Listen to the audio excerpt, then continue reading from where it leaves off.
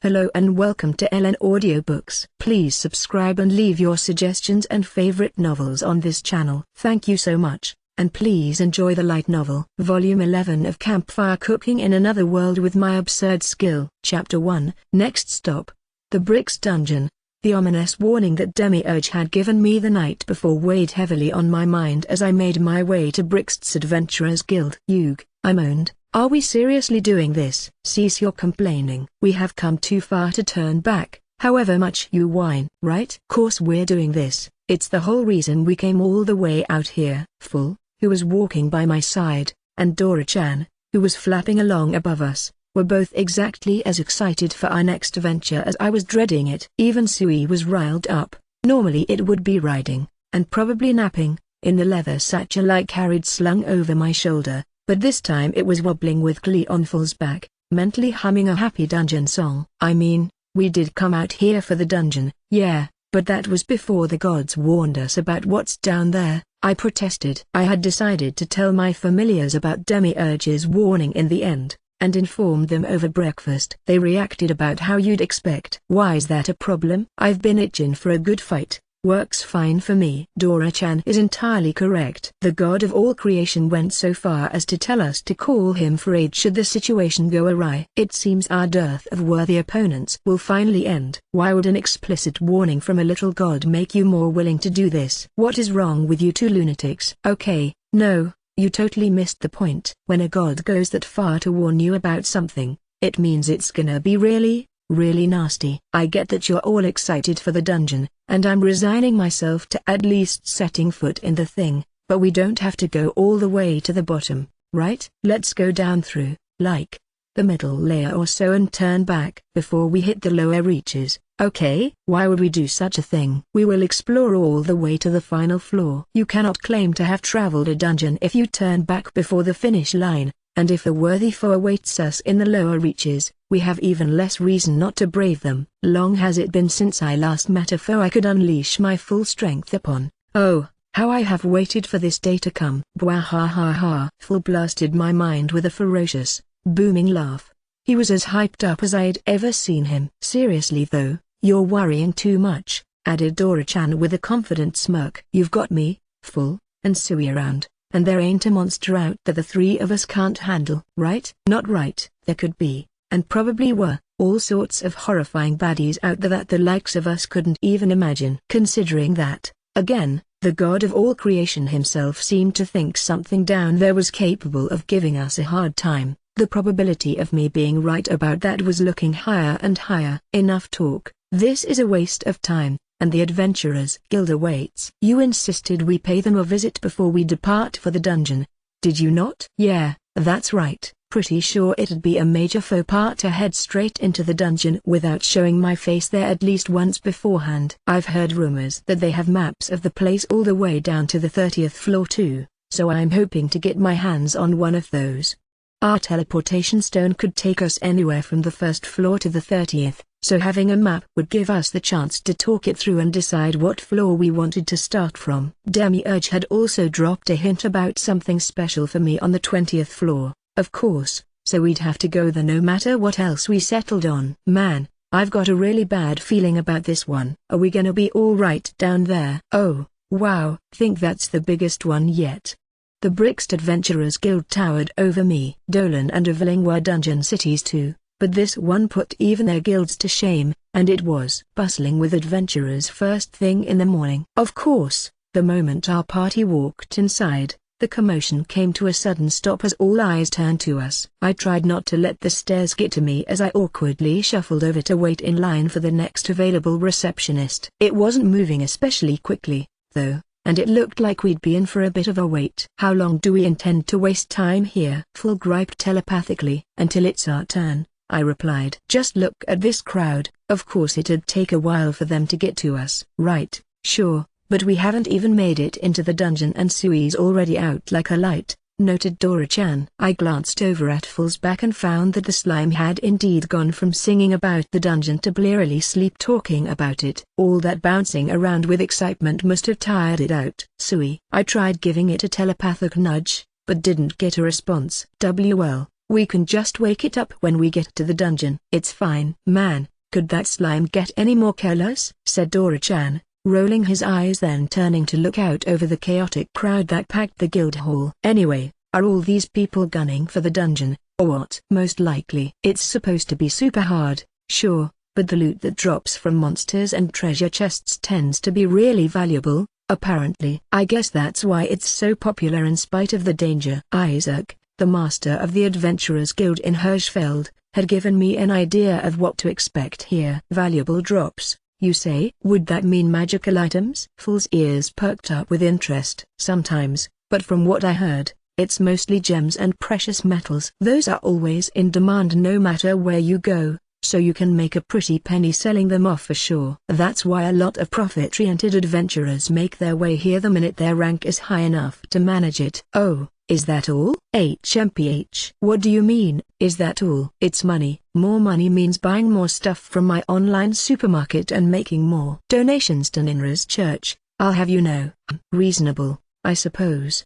In that case, I will expect you to feed us a veritable feast of otherworldly meat after we return from the dungeon, and make a sizable donation to the goddess's temple as well. After we make it through the dungeon. Whether or not we'd actually manage to make it through at all was the biggest worry on my mind at that moment. Alright, let's make a mountain of dough, shouted Dora-chan, who was suddenly as motivated as I'd ever seen him thanks to the mention of otherworldly meat. The three of us kept chatting telepathically to kill the time until suddenly I heard a new commotion cut through the already overpowering ambient noise. Okay, move it pal. Clear the way, I got places to be, shouted a pot-bellied, middle-aged man who I could barely make out as he elbowed his way through the crowd, directly toward us. Sure enough, he stopped right in front of me. Hello there. I presume you would be Mukota and his familiars? Welcome to Brixton. Kalina's guildmaster sent word you'd be making your way here, so we've been expecting you. My name is Tristan, and I serve as this town's guildmaster. I assure you that we of the Brixton branch very much look forward to your patronage.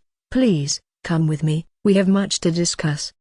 The chubby old guildmaster beamed with delight as he led us up to his office on the second floor. I was a little caught off guard by how humble and polite he was, especially considering the sheer size of the guild he presided over. I could easily imagine him being the master of a merchant's guild branch, but an adventurer's guild? Not so much. We stepped into Tristan's office, and at his urging, I sat down across from him at a table. Dora-chan and Sui all took up positions behind me, willing and able to lounge around until my business was done. The office itself wasn't all that different from the others I'd been in terms of design, but it was way larger than any I'd seen before, and Phil could fit inside without the slightest trouble. Speaking of Phil, he'd already started telepathically badgering me to speed things up, so I cut to the chase and started explaining our dungeon crawling plans right away. I mentioned that I wanted to buy a map. While I was at it, I couldn't be happier to hear it, Tristan declared after I was finished, rubbing his hands together and smiling a big, toothy grin. Please, by all means, take the grand tour of Brixton's dungeon. I assure you that my guild will be more than happy to purchase all the treasure you obtain on your venture that we can possibly afford. Then he leaned in closer and lowered his voice. Thanks to the timely message from Kalina's guildmaster, we've prepared ample funding to accommodate your expected output well in advance. We'll be particularly interested in purchasing any gems or precious metals you happen to come across. They're considered a local specialty, and we've had a terrible time keeping them in stock for as long as I can remember.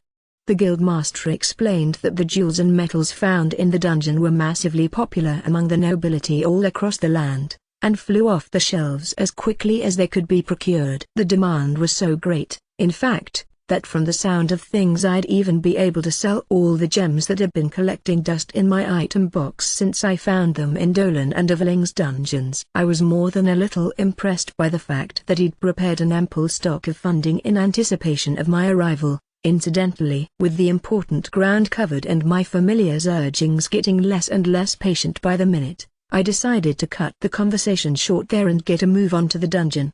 Tristan was considerate enough to personally guide us all the way to its entrance, and even handed over a map of the dungeon free of charge. The walk from the guild to the dungeon, which was located outside of the city walls, took about 15 minutes in total, and Tristan gave me a crash course on the dungeon en route. Judging by all the information I got from him, a quick look at the dungeon map, and Demiurge's advice to be especially thorough in my exploration of the 20th floor, I decided that it'd be best to use our teleportation stone and check out the 20th floor before anything else. A quick telepathic chat with Phil and the others later, and we were all on the same page. According to Tristan, everything up to the 22nd floor, from their layout of the dungeon to the sorts of monsters that appeared, had been fairly exhaustively researched and noted on the map. Things were a little sketchier from the 23rd to 30th floors. The map was full of unexplored regions, and some of the foes we'd face were described simply as monsters. However well explored the 20th floor supposedly was, though, I couldn't imagine that Demiurge had been off base with his advice. Surely there had to be something that had escaped notice up until now. My best guess was that there was a hidden room waiting for us somewhere down there. When I showed Phil the map and its descriptions of the monsters on the 21st floor and lower, he scowled. Pathetic. I have no interest in wasting my time on mere fodder. Agreed, added Dora-chan and Sui. I decided to ignore them. The plan was to give the 20th floor a solid once-over, before teleporting first up to the entrance and then down all the way to the 30th floor to start our exploration in earnest from there. Our teleportation stone was one of the multi-use varieties, so we didn't have to worry about it breaking. I was really grateful to all the adventurers in Ark for letting us have it. The 20th floor is patrolled by gargoyles, hardly worthy foes, but we cannot disregard a missive from the gods. We shall search out every last nook and cranny on the floor. Yeah, knowing there's something that's not on the map makes the whole thing sound kinda fun. Sui's gonna search all over. Sounds great, but this dungeon's a lot bigger than the ones in Dolan and Eveling, I cautioned. It might take a pretty long time to cover the whole thing. Hey, all the better, then, right? Let's see how quick we can track this thing down. Sui'll find it for sure. Yeah, might as well make use of the map, though, since we have it and all. Let's start by doing a lap around the floor. For all we know, we might run into whatever we're looking for just like that. We soon arrived at the dungeon. Tristan invoked his authority as their guildmaster to let us jump the queue, guiding us into the room beside the entrance that was intended for use by parties with teleportation stones. Inside the room was a pretty large magical circle, around 5 meters in diameter, or so, with some sort of cylindrical pedestal standing in the center. All I had to do to teleport was hold the stone by the pedestal and say the floor number I wanted to go to out loud. Moments before we teleported away, Tristan turned to face us. I'm expecting great things from you, he declared with a smile as broad as could be. I hope you're right about that, but I can't stop worrying about those lower reaches. Guess I should be worrying about the 20th floor before anything else, though. Chapter 2. Sui does all the work, and then some. In the blink of an eye, I found myself standing in a dimly lit room atop another magical circle. The mossy stone walls emitted the very specific sort of not too bright, not too dim light that was characteristic of dungeons. In fact, the whole place just screamed dungeon in the classical RPG sense of the word. In that respect, the place felt at least a little reminiscent of Eveling's dungeon. From what I'd heard, though, this dungeon's floors were all at least twice the size of Eveling's equivalents. I couldn't expect them to be too similar. Get on, said Phil. We shall search this floor in short order, then descend immediately. Sounds like a plan. Dora-chan agreed. This floor's fuller, what was it? Gargoyles? Bunch of weaklings that don't even drop meat. No point in killing those things at all. What do you mean, no point? They're supposed to drop gems when you beat them. From what I'd been told, gargoyles had about a 1 in 5 chance of leaving something behind after they died. They were supposed to look more like big moving statues than traditional monsters, and were as slow as you'd expect considering their appearance, but also incredibly resistant to both physical and magical attacks. I'd heard that even mid-ranking adventurers struggled to take them down. Sure, the pixie dragon said back, but they also said the gems are super tiny, right? Well, yeah, but gems are gems. Tiny or not, we can still sell them, and apparently they fetch a decent price. I guess we don't have to go that far out of our way to gather a ton of them, though. I was already swimming in wealth thanks to my familiars, after all. By the way, you said I should get on your back, Phil? Are you planning on sprinting around the floor, or something? Will you really be able to find whatever hidden thing we're looking for if we're moving that fast? Needless to say, Full's top speed was terrifically fast. I had a hard time imagining we'd be able to see anything at that pace, much less something hidden well enough to evade detection for who knows how long. HMPH. Of course I will. I can sense even the smallest facets of the surrounding area. It will pose no trouble, Full declared with a confident smirk. I knew him well enough to know that I'd probably be fine leaving it up to him. Master. Let's hurry up and go. Sui wants to beat lots and lots of baddies. Sui was so excited it was bouncing all the way up to my chest.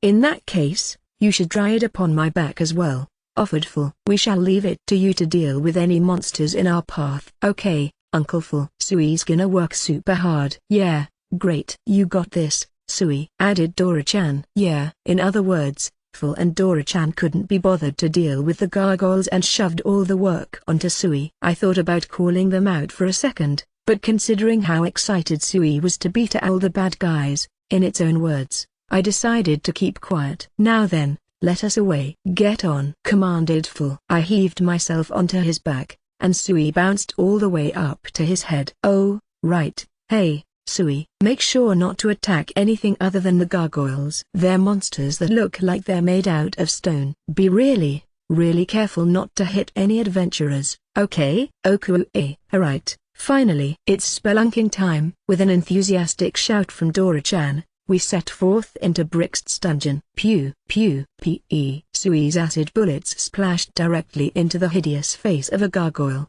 melting a hole all the way through to the back of its skull. The monster toppled backward, dead as a doornail. Sorry. I'm so sorry. I yelled at the party of adventurers who'd been engaged in a heated battle with the creature until we'd plowed onto the scene.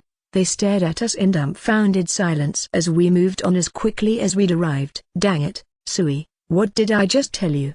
There were plenty of other parties exploring the 20th floor at the same time as us. The corridors of Brixt's dungeon were wider than I was used to, thankfully, so even when we ran into a battle between several adventurers and a gargoyle, we could slip past them without stopping, or jump over them in the worst case. It wasn't how I would have chosen to explore the place, but Full outright refused to stop each and every time we ran into trouble. At least we're not doing too much interfering and kill-stealing. I hope we might be towing the line, but we're not quite crossing it. Gotta say, though, I didn't expect Sui to be this motivated. Sui, I transmitted telepathically, you remember what I told you earlier? You can't attack any monsters that adventurers are already fighting. But why, Master? Isn't beating up bad monsters a good thing? Beating up monsters is great. Yeah, but still. If somebody's already fighting them, you can't interfere unless they ask you to help them. If you jump into the fight when they don't need the help,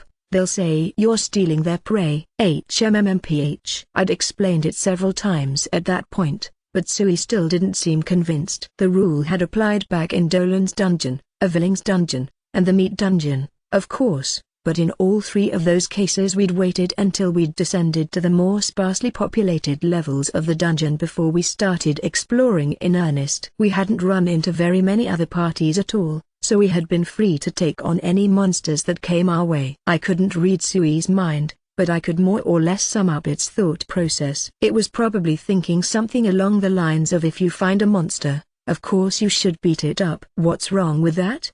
And it wasn't wrong, per se. But when other adventurers entered the picture, we had to consider all sorts of complicated stuff like who had the right to claim the items the monsters dropped. I'd heard that it was pretty common for fights to break out over that sort of thing, especially in dungeons. I wanted to avoid that sort of trouble at all costs, so I made it a rule that we wouldn't interfere with any fights unless the adventurers involved were injured and in obvious trouble or directly asked us for help. Sui, however, was too much of a child to be understanding about that sort of consideration. Another rock monster, take this. Pew, pew, pe, adventurers. What about the adventurers? Get a grip. This one wasn't fighting anyone else. It's fine, chided Dora-chan, much to my relief.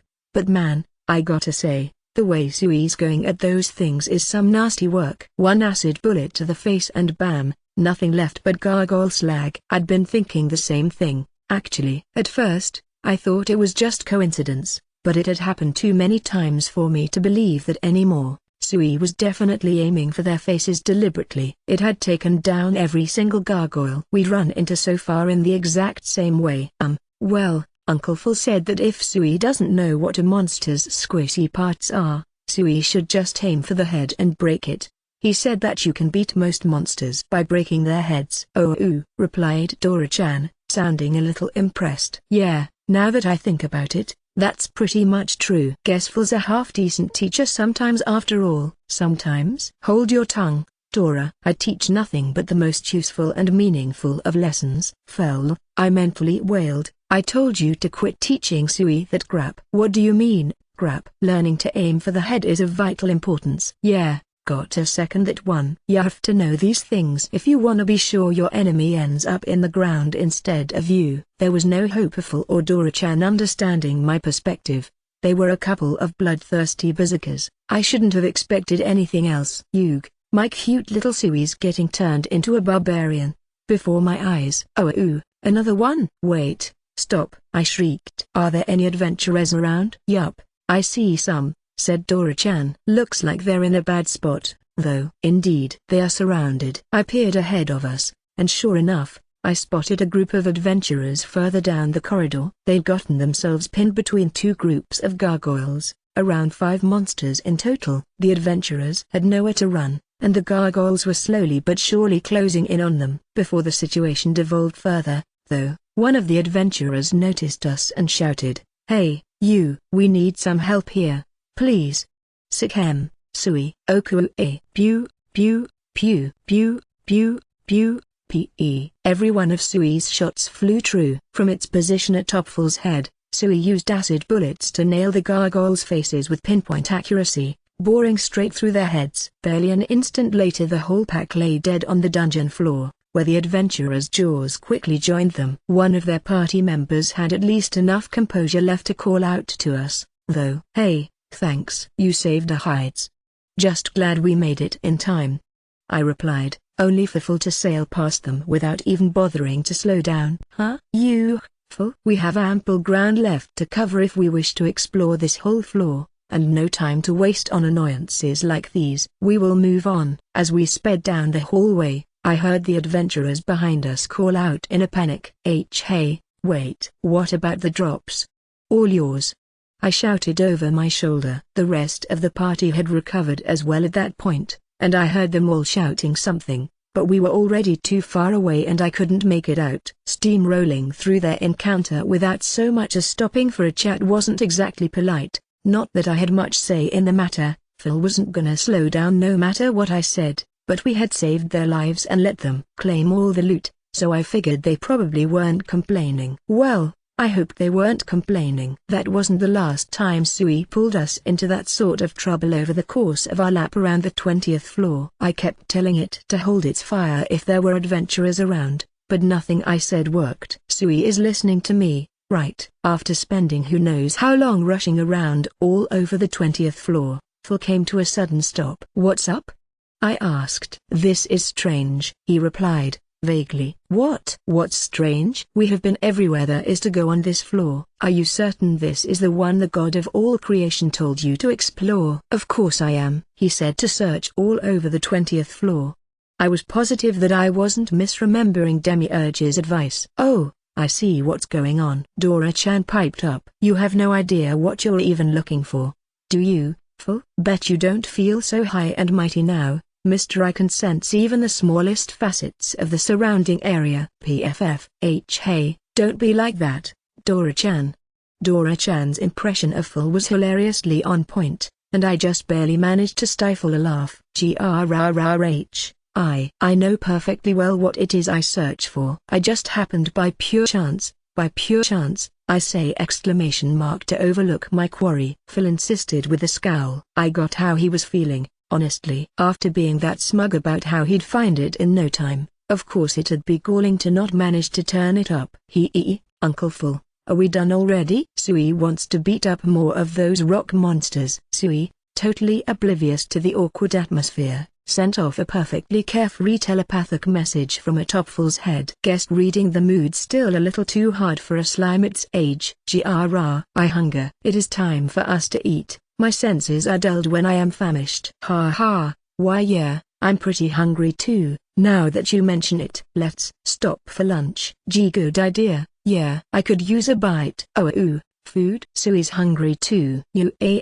Lunch. Alright, let's make for a safe zone. Let's see here.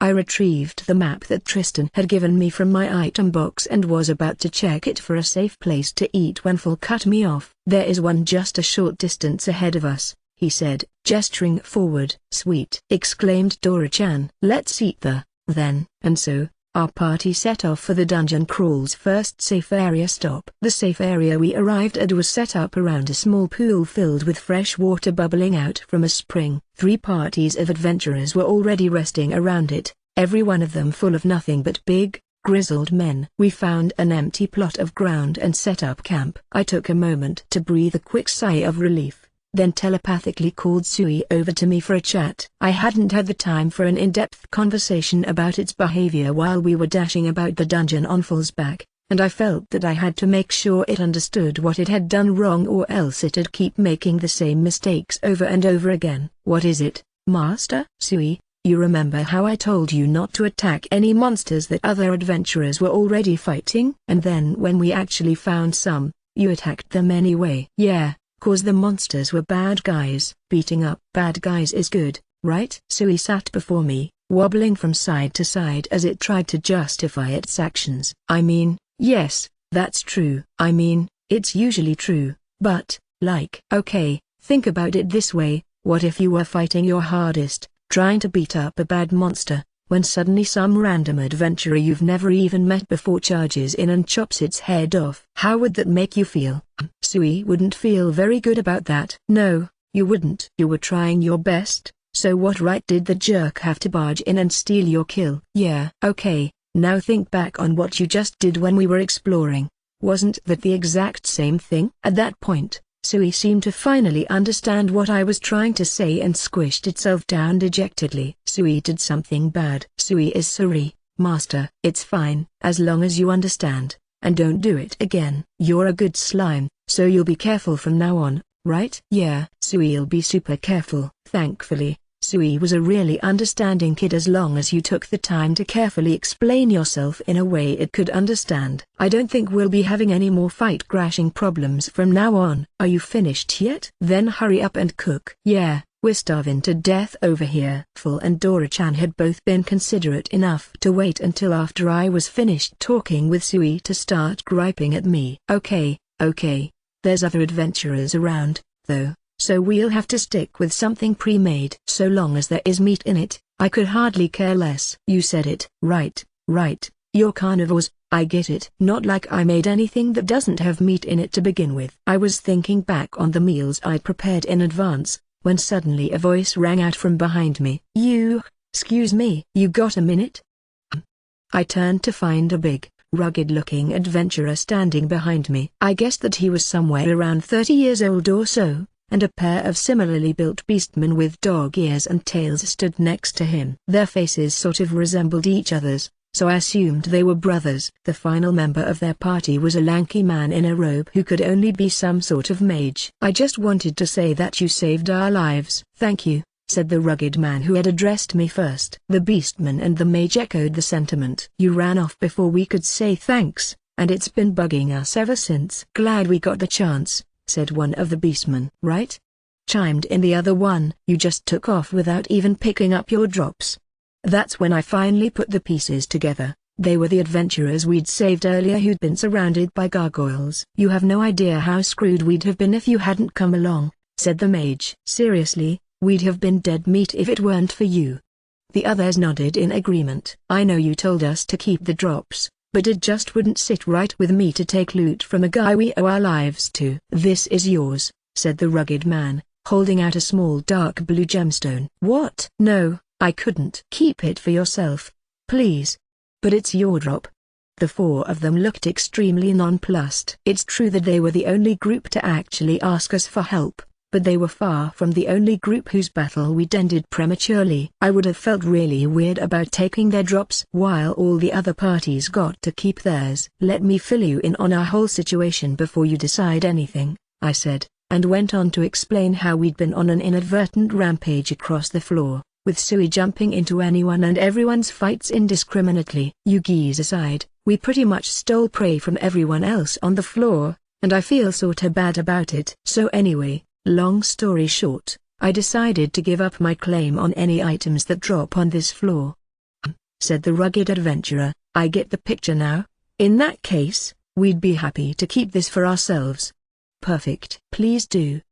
The other two parties of adventurers in the safe area had been listening in on our conversation and looked visibly relieved the moment he agreed to keep the drop. I mumbled awkwardly, turning to them. Don't tell me, did you guys? Yup, said a member of one of the parties. Had our mark snatched right out from under us by that slime. Same over here, called out an adventurer in the other party. Ag, I knew it. Sui was going around pew-pewing the heads off every gargoyle it spotted, regardless of whether or not there were adventurers around, so I wasn't exactly surprised by this new development. First things first, I went over to each of the two groups and apologized profusely for our breach of dungeon etiquette. I also took the opportunity to tell them that anything the gargoyles had dropped was theirs. Thankfully, they all turned out to be really understanding. Nobody even chewed me out, in the end. Glad it worked out this time, said the rugged adventurer once I was finished, but some folks out there wouldn't let you get away with a stunt like that half this easy. Best watch yourself from now on. The warning's appreciated, but believe me, I'm well aware. I had a nice, long chat about this issue with Sui, that's my familiar, the slime. We won't be doing it again. Sui was sitting right next to me, and I gave it an affectionate pat. Hear that? We won't be doing it again, right? Sui wobbled happily. Right. Sui'll be careful from now on. Nice. Sounds like we're in good shape, or at least, I hoped we were. Hey, a telepathic message pulled me out of my thoughts, followed by a sudden weight landing on my shoulder. I turned my head to find Dora-chan sitting on said shoulder, and full sitting directly behind me, staring me right in the face. Have you forgotten about our food? Yeah, I'm seriously about to die of hunger over here. Right, my bad. Wait just a minute, I'll have it ready in no time. I quickly pulled out a stockpot and a basket full of bread rolls. Something wrong? Asked the adventurer, noting my rush. Nah, I just promised my familiars I'd make a meal for them, and it looks like they're out of patience. The adventurer's gazes all turned to Full and Dora-chan, who were still looming over me. Your familiars, eh? That's a Fenrir, isn't it? He asked bluntly. Huh? It's, you. Knew it. My non-committal muttering had had the opposite of its intended effect. No need to hide it. Word's been going round these parts about an adventurer who keeps a Fenrir as his familiar. Yeah, chimed in another of the adventurers. And there was a rumor floating around a while back that he'd be taking on this very dungeon before too long. Not to mention that all the rumors talked about how he has a mini-dragon and some sorta weird slime along with the Fenrir. You're one famous guy, added a third. Oh, wow, word spread all the way to the next country over about me. And they even knew about Dora-chan and Sui. Them figuring out Full's identity wasn't a surprise, though. I'd heard that most of the adventurers who delved into the top 20 floors of this dungeon were around C rank, and adventurers of that caliber tended to identify him as a Fenrir fairly consistently. So, what's the Fenrir eat? Gotta be raw meat, right? Asked one of the adventurers. They all leaned forward, keen to hear the details of a legendary beast state-a-day diet. Nah, he doesn't, I began, only to be cut off by Full himself. Raw meat? Hardly. Such food is beneath me. Holy shit, it talked. Cried one of the adventurers. So it's true, Fenrirs really can speak, just like humans. We all eat the same meals, actually, I explained, trying to take the conversation down to a calmer notch. We're having this today.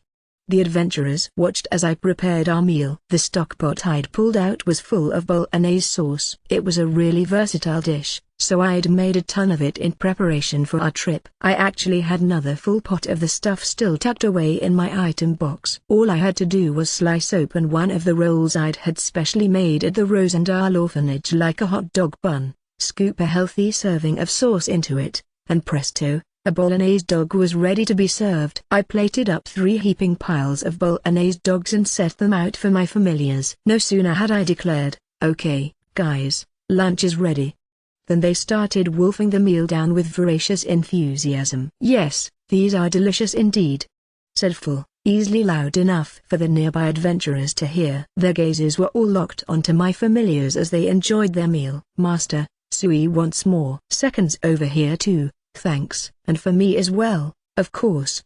Yeah, coming right up." Around the time I finished serving up seconds for my familiars, I started hearing murmurs coming from the other adventuring parties. "Look at them. I swear their dungeon food's better than the stuff I eat in town." A number of voices joined in to agree. "How's a slime living larger than I am?" wondered one of them. The atmosphere in the safe area was about as bright and cheery as that of a typical funeral. "Sorry, guys, but we have some special circumstances going on in this party. And besides, aren't you all at least C rank? You should have some decent savings by now, right? Why are you subjecting yourself to a diet of dried meat and hardtack when you have the money to splurge every once in a while?" "Stare as you will, but I will not relinquish so much as a bite," said Full, baring his sauce-stained fangs at the all but drooling adventurers. Hey, Full. HMPH. "I will not allow my provisions to be squandered on the likes of them." "It's fine, seriously, I have tons." "We can spare just a little, right?"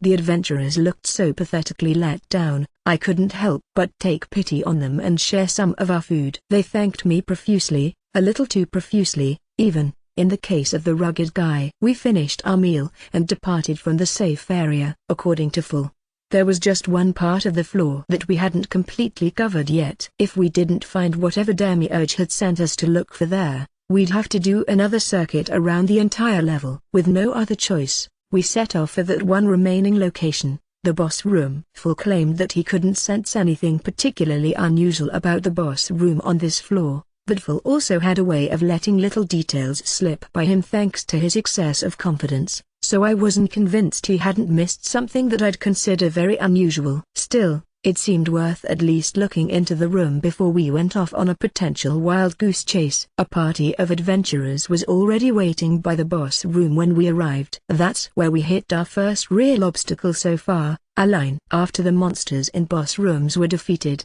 it took a set period of time for more monsters to repopulate the room. My map explained that each floor in this dungeon had a different cooldown time, and most of them were on the longer end of the spectrum. The 20th floor, for instance, had a cooldown time of roughly 2 hours.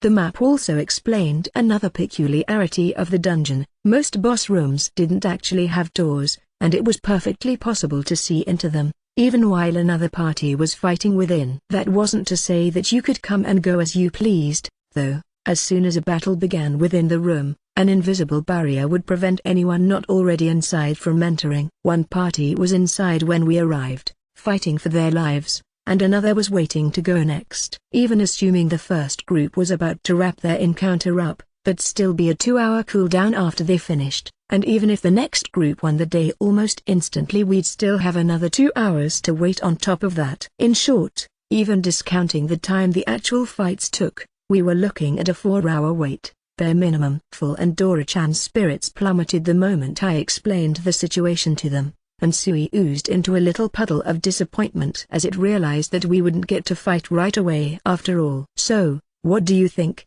I asked my companions. "Should we give up on the boss room for now and do another lap around the floor?" Tiresome as it sounds, that would certainly be preferable to an interminable wait. I sense nothing worthy of note within this room, regardless. Full's mind was made up, but Dora-chan wasn't as convinced. "Hold up a second, you sure about that? There's definitely nothing weird in that room. 'Cause if we go off to do another lap and don't find anything, we'll have wasted a boatload of time and we'll have to wait here in the end anyway." "You dare to doubt my senses, Dora?" huffed Full, shooting a glare at the little dragon. "Can you blame me? How many times are you planning on missing crap 'cause you're too stuck up to bother noticing the little stuff?" "As I said, that was a matter of chance. Fortune is a fickle mistress." HMPH, I can hardly believe you could do better.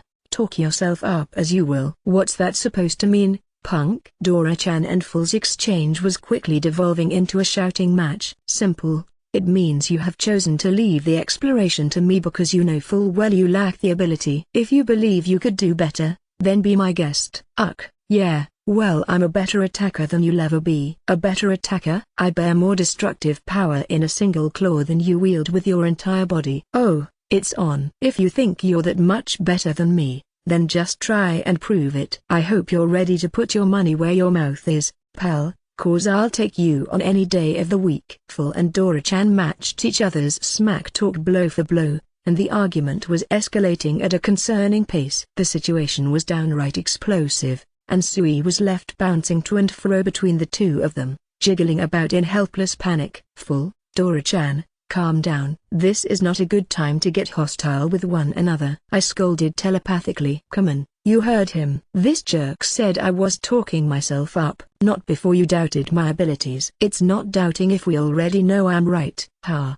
By that standard, I am at no fault for accusing you of putting yourself on a pedestal. It didn't even take them a minute to escalate right back up to the breaking point. Come on, you two, I said, cut it out. We're all friends here, right? Look, both of you went too far, from my perspective, so let's just all say we're sorry and call it even, okay? The two of them immediately started grumbling at me, both complaining about how they shouldn't have to apologize when the other was the one who started it. Oh, okay, is that a no? Well then, I guess it's time for plan B. Next time we stop for a meal, neither of you get to eat. What? Why the hell not? The threat of a missed meal was a powerful deterrent, and Full and Dora-chan were both shaken by my declaration. Hey, Sui, wanna eat something really tasty next meal? Just the two of us? I asked, scooping up the poor little slime and giving it a hug. Something really tasty? Yay, Sui wants it. Sui replied happily, ever the mercenary when it came to food. Hold. I shall not abide by the two of you eating anything delicious without me. Yeah, what he said. It's not fair for you two to hog all the good stuff. Well then, I guess you'd better apologize to each other, huh? I bluntly laid down the law. Full and Dora-chan growled with frustration, but missing out on a meal was a fate far worse than a moment of shame in their minds. They scowled as they exchanged apologies. That's the nice part about running with a group of gluttons. I have their stomachs wrapped around my finger. All right, I said when they were finished, now we're all even. No grudges, got it? Very well. Yeah, sure. Great. Now that that's settled, let's go negotiate with the party that's ahead of us. Negotiate, you say? Right. It'd be easier for you to tell if there's anything weird in there if you could go inside, right, Full? It is indeed an easier task to sense such things when present in the room itself, yes. And Dora-chan, you'd be happier taking Full's word for it if we went in to take a closer look, right? Well, yeah, course I would. But that means… I know, just give me a minute. If I can pull this off, it'll cut our wait time in half. Just sit tight and wish me luck with the negotiations. Excuse me? Could I talk with you guys for a second? I called out to the party that was waiting ahead of us. What? Replied one of the adventurers. The last group's just about done in there, so keep it short. Right, can do. Sorry to be so blunt, but I have a proposal for you about the boss room. In short, I asked him if our two parties could enter the room together. In exchange for letting us tag along, I said that my familiars and I would deal with all of the enemies inside, and the other party would be free to claim any items left behind by the gargoyles we beat. So you're saying you'll fight all the monsters for us? Yes. And we get all the drops? That's right. Okay, pal, what's the catch? You think I'm dumb enough not to know when a deal's too good to be true, or something? No catch, really. We just need to take a look around the inside of the room. As long as we get to go in with you, we'll take on all combat responsibilities and leave the rest to you, no problem. You actually serious, aren't you?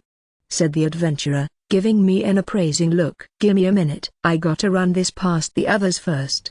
I imagined that the man I'd been talking to was the party's leader. He went back over to his party, which consisted of 2 humans and 2 beastmen, 1 male and 1 female each, as well as a male elf, and called them all into a huddle to whisper together about my offer. Unbeknownst to them, though, all I had to do was perk up my level-enhanced ears to pick out most of their conversation anyway. I mean, why the hell not? What do we have to lose?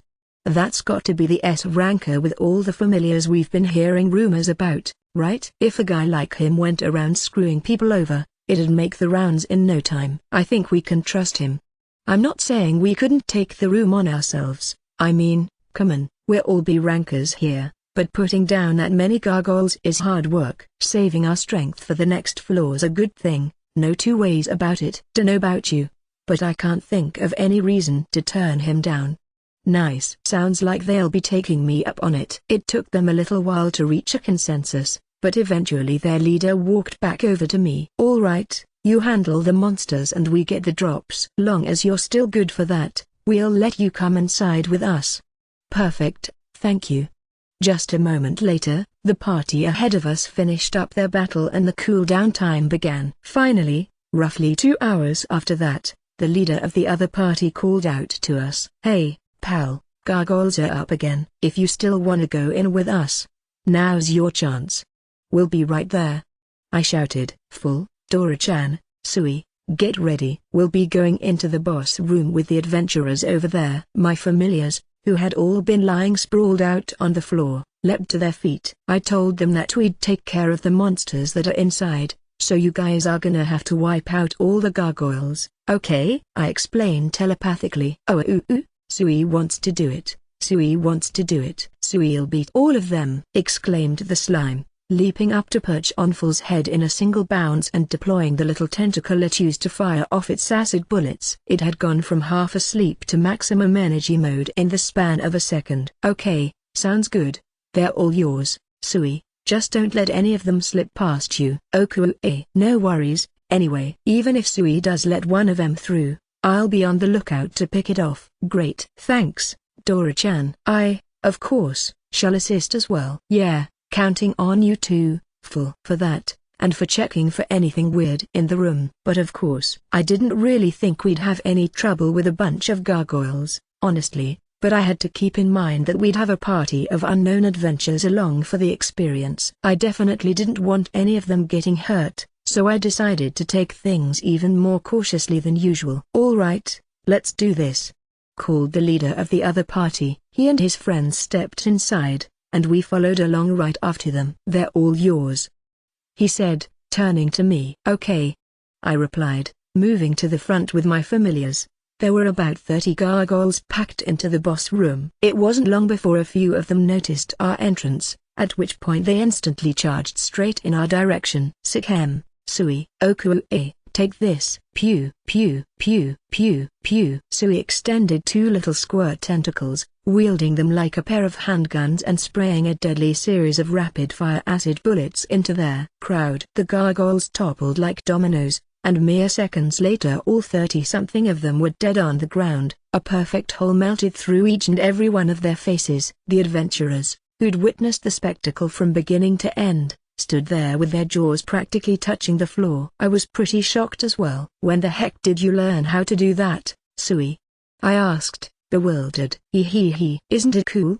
The slime replied with a proud little wobble. How has Sui gotten this dangerous this quickly, anyway? I am quite certain now, chimed in Full. There is nothing out of the ordinary within this chamber. If you're that confident about it, then I guess that's that. Time for another loop around the floor. Yeah, guess we'd better, agreed Dora-chan. We turned around to leave the room, only to find the flabbergasted adventurers still standing there, utterly dumbstruck. So, that's all we needed, I said to their leader. We're just gonna move along now. Thanks for the help. Alright, he stammered, only barely managing to collect himself enough to watch us leave the boss room. A short ways into our second tour of the 20th floor, Full came to a sudden stop. What's up? Something strikes me about this corridor, he replied, gesturing down a hallway to our right with his nose. It was only about 10 meters long, and I could see the whole thing, on account of it ending almost immediately in a blank wall. But that's a dead end, right? Quite. But it is what lies beyond the dead end that strikes me as suspicious. We shuffled down the corridor to investigate the apparently unusual wall. Past here, huh? I muttered, tapping the stone with a knuckle. It certainly felt solid enough, and it was sorta hard to believe there was anything hidden beyond it. I know one way to find out if he's right. I'll use my magic to blast it to bits, Dora-chan suggested enthusiastically. Full, however, replied without a second's hesitation. Fool, the walls of a dungeon are not so easily damaged. Well then, What's your plan? Huffed Dora-chan with an irritated scowl. There must be a mechanism somewhere nearby that opens a passage. Where would they put one of those? Guess it'd have to be on the walls or the floor, right? We split up to search the area, stepping firmly on every part of the floor and patting down the walls, but there was no sign of the sort of device we were hoping to find. No luck on my end, I sighed. Sui didn't find anything either, chimed in the slime. It had been patting down the walls as best as it could with its tentacles. Maybe there really is a device, but it's not super nearby? I speculated. Full sensed something strange past the dead end, but that didn't necessarily guarantee that the device that would open said dead end was anywhere in the immediate vicinity. Wait just a second, there's one last place we haven't checked yet, said Dora-chan. Huh? There is? Where? We'd scanned every inch of the walls and the floor, so I had no clue what he was talking about. He was paying attention, right? Up top, duh, said Dora-chan, pressing his stubby little arms to the ceiling. Oh, the ceiling. I guess we haven't checked up there yet, now that you mention it. Would anyone really put a switch on the ceiling, though? I would not be so sure they would not. This is, after all, a dungeon. It was not made by the hands of men. Moreover, our quarry has gone undiscovered for untold years, has it not? I cannot deny that a switch on the ceiling would explain much, as Dora said. Full had a point. I could only imagine how many adventurers had passed through the 20th floor over the course of the years, but I hadn't heard any rumors about a hidden room, and there was nothing of the sort marked on the map. Demiurge had probably told me about it specifically because nobody else had found their way in yet. It almost went without saying that if there was a switch, it'd be somewhere hard to find or somewhere nobody would ever consider checking. Anyway, point is I'm gonna give it a look, said Dora-chan, fluttering across the ceiling and giving it a thorough pat down. Huh? Hey, something moved. What have we got here? Dora-chan flew upward with all his might, pressing one of the stone ceiling tiles and making it sink in with a click. A low, deep rumble echoed through the dungeon, and the wall at the end of the corridor slid aside, revealing a new, unexplored passage. All right, bingo. Nice one, Dora-chan. Can't believe the switch really was hidden up there. Hey, talk about a find, right? Yeah, we're all proud of you. All right, let's see what's in here. Our party proceeded down the newly discovered passageway in high spirits. The passageway we discovered stretched about 30 meters straight ahead before opening up into a massive room. When I peeked inside, it looked like it might have been even bigger than the floor's boss room. A trio of gargoyles stood on the far side of the chamber, but these weren't anything like the monsters we'd seen elsewhere on the floor. They were big, really big, at least twice the size of the normal ones. In fact, oh ho, looks like we've got some whoppers here. Those are no ordinary gargoyles. I have never seen an individual of that size before now. Really? Is this a first for you too, Dora-chan? Yeah. Never seen them get quite that big before. They could very well be a breed unique to this dungeon. Dora-chan having never seen one before was one thing, but if this was Full the Elder's first encounter with them, I figured whatever they were, these monsters had to be super rare. If ever there was a time for caution, it's now, for sure. They're kinda big, but they're still just rock monsters. Sui'll beat them up the same way as the last ones. Wah, no, Sui, wait. I tried to intercept the slime before it could go on the offensive, and failed miserably. Take this. Pew pew pew. Sui fired off a series of larger than usual acid bullets. They hurtled through the air like artillery shells, slamming into the giant gargoyles' faces and reducing them to gaping craters. The monsters crumpled to the ground. Sui, insta-kill. Nice. Indeed. The battle was won in hardly a second. Isn't Sui strong? And Sui's still getting stronger too. Sui, you're terrifyingly strong as is. Nobody would blame you if you decided to call it quits here, you know? The slime's appetite for power was starting to concern me. The gargoyles quickly vanished, leaving behind a number of reasonably large square-cut gemstones, one red, one blue, and one green, in their places. Appraising the gems, I noted that the red one was a ruby, the blue one was a sapphire, and the green one was an emerald. It was pretty impressive that all three of the gargoyles had dropped gems, even if you didn't take their size into consideration,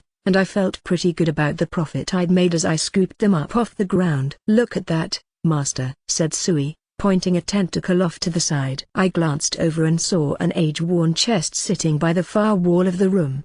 It sure looks old, But, I mean, it is a treasure chest, right? Well, yeah, replied Dora-chan, as if it was the most obvious thing in the world. According to my appraisal, it is indeed a treasure chest. There are no traps here. I see no reason not to open it. Full seemed confident, but I'd had plenty of experiences with trapped chests in both Dolan's and Eveling's dungeons. A little caution never hurt when it came to this sort of thing, so for the first time in what felt like ages, I pulled the mithril spear that I'd had Sui make for me out from my item box. I carefully lodged the tip of the spear between the lid and body of the chest, pried it open, and cautiously peeked inside. Oh, wow, gold bars. They're so shiny. What, just gold? Lame. A bore indeed. I had hoped for magical items, but this is hardly worthy of my attention. You guys just don't care about anything you can't eat, do you? And by anything you can't eat, I mean anything other than meat.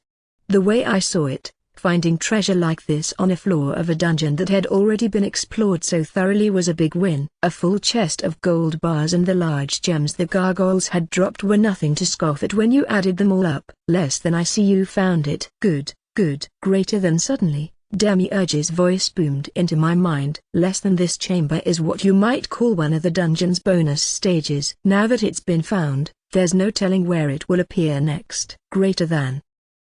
That explains a lot. I hadn't realized that dungeons could have that sort of feature. For a bonus stage, it sure gave quite the payout. Everything we'd found would be easy to liquidate too, which made it an even better find in my book. Thank you very much, Demiurge, I said out loud. Look forward to your next offering. I'll be sure to splurge a little on it. Less than. Ho, ho, ho. Well then, I shall await it eagerly. Greater than.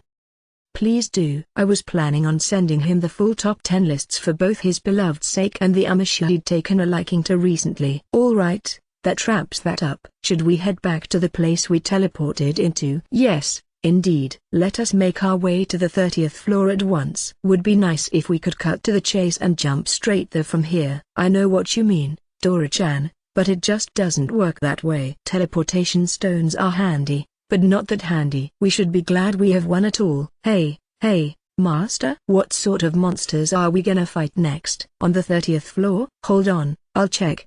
I pulled the map out from my pocket and took a look. Let's see. Sounds like the 30th floor's full of big eyeball monsters called gazers. Gazers, you say? Yet another floor of worthless fodder without even the decency to drop actual food. Full whined with a scowl. From the sound of things, he wouldn't be so much as lifting a paw to help deal with them again. I'll pass on those small fry too, agreed Dora-chan. Sui can take care of them. Fodder? Small fry? Aren't gazers supposed to be pretty tough, though? The map says they can give you all sorts of status ailments and shoot eye beams and stuff like that. They are so far beneath my notice, I care not to describe them any other way. The divine blessings we have been granted nullify status ailments, regardless. Oh, right. Yeah, and those eye beams? They're magic, and they take ages to charge up. Easiest things in the world to dodge. Full nodded with agreement, but I couldn't shake the feeling that he and Dora-chan were speaking from an extremely skewed perspective. It'll be fine, Master. Sui'll fight hard and beat them all again, so come on, let's hurry. Okay. I had to laugh. In spite of having all the work foisted off on it by Full and Dora-chan, Sui was brimming with as much enthusiasm as ever. Chapter 3, Pentagram. We arrived back at the 20th floor's teleportation chamber. Okay, onto the magic circle, everyone. I stood by the pedestal in the center of the circle and held the teleportation stone up to it. A moment of disorienting weightlessness later, sort of like the feeling you get in a fast-moving elevator, and we were back in the teleportation room by the entrance to the dungeon. Real, natural light shone on us through the windows. Master Ear, hurry. I know. Just a second. I tried to keep Sui under control as I held up the stone once again and spoke the words floor 30. The same weightless sensation washed over me, and suddenly I was standing in a dimly lit room that bore a clear resemblance to the one we'd seen on the 20th floor. Good. Let us be off, declared Full. We proceeded to explore using the same formation as on the 20th floor, with me and Sui on Full's back, and Dora-chan flying along by our side. Our trek through the 30th floor had finally begun. It wasn't off to a particularly remarkable start, though. At a glance, The stone walls and winding corridors of the 30th floor looked much the same as those of the 20th. Not too long after our trip began, however, Phil spoke up again. They come. A second later, a monster rounded a corner in front of us. It looked like a massive eyeball, floating freely in the air with a cluster of writhing tentacles trailing behind the fleshy orb that made up its body. A gazer. So that's what they look like? Geez, talk about ugly. The monster was so grotesque that just looking at it made me grimace reflexively. From what I'd read, their usual tactic was to use the power of their magical gaze to paralyze their prey or put them to sleep, then finish them off with a beam of concentrated light. They were crafty monsters, to be sure, but thankfully everyone in my party had the blessing of a god or goddess on their side, rendering us totally immune to the beast's status ailments. Here goose, take this, pew, ugh. The gazer let out a horrific shriek as Sui nailed it right in the pupil with an acid bullet. It plummeted to the ground and quickly dissolved into a puddle of goop. I didn't think that was enough acid to melt the whole thing down, I observed. Gazers are uncommon monsters, so I cannot claim a wealth of experience, but every time I have encountered one, it has died in that same manner. Yeah, same. I've fought two of them before, I think, and they melted after I won both times, added Dora-chan. He was over 100 years old and Phil was ancient, so it was no wonder they'd both encountered gazers before, rare or not. Man, these things die as gross as they live. That's just great. I grimaced again, completely repulsed. A moment later, Sui sent me a message. Ah, look. It dropped something. It shouted, jumping down off Phil's head, bouncing over to the gooey corpse, picking up the item, and bringing it right back to me. Here you go, Master. The item was a small emerald green stone about 3 centimeters in diameter. I think this is probably jade, right? I guessed. The map says that gazers drop jade, onyx, and magic stones.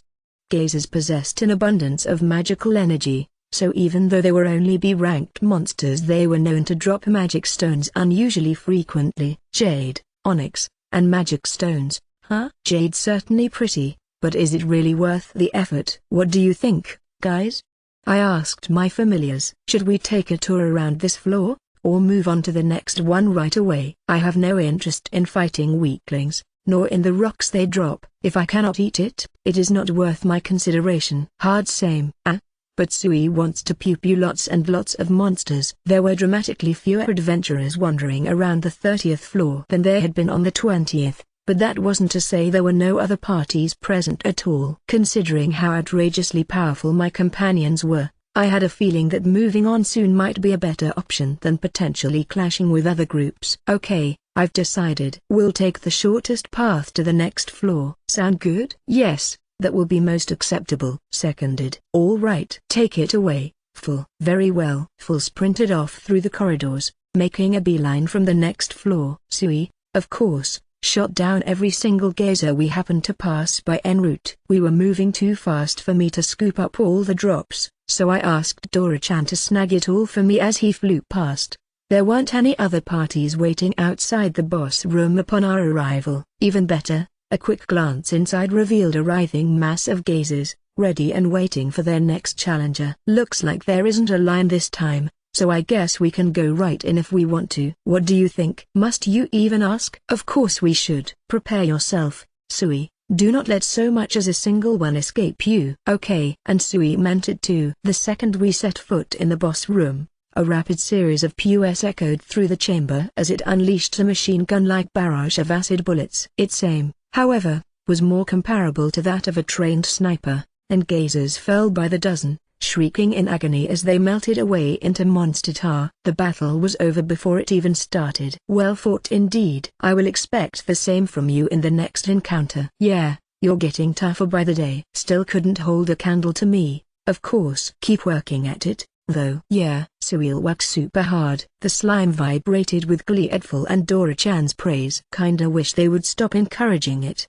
though. They're just going to make it harder to keep Sui in check. It was getting more and more powerful, and watching it walk the path of the warrior made me feel a little wistful. I remained preoccupied with my complicated feelings about Sui's explosive growth. As we gathered up all the dropped items, then proceeded down to the 31st floor. Almost immediately after alighting from the staircase, we encountered our first enemy on the 31st floor, a stone golem. I didn't have much time to take it in, though, since Phil shredded it with his rending claws almost instantly. It dropped a reasonably large yellow gem cut into the shape of an oval, which a quick appraisal identified as a topaz. Topaz, huh? Guess this means that stone golems drop gems too. Not a bad size, either. I bet this'll fetch a pretty decent price. I tire of prey that drops nothing but glittering rocks. Has this dungeon nothing more to offer? If our foes must be so weak, they ought to at least have the decency to drop meat, Phil grumbled, peering at the gemstone in my hand. Come on, don't be like that. I'm sure we'll find a floor with meaty monsters somewhere down below. I should hope so. Just then, I heard something echoing from down a corridor. I could just barely make out the booming sound of something hard impacting upon stone, and frenzied voices shouting wildly. Do you hear that? Think someone's fighting nearby? Yes, I do, and yes, they are. In a room just over that way, replied Phil. He led me to the room in question, and we peered inside. Just die already, ya rocky bastard! Cried an enormous man as he drove a massive mace into a stone golem's torso, the blow landing with a thunderous crash. I'll take it down. Get ready to take out its head when it falls, shouted another huge, muscular man. He drove his great axe into the stone golem's knee joint, bashing through it like he was chopping down a tree. The golem stumbled, faltered, and finally collapsed to the floor. Alright, get on it. Rah. Two dwarves immediately leapt into the action, one wielding an enormous hammer in one hand and the other an even larger warhammer with both hands. In spite of their small stature, the two of them clearly had muscle to spare, and they drove their hammers into the golem's head simultaneously, smashing it to pieces. A moment later, they cried out in triumph. Oh, nice. We got ourselves a double, boys. An emerald and a magic stone. Hell yeah. God, I love this dungeon. Where else would you get a payout like that? We're gonna eat like kings when we get back to the surface, lads. As the adventurers pumped their fists in celebration, we quietly left the room behind and went on our way. This might be rude, but the only word I could think of to describe them was sweaty. Seeing them did bring to mind something that Tristan had told me, though. The golems on this floor had their fair share of variations in terms of shape and size, but they always dropped gemstones, without exception. Stone golems were naturally resistant to magical attacks, but to a party full of powerful, physically inclined, high-ranking adventurers, they were more or less walking pinatas full of treasure. The 31st floor was practically tailor-made for parties like the one we just seen, and supposedly a number of them made it their primary base of operations. Back at the Adventurers Guild, they told me all about the floor, and had enthusiastically requested that I send any large gems I happened to find their direction. Unfortunately for both my and their sakes, none of my other party members shared that enthusiasm in the least. They just don't appreciate the value of money. I knew saying that out loud would get me nowhere, though. They'd probably just tell me that we got plenty of gems from the hidden room on the 20th floor,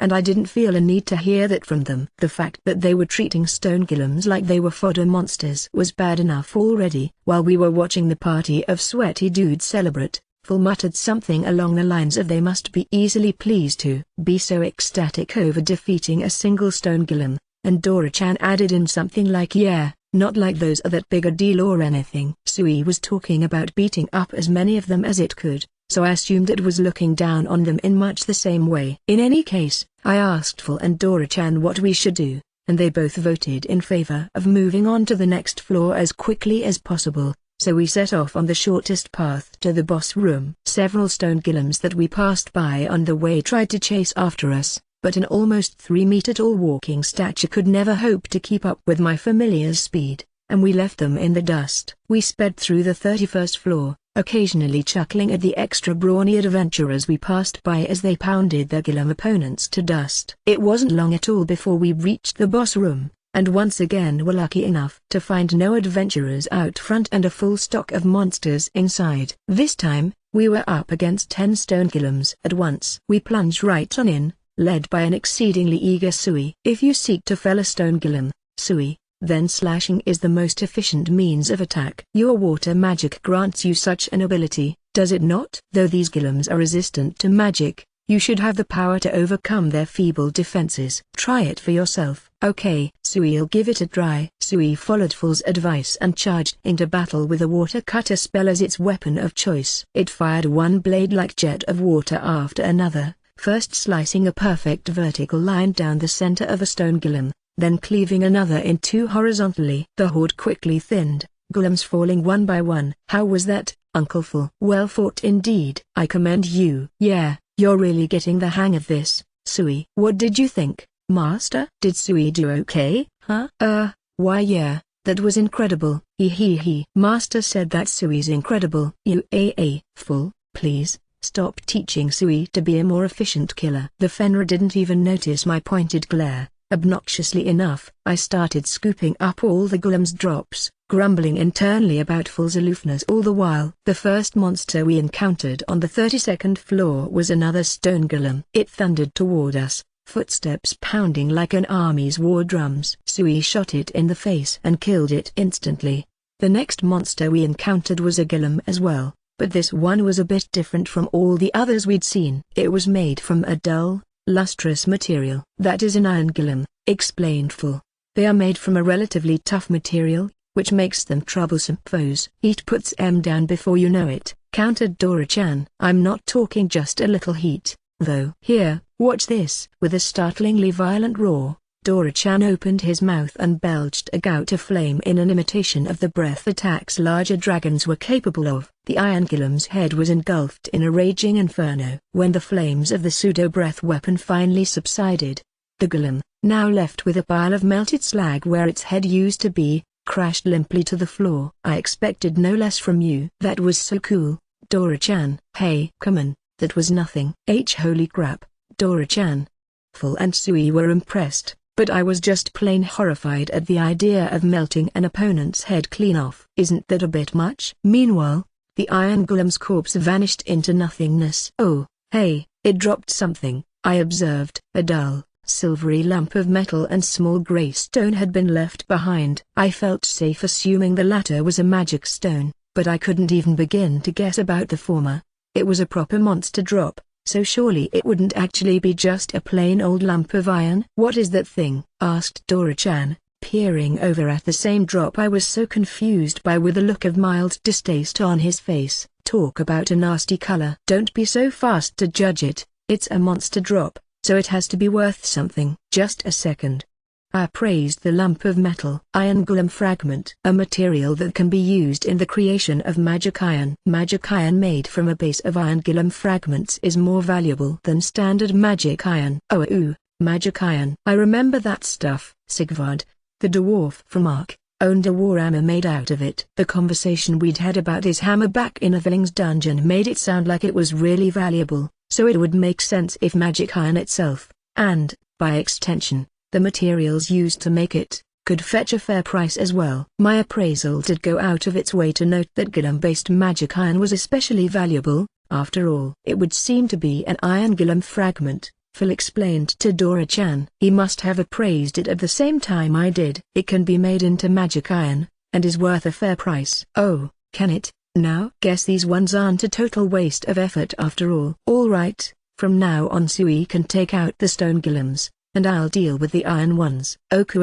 Sui'll beat all the rock monsters. Both types of golems kept assaulting us all throughout the floor, but Dora-chan and Sui swiftly dispatched them every time. I, of course, was in charge of picking up the items they dropped. Not like I could ever take on a golem. Ha ha, ha. In the end, we reached the boss room without encountering any major obstacles. There weren't very many other parties present at all on that floor, which helped. We'd only run into a single group, whose jaws had dropped open so wide as they witnessed Dora-chan and Sui's hyper-efficient slaughter of the golems we were fighting at the time. I was almost worried they'd pull a muscle. So, yeah, we made it to the boss room without breaking a sweat and plowed through the team of iron and stone golems inside just as easily. Dora-chan and Sui cleaned them up in a matter of minutes. I collected all the drops, and we descended to the 33rd floor. An iron golem charged at us the moment we arrived at the next floor, only to be immediately melted down by Dora-chan's pseudo-dragon fire. We delved deep enough that the stone golems had been entirely replaced by their metallic brethren, so Dora-chan got the whole floor to show off. spitting blast after blast of roaring hellfire. Sui, who couldn't get in on the fighting at all, spent our entire time on this floor squirming restlessly. It wasn't like the slime couldn't take down an iron golem, but it was certainly less well matched against them than Dora-chan was. His mastery of fire magic made him the obvious choice to lead the way here. Full must have shared that opinion, since a ways into the floor he told Sui, "You will simply have to fight all the harder on the next floor." I seconded the sentiment, and thankfully Sui took it to heart and finally started cheering up again. We kept that formation up through the whole floor, Dora-chan taking the lead and mowing down every iron golem that we came across. In the end, we reached the boss room without ever landing ourselves in anything resembling real danger. When we got there, though, our fearless leader Dora-chan started complaining. "I'm starving," he whined, his telepathic words coming through a lot more emphatically than usual. I chuckled. It was hardly surprising he'd be famished, considering how he'd been pulling out all the stops throughout the floor. "Sui's getting hungry too, and I as well. The hour draws late. We will soon reach the time we would ordinarily go to sleep. We should stop here for the night." "Sounds good to me. We can call it here for the day, then take on the boss tomorrow morning." "Is there a safe area anywhere nearby, Full?" "There is. This way." Full led us to a nearby room where we could bed down for the night. "Picky pain in the ass, I swear," I grumbled as I opened up my online supermarket's menu. We had plenty of food in stock, but Full just had to go and demand I make something from scratch. "I wish to eat something freshly made, and there are no other adventurers here to witness us cook," he commanded, and that was that. He wasn't wrong. To be fair, we really were the only people camping out in the safe area. I took a shot at talking my way out of it by noting that it would take a pretty long time to cook something from scratch, but he told me that would suit him just fine. The stupidest part was that time didn't pass inside my item box, so the dishes I had stored in there were freshly made in every way that actually mattered. According to Full, though, watching you prepare the dish and eating it while it is still fresh is an altogether different experience. Sui chimed in as well at that point, saying that watching Master cook is really fun. Not gonna lie, that part cheered me up a bit. I thought I still had a shot at getting out of it, considering how hungry Dora-chan had been acting, but when I asked him he said that we've been having too much rice lately. "I want something that goes with bread this time," and didn't even bother answering the question. I just fed them bolognese dogs for lunch, so I had no clue where he was coming from with that one. And that's how I got roped into cooking, in spite of my best efforts, cooking something that went well with bread, specifically, which was why I'd ended up scouring my online supermarket's menu for inspiration.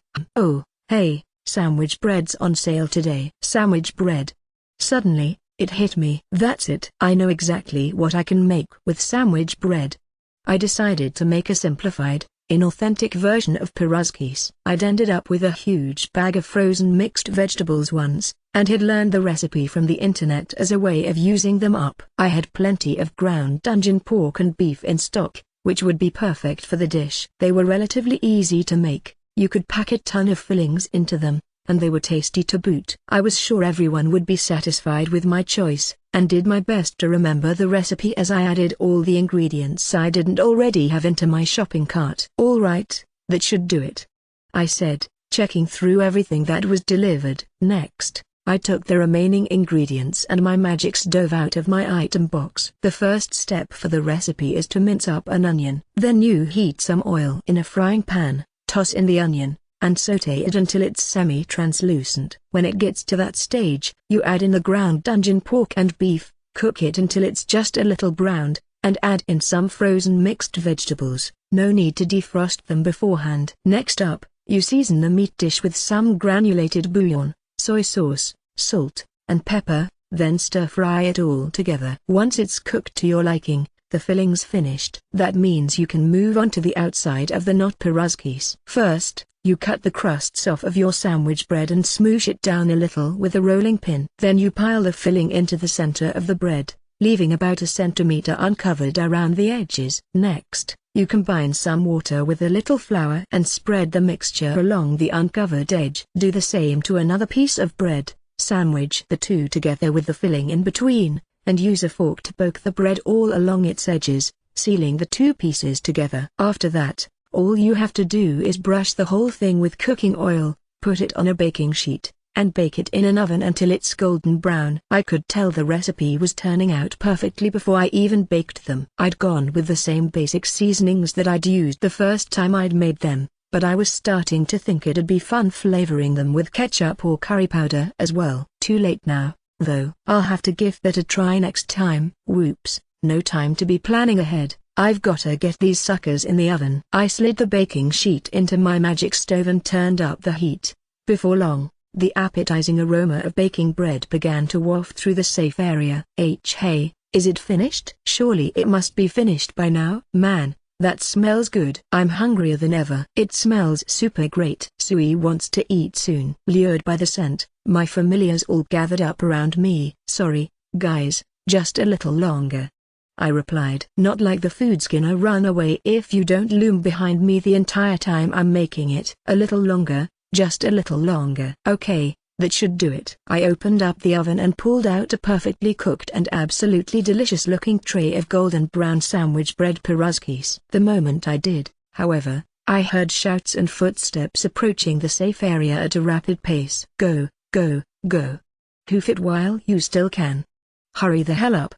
A party of adventurers sprinted onto the scene at top speed, sliding into the safe area like pro baseball players stealing home. Their sudden appearance caught me completely off guard, and they were clearly just as surprised to see me as I was to see them. We stood there, frozen, staring blankly at each other as we processed the situation. Why yeah, sorry, guys. Guess it would be pretty shocking to run into someone who's baking bread with a magic stove in the middle of a dungeon. Most people venture in here knowing that in the worst case scenario they might not escape with their life. What sort of weirdo decides to set up shop and cook a meal in a place like that? When I really thought about it, I realized that our behavior was completely irrational. Part of me wanted to apologize to the adventurers then and there. A certain someone, however, was predictably unwilling to bow to the gravity of the situation. Hurry up, I tire of waiting.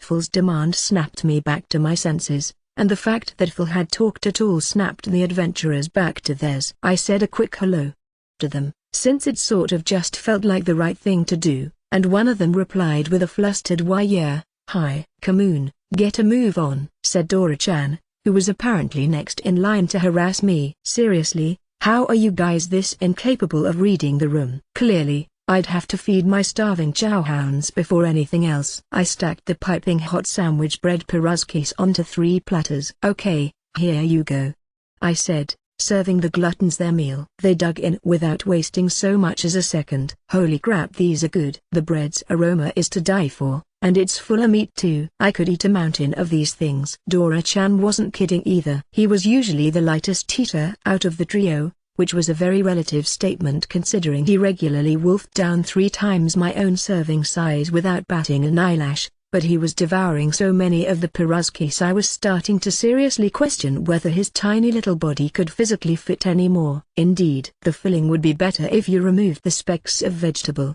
but they satisfy nonetheless. Phil never missed a chance to gripe about the veggies in my food, but they certainly didn't stop him from eating his fill. He was eating one after another in a single bite each. Maybe at least take time to chew, they're so good, cried Sui, whose appetite was exactly as ravenous as ever. It sucked pierogi after pierogi into its amorphous body. I'd known how hungry they were, but I was still a little stunned by how quickly they were eating. I'd made a bunch of extras that I'd just have to throw into the oven to finish up, and in retrospect, that was a very good decision. I decided to start cooking the second batch preemptively. Even the smell of baking bread once again filled the safe area, and I could feel the stares of the adventurers, who I hadn't forgotten about, for the record, boring into my back. I felt bad for them, honestly, but what was I supposed to do? I'd face severe consequences if I slacked off on my familiar's meal. They'd whine at me, for one thing. More importantly, though, it was only thanks to them that I could make it through a dungeon like this without dying horribly. Keeping them wolfed was the least I could do in exchange. Whoops, no time to get lost in my thoughts. The next batch should be just about done. I pulled another tray of piping hot pierogies out of the oven, only to be serenaded by a harmonious chorus of growling stomachs. Glancing over in the direction the noise came from, I made eye contact with the adventurers, who were all staring right at me. Sorry. It just smells so good, stammered one of them, scratching his cheek awkwardly. He was a man with a large build and a look that I could only describe as unique, I guess. When I say large build, for the record, I mean that he was probably at least 2 meters tall with arms as thick as logs and bulging with muscle. He had long shaggy hair, an equally disheveled beard, and was wearing leather armor. The massive axe in his hand completed the picture. I would have pegged him as a barbarian rather than an adventurer any day of the week. The other adventurers with him, his party, I assumed, glanced away uncomfortably as well, muttering in agreement with his words. It's fine," I replied. "I probably shouldn't be cooking in a place like this anyway." "Yeah, speaking of," said the barbarian-like man, "I've been in the adventuring business for an age, but this is the first time I've seen a man haul a big-ass magic stove into the middle of a dungeon." At that point, he burst into a hearty, bellowing fit of laughter. "Come on, man, don't act like you're surprised." "You've heard the rumors too," said one of his party members, a slightly shorter beastman with dog ears, a fluffy tail, and a sword at his hip. He looked like he was probably in his mid-20s or so, and between his angular eyes and his slim but muscular build, he was a notably handsome dude. "Wait, rumors? What rumors?" "I got a follow-up on this. That's a Fenrir, right? And the little dragon and the slime are your familiars, as well?" "That would make you Mukota, the S-ranked adventurer, wouldn't it?" asked another member of their party, a girl who looked like she was in her late teens. She had big eyes and an adorable bob cut, and she was wearing a robe that made me pretty sure she was some sort of mage. "Yeah, that's me," I replied with a smile. I couldn't help it, talking with cute girls had that effect on me. Her blonde hair and blue eyes gave her the look of a French doll, though on the other hand her flat chest left a little to be desired. "You know what they say about you, pal?" asked another adventurer in their party. This one was a woman in her mid-20s with short dark brown hair and strikingly tan skin. She was obviously athletic, tall and muscular, and was carrying a spear. "They say there's an adventurer out there who travels all over the place with his familiars, cooking them meals so luxurious it's almost painful to watch an animal scarf them down." The massive man, who'd been elbowing me playfully in the ribs, nodded like he'd just remembered it himself. "Oh right, yeah. They have been telling stories along those lines, haven't they? People have been spreading rumors about me cooking specifically for my familiars. I mean, it's not like they're wrong, but I'm still not so sure how I feel about that." Dora-chan, and Sui had only become my familiars in the first place because of my food, so I was basically obligated to cook for them. Making our meals luxurious was just part of my job. "Are my seconds not finished yet? I tire of waiting." "Seconds over here too, thanks." "For Sui too." "Oh, right. Good thing they're already done." I piled more pierogies onto their plates. "Those really do look delicious, gotta say," said the last adventurer in their party, an old dwarven man with an enormous hammer and a thick beard. Their entire party's gazes were riveted on my familiar's meals. "HMPH. Stare as you will, but I will not spare so much as a shred for you." "Come on, fool. Do you really have to be like that every single time this happens?" It's probably not as good as you think it is, but would you like a bite?" I asked, too overwhelmed by awkward guilt to resist. The adventurers were all too enthusiastic to take me up on my offer. "Damn, these are tasty."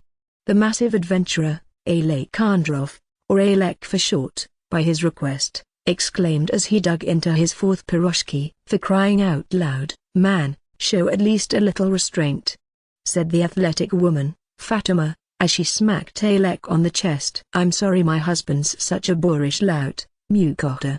That's right, her husband. Alek and Fatima were married. The moment I learned about their relationship, I had to suppress the urge to explode in Alek's face. Seriously, why would a woman as beautiful as her go for a guy who looks like he lives in the mountains and sews his own clothes out of freshly skinned deer hides? The absurdity of it all was mind-blowing. Really, though, none of us could have ever imagined eating food this good in a dungeon, said the handsome dog-eared adventurer as he started in on his third pierogi.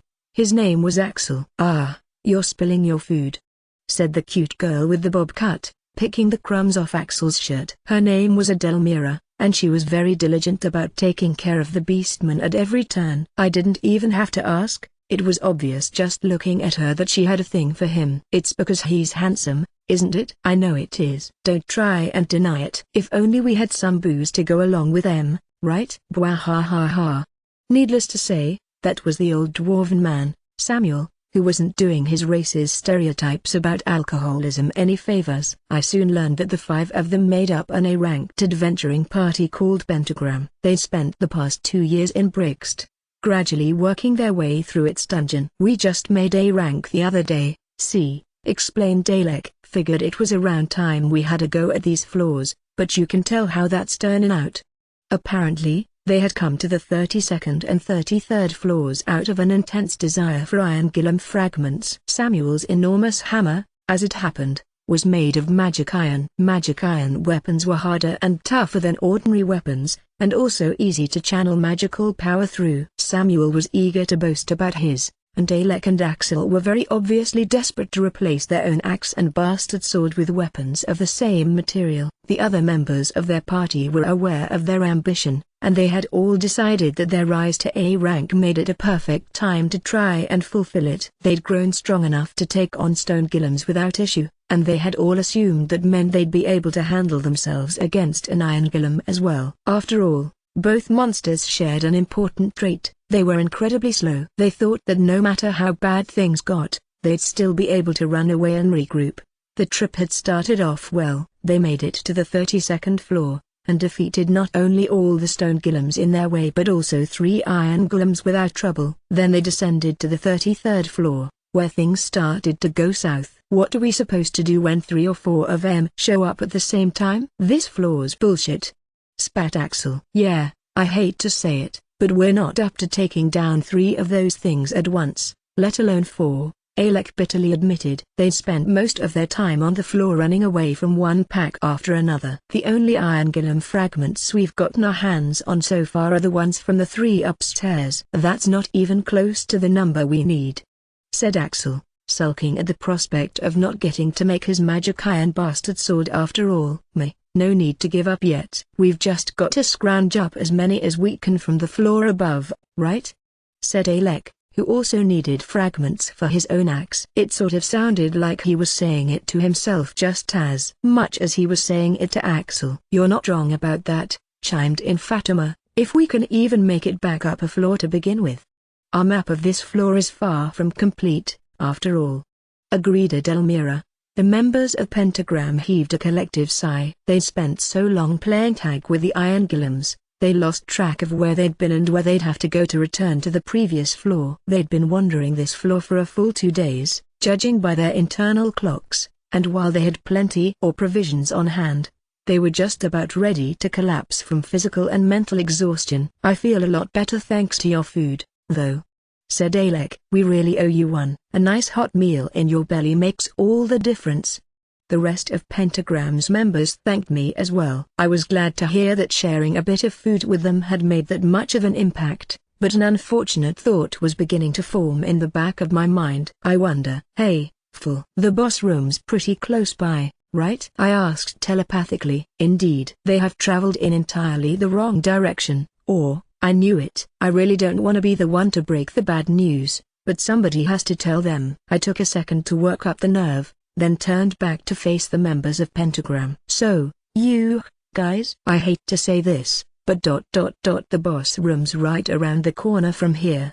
Their eyes opened wide, and then their shoulders slumped in unison. I understood how they felt painfully well, but the most I could do for them was say good luck and hope for the best. My condolences. Thanks again, pal. No problem, really. I'm sure the info you gave me is going to save us a lot of trouble. If anyone saved anything here, it was you saving our asses. Seriously, thank you. We'll be in town for a good long while, so if you ever need a favor, all you have to do is ask. Leave a message for us at the guild, and we'll come running. The rest of Pentagram enthusiastically agreed with Alec's words. Later, pal. See you up topside. With that, their party left the safe area, ready to take on the dungeon again after a good meal and a night's rest. I'd done my best to describe the route back to the stairs leading up to the previous floor, with more than a little help from Full, so I was sure they'd make it out without too much trouble. They'd given me all sorts of useful tidbits of information as well, so the encounter had been a net positive for everyone involved. Apparently, only 2 adventuring parties were working on exploring past this point at the moment, and the party that had been scoping out the 35th floor had returned to the surface recently on account of a nasty injury. According to Alec, yeah, sounds like one of them lost an arm, and now they're just trying to figure out what comes next. I feel bad for the guy, but losing a limb means it's curtains for his career as an adventurer. Dunno if the rest of them are gonna keep going as is, find another member, or call it quits and dissolve the party. The other party was blazing a trail into the dungeon and had advanced all the way to the 37th floor. They were in the dungeon and exploring at that very moment. Alec told me that they were a party of 6, 2 of them S-ranked and the others all A-rankers. In terms of pure ability, they were supposedly the best active party in the whole country. They also told me about the monsters we'd encounter further down in the dungeon. Pentagram's members hadn't had any first-hand experience with them, of course, but they'd done their homework and could at least share the fruits of their research. The next floor down, it seemed, was home to a host of ogres. Not just ordinary ones either, subspecies like red and blue ogres were known to appear, and advanced species like ogre kings weren't out of the question either. The 35th floor was another ogre stage, but there were apparently way more of them to deal with down there. One very important factor was that the ogres that appeared in the dungeon were dramatically more vicious and keen-scented than the ones you found in the surface world. They could smell a man from an incredible distance, and would pursue any adventurers who came within range of their senses. They're man-eaters, after all, explained Axel. No way they'd let a treat as tasty as our kind get away without a fight. The man who had lost a limb exploring that floor had been the victim of their appetite. In fact, an ogre had bitten the arm right off him. When I relayed the information to Full, he smirked. Ogres, you say? And ogre kings, even. It seemed he'd finally have the worthy prey he'd been hoping for. From the 34th floor onward, my familiars would be fighting as a trio once more. That, of course, meant that he was more excited than ever to rush our expedition along. It felt like the lower floors that Demiurge had warned me about were getting dangerously close far sooner than I'd hoped. I think I feel a migraine coming on. The 33rd floor's boss room was absolutely swarming with iron golems, which Dora-chan exterminated without breaking a sweat. We took a moment to gather up all the iron golem fragments left scattered across the ground, then descended to the next floor. As expected, Full decided to join in the fight on the 34th floor. He insisted on it, as a matter of fact, declaring that should an ogre king appear, I shall be the one to slay it. Unfortunately for him, though, the kings proved elusive. We slew ogre after ogre as we carried out our exploration of the floor, but they were all of the more ordinary varieties, and it wasn't long before Full started griping about how bored he was. We did encounter some of the colored variants, at least, but Dora-chan and Sui slaughtered those with just as much ease as the regular ogres. From my perspective, though, there was one major problem. Hey, am I imagining it, or are the ogres all going after me in particular? They are. To them, you look the most delectable out of all of us. Yeah, those things are little man-eaters. And, there were ogres in Dolan's dungeon too, but don't these ones look a lot nastier than those did? Why does this surprise you? Did the adventurers we just spoke to not tell us that the ogres here are more vicious than those found elsewhere? Yeah, were you even listening? I was. But hearing about how nasty they are is way different from seeing it in person. Not everyone can take these things as casually as you two, you know. The ogres were massive, easily over 2 meters tall, and bulging with muscles. Even worse, the second they noticed our presence they'd set their sights on me, start drooling, and charge forward at top speed. It was scary as hell. Just thinking about those things was making me shiver. Master, are you okay? It'll be fine. Sui'll protect you, no matter what happens. Thanks, Sui.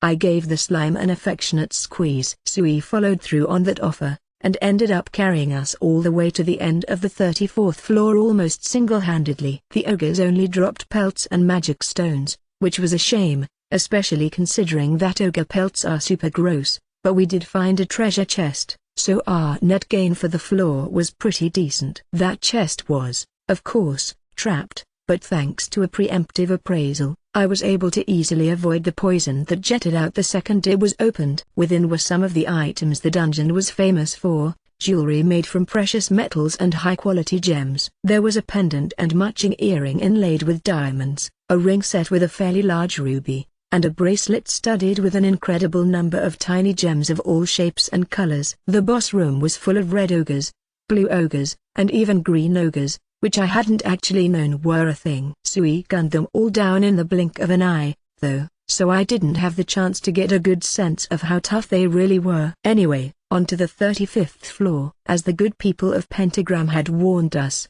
the place was absolutely lousy with ogres. I couldn't even keep track of where they were coming from.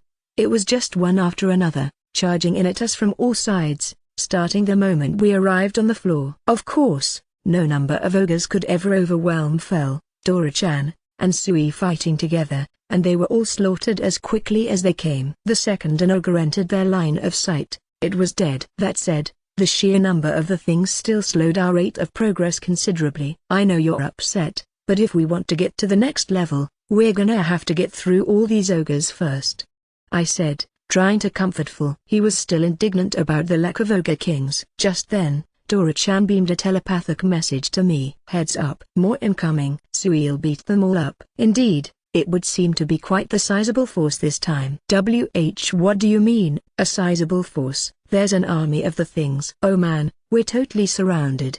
The corridor was packed from wall to wall with ogres, in front and behind us, roaring with rage and hunger as they advanced. Calm yourself. No number of ogres could ever pose an obstacle to us. Dora, Sui, slay the beasts blocking our path forward. I shall dispose of those to the rear. Hell yeah. Oku-e. Dora-chan and Sui stepped up to face the ogres in our way while Phil spun around to leap upon the ones behind us. I, meanwhile, was left to flap about helplessly in the middle of it all. Phil brought down his foreleg in a mighty slash, unleashing his rending claws and mowing down the ogre's entire front rank. That didn't dissuade the ones behind them, which just kept charging, but Phil slashed again and again.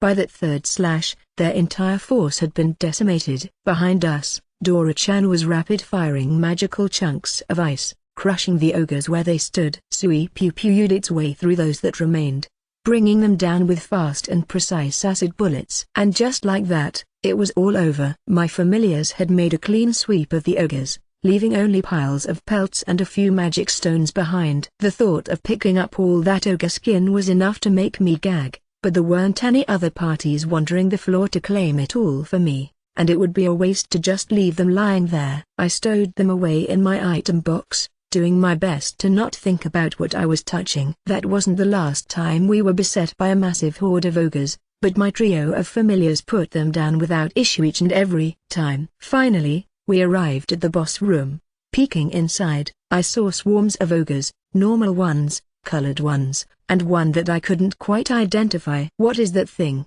I wondered out loud. I could tell from the look on its face alone that it was several times more ferocious than an ordinary ogre. It stood in the center of the chamber, looming imposingly over its fellows. At long last, an ogre king. It is mine. Do not lay so much as a claw upon it. Sheesh. Fine, have it your way. Sui and I will mop up the rest of them. Yeah. Wow. There's so many. Sui's gonna beat as many as Sui can. With our roles decided upon, we advanced toward the boss room. A step before the entrance, though, Phil came to a sudden stop. Come to think of it, you have yet to fight since we entered this dungeon, no? He asked, turning to me. Huh?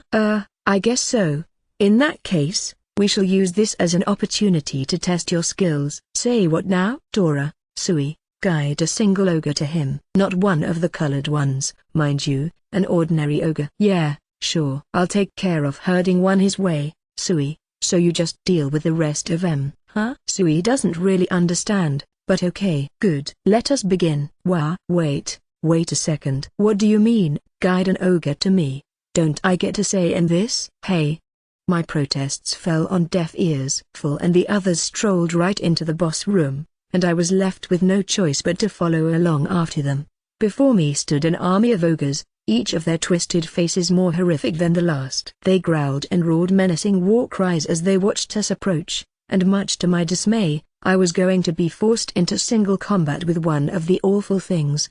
They were man-eaters, all right. The moment they caught sight of me, the drool started dripping down their monstrous jowls. I was not okay with any of this. Wait, crap. Right. Weapon. I need a weapon. It hit me just in time that taking on one of those things barehanded would be a good way to lose my hands, and I withdrew the mithril spear that Sui had made for me from my item box. I held it at the ready, my legs quaking so hard my knees were practically chattering. At the same time, my familiar's battle had already begun. Not that it really deserved to be called a battle, considering how hopelessly one-sided the fight was turning out to be. For all Ful's enthusiasm about taking on the Ogre King, their match had been decided with a single blast of his lightning magic. The king took one bolt to the face, tottered back and forth for a couple seconds, then keeled over dead. Most of the other ogres were quickly dispatched by Dora-chan's ice magic and Sui's acid bullets. This is going super well, so I probably don't have to bother fighting,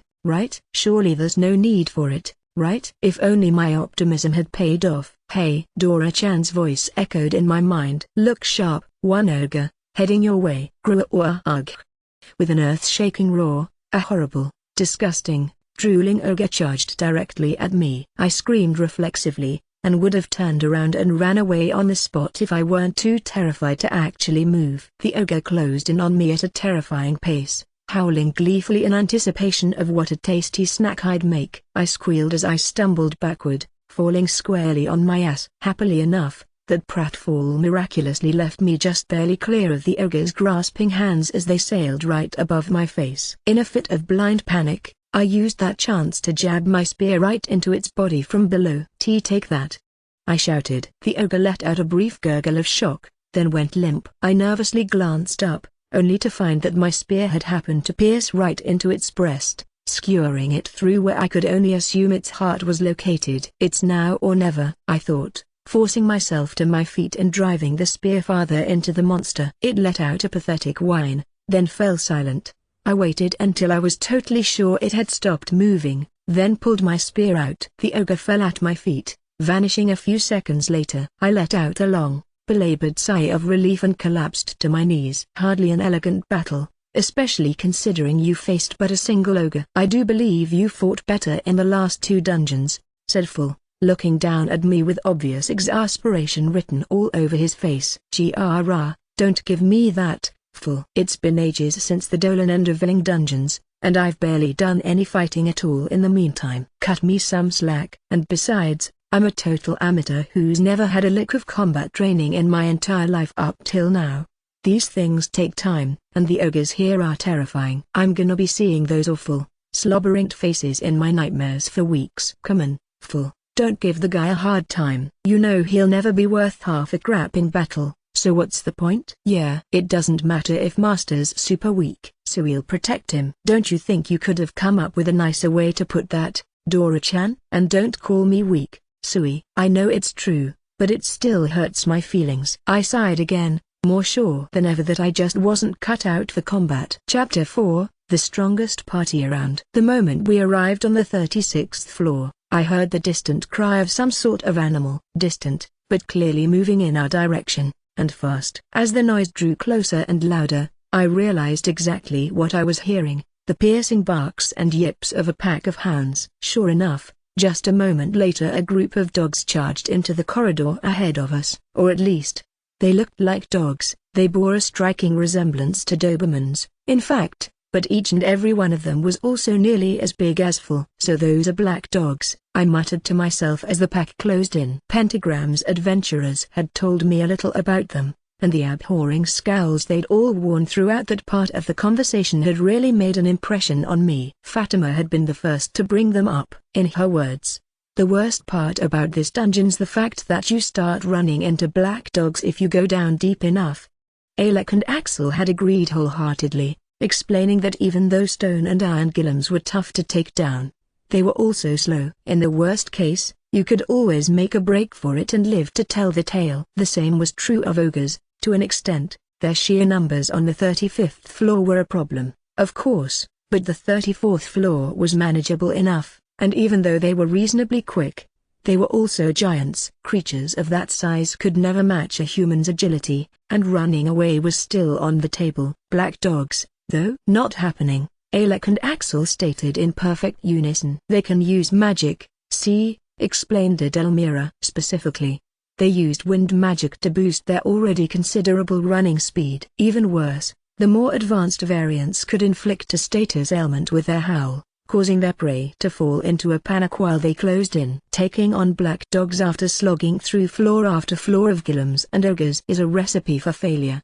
added Samuel. Nobody's got the stamina for that, especially considering there aren't many monsters out there that are as tenacious as black dogs. Those things never give up, no matter how bad you hurt them. It's kill or be killed when you run into one of them bastards, no question about it. Samuel was a dwarf, one of the more long-lived races, and had fought with black dogs more than once already.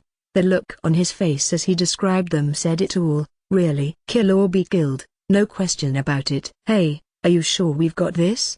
I asked. Full Pentagram's warnings had set my nerves thoroughly on edge. HMPH. I would sooner drop dead of my own volition than be slain by mongrels such as these.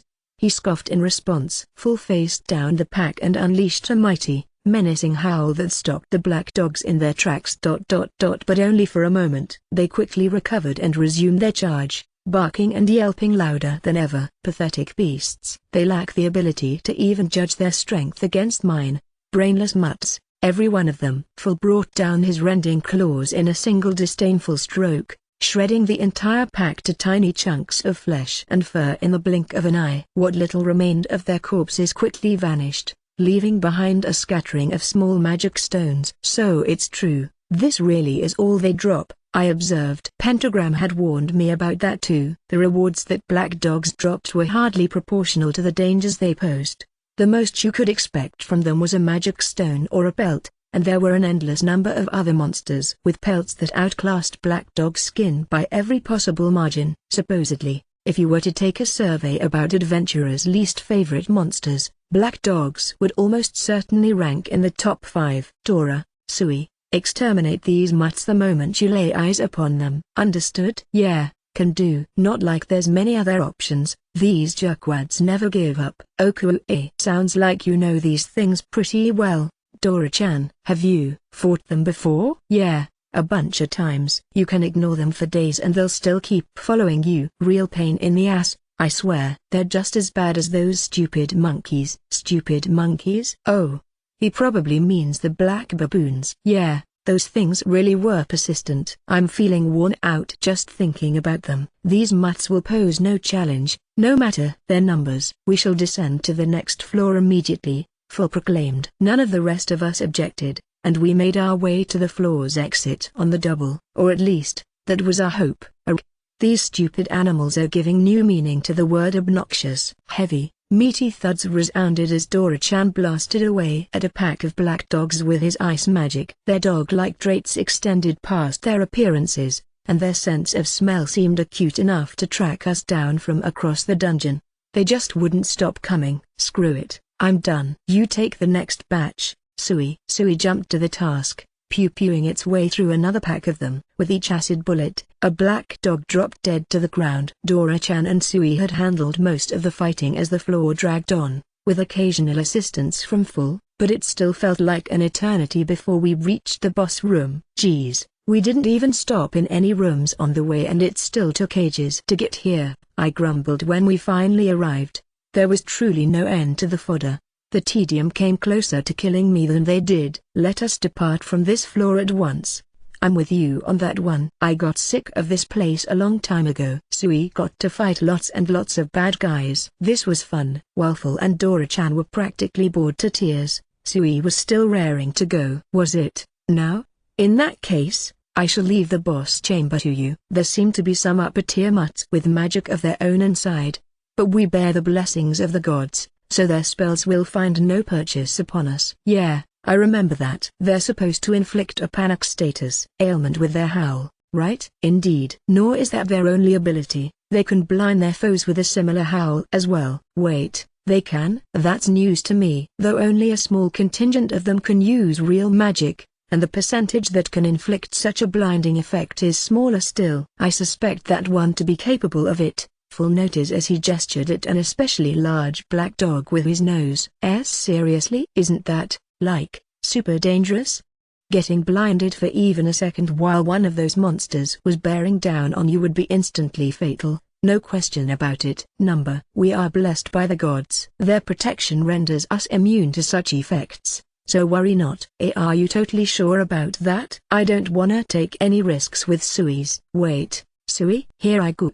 Waffle and I were talking. Sui took it upon itself to charge into the boss room on its own. I chased after it in a panic, and Phil and Dora-chan followed along at a casual stroll, shaking their heads at me in exasperation. Why are you always so worried about this crap, anyway? Asked Dora-chan. Just watch. No way Sui's gonna get done in by the likes of those mutts. I took his advice and decided to watch the fight closely, only to realize that while I had been distracted, Sui had already kicked the battle off with an enthusiastic offensive. The biggest of the black dogs didn't even get to try to howl before Sui peppered the pack with acid bullets, and any of the smaller ones that attempted to rush into melee range were crushed without hesitation. Only a couple minutes after we entered, Sui had already whittled the pack down to a single black dog, the bigger, more advanced form of the species. It bared its fangs, frothing at the mouth with fury for its fallen comrades. The beast let out a low, intimidating growl, then barked ferociously as it charged towards Sui. Just one left. Sui's gonna take it down. Yeah. Sui let an acid bullet fly in the black dog's direction. It didn't even flinch, meeting the attack head-on at full speed. Pew! Oh oof! Yikes! The dog's head exploded. I mean, maybe that's not quite the right way to put it, but the point is that 1 second Sui's acid bullet impacted its head, and the next second, said body part wasn't there anymore. Hooray! Sui beat all of them. The slime bounced about the room with glee. Sui! I muttered, dazed and horrified. See, as we told you, there was no cause for concern, right? I swear, every time we set foot in one of these dungeons my cute little Sui gets more and more terrifyingly lethal. While I was busy agonizing over the slime's gradual transformation into a killing machine, Sui gathered up the magic stones that the monsters had dropped and bounced over to give them to me. It obviously wanted me to praise it, and I had no choice but to swallow my doubts, pat it on the head, and give it as enthusiastic a nice work, Sui, as I could muster. It jiggled ecstatically in response. We finally reached the 37th floor. Supposedly, the party that was leading the charge through the dungeon would likely be somewhere on this level.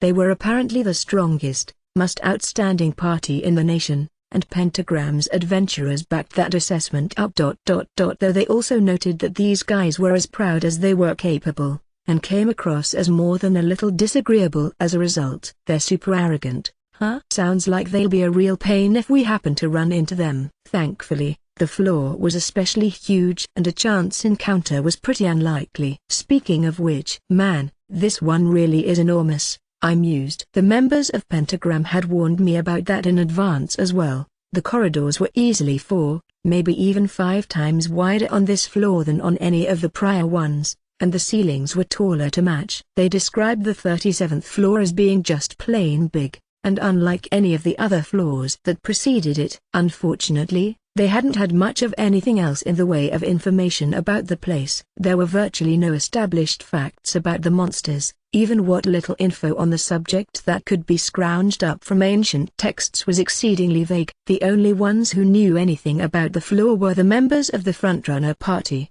and when somebody from Pentagram had asked them about it, they replied with something along the lines of "That's vital information for the sake of our expedition, and we won't be sharing it lightly," then refused to elaborate. Stay on guard, everyone. There's no telling what's gonna come at us here, I cautioned my familiars. Yes, there is. Wait, what? Full, you can tell what sorta monsters live here? Indeed. Their scent makes it plain as day. We are all but certain to encounter a mighty roar shook the chamber, cutting Full off, as one of the very beasts he was trying to warn me about lumbered into view. A minotaur? Since when were they so big? I shrieked. It was truly massive, and carried an enormous axe to match. I praised it reflexively as it thundered in our direction. Gigant Minotaur, an unusually large variant of the Minotaur species, and an S-ranked monster. When prepared properly, their meat is considered a delicacy. Bwahahahaha. At long last, a meat-bearing monster. Dora, Sui, take note of that creature. They are delicious beyond measure. I could practically see his eyes glimmer with anticipation. Yup. Classic Full. Of course he'd know that gigant minotaurs are good eating. What? Beyond measure? Oh, I gotta get me some of that. Hand over the meat, you overgrown livestock, shouted Dora-chan, immediately as hyped up as I'd ever seen him. "Yay, tasty meat." "Tasty, tasty meat," sang Sui, bouncing rapidly with excitement. "Dora, Sui, I trust you know the plan?" "Course I do." "Yeah, huh? What plan?" "Since when have we had a plan for this, fool? Today, we hunt this floor dry." "Hell yeah." "Me eat." My familiars charged the gigant minotaur in unison, single-mindedly obsessed with the prospect of their meaty reward. The monster took all their attacks at once and fell dead on the spot. "Yikes," I muttered under my breath. I knew how they could get when meat was on the metaphorical table, but that concentrated attack was a little intense even by their standards. I was used to their nonsense, and even I was sorta freaked out by that one. "There. More meat has arrived." "Alright, meat time." "Me eat." "Would you guys please stop calling them meat like that?" They definitely weren't viewing the gigant minotaurs as living beings anymore. They saw them as walking bags of beef. The monsters couldn't last a second against the united front of my three familiars. Each creature slain left behind an assortment of massive meat slabs, fangs, and magic stones, and whenever meat dropped, full, Dorican, and Sui went into celebration mode. "Alright, more meat." "Yes, meat, meat. Meaty meaty meat." That would seem to be a fine cut indeed. It is most vexing that some of the beasts do not drop any meat at all, though. All the more reason to hunt as many as possible and collect as much as we can. "Are you with me, Dora, Sui? Do you even have to ask?" Sui is. "Yeah." The plan was set in stone the moment the first gigant minotaur happened to drop meat. Full wasn't exaggerating. He really seemed intent on hunting for as long as conceivably possible. As he pointed out, though, not every gigant minotaur they killed paid out in meat. By my best estimate, meat had about a 20 or 30% drop rate. The slabs of flesh that did drop were huge, to be fair, and not only had my familiars been waiting for ages for the first meaty monster of the dungeon, the meat we found also just happened to be some really gay stuff. In short, I couldn't stop them even if I tried. They were plainly still far from satisfied after we'd collected about 10 chunks of the stuff. And in the end we kept hunting and hunting until hunger won the day and they finally agreed to stop for a meal break. According to Full's internal clock, it also happened to be coming up on evening, so we decided to make for a safe area and bed down for the night. While we were at it, I'd thrown together both our breakfast and lunch that day pretty quickly, and Phil insisted that we will be having the meat we won on this floor for dinner. Of course, his snout pressed right up against me in a blatant show of intimidation. So, yeah. It was gigant minotaur meat for dinner. When you're preparing a fine cut of meat, it's always best to go simple and let the ingredients do the talking for you. As such, I went with a basic choice and decided to make some steaks. Continuing the spirit of keeping it simple, I kept the seasonings for the first round on the minimalistic side, salt, pepper, and nothing else. When working with big, thick cuts of red meat, I'm convinced that's the best way to highlight the steak's flavor in all its glory. The steaks were nothing less than superb. Full, Dora-chan, and Sui wolfed down plate after plate, and in the end we ran through almost half the meat we'd obtained that day in a single meal, much to my horror. On the other hand, getting to taste how delicious gigant minotaur meat was for themselves lit a flame under my familiars. By the end of the meal, they were more ready than ever to hunt down every last monster on the floor. A good night's sleep later, we set out into the dungeon to hunt gigant minotaurs once again. Yesterday's winnings were slim, but we shall make up for it today. Yeah, let's beat lots of monsters up and get lots and lots of tasty meat. No real surprise we didn't find much yesterday. It was already pretty late when we got here, noted Dora-chan. We're spending the whole day hunting on this floor, right? Stocking up will be a piece of cake. And even if we don't get enough today, we can just spend tomorrow here too. When the meat's that damn good, putting in an extra day or two is so worth it. A valid point indeed. Should today's catch prove insufficient, we can always continue the hunt in the morning. As I'd feared, my familiars had definitely gotten a taste for gigant minotaur meat.